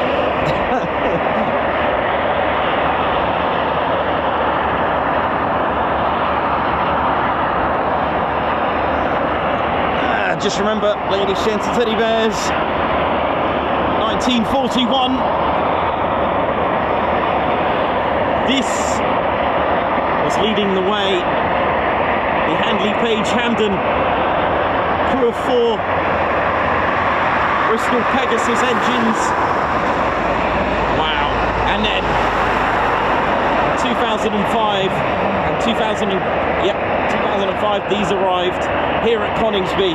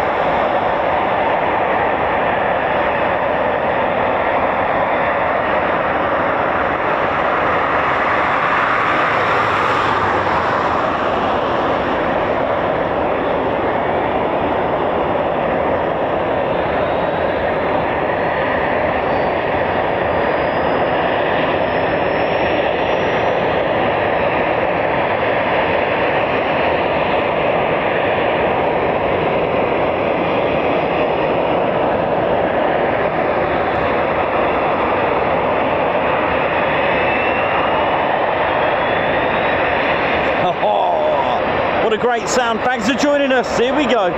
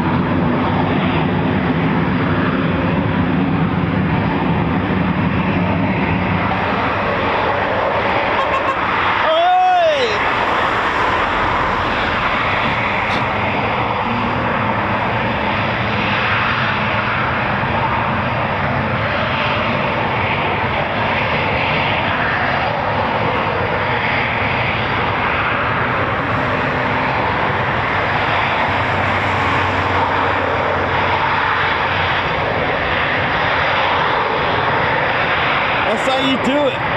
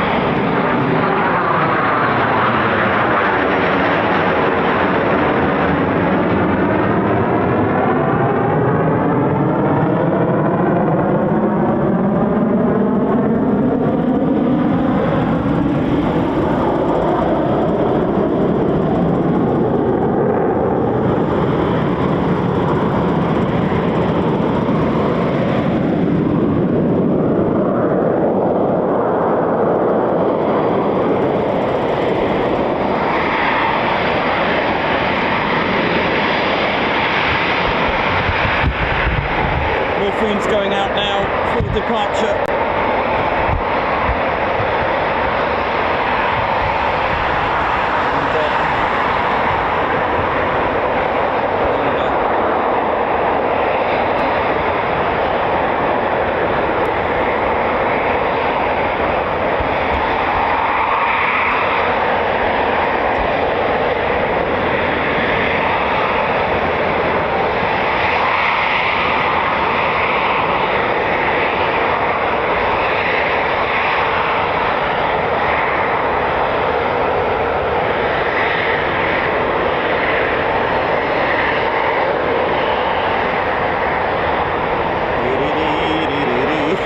We've got 3 Typhoons taxiing now.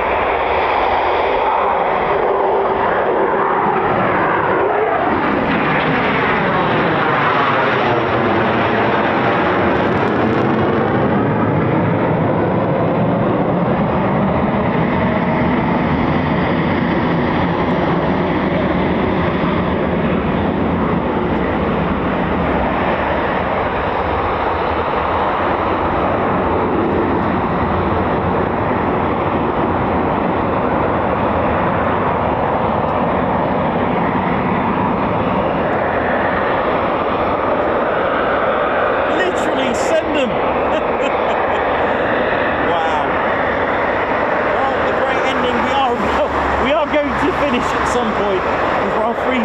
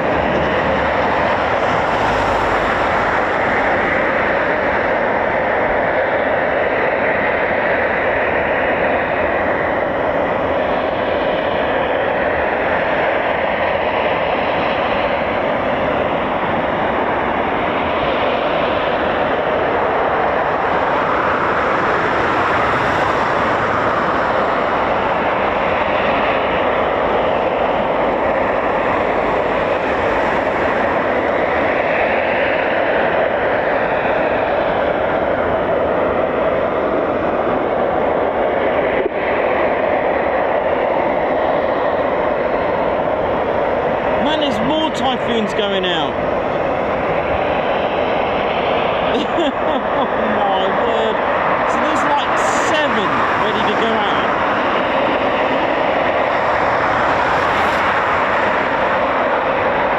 And another one. Reggie, calm down, man. It's the family version Typhoon.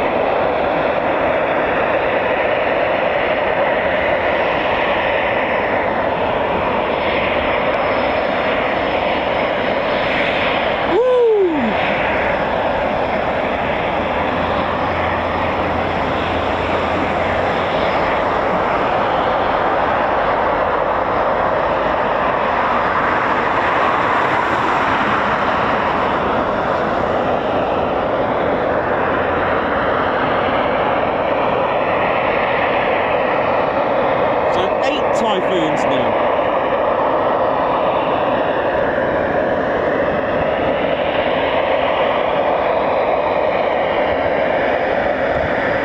Eight Typhoons ready for departure. Goodness me.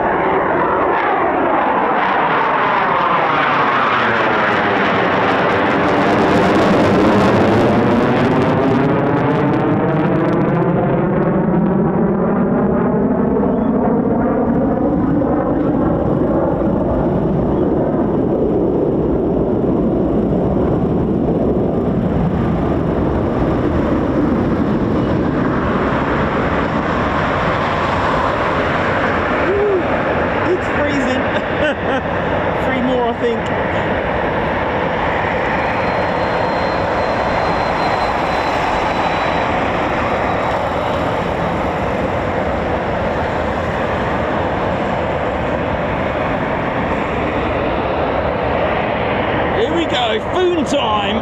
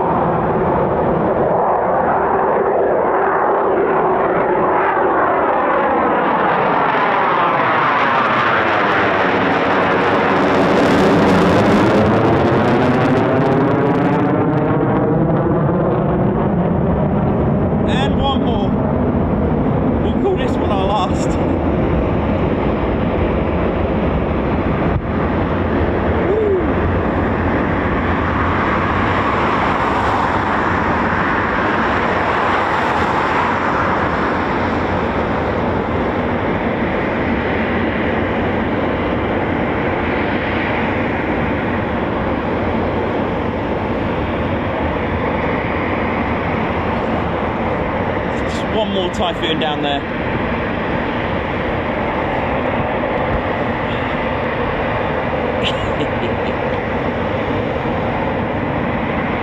Is there an old?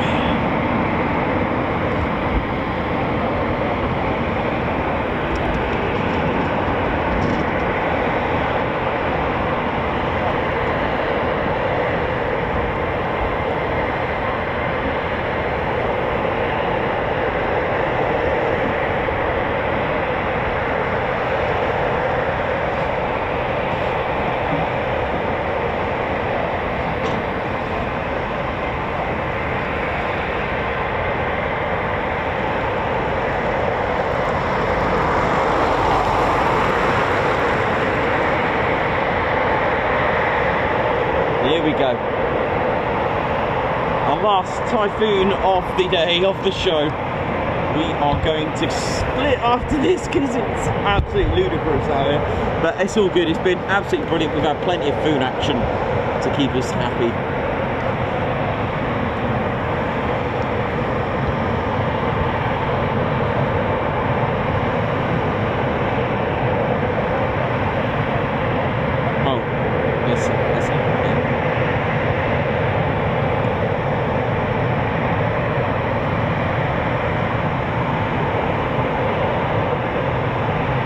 Here we go, send it.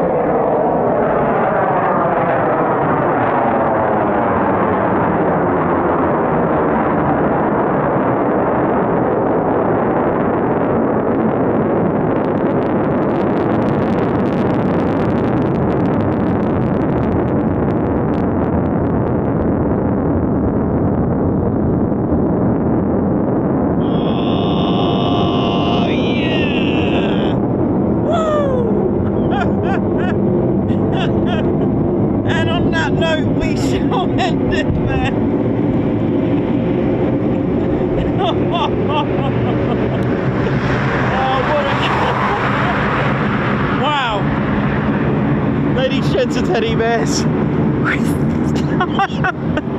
I'm absolutely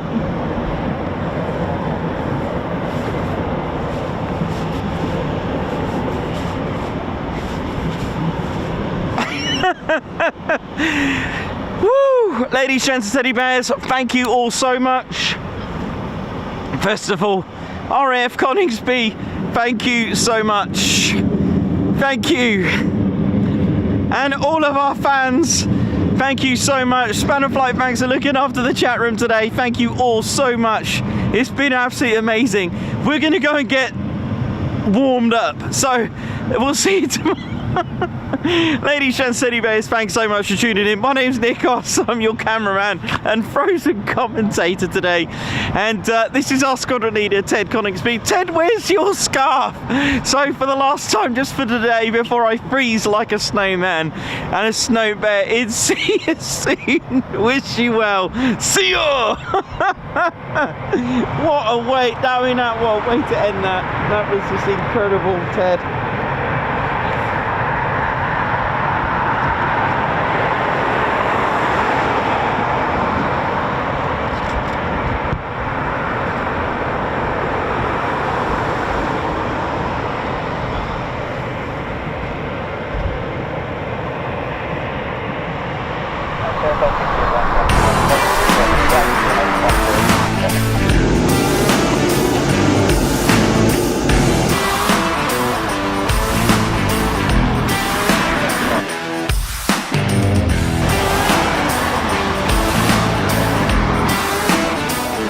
Well,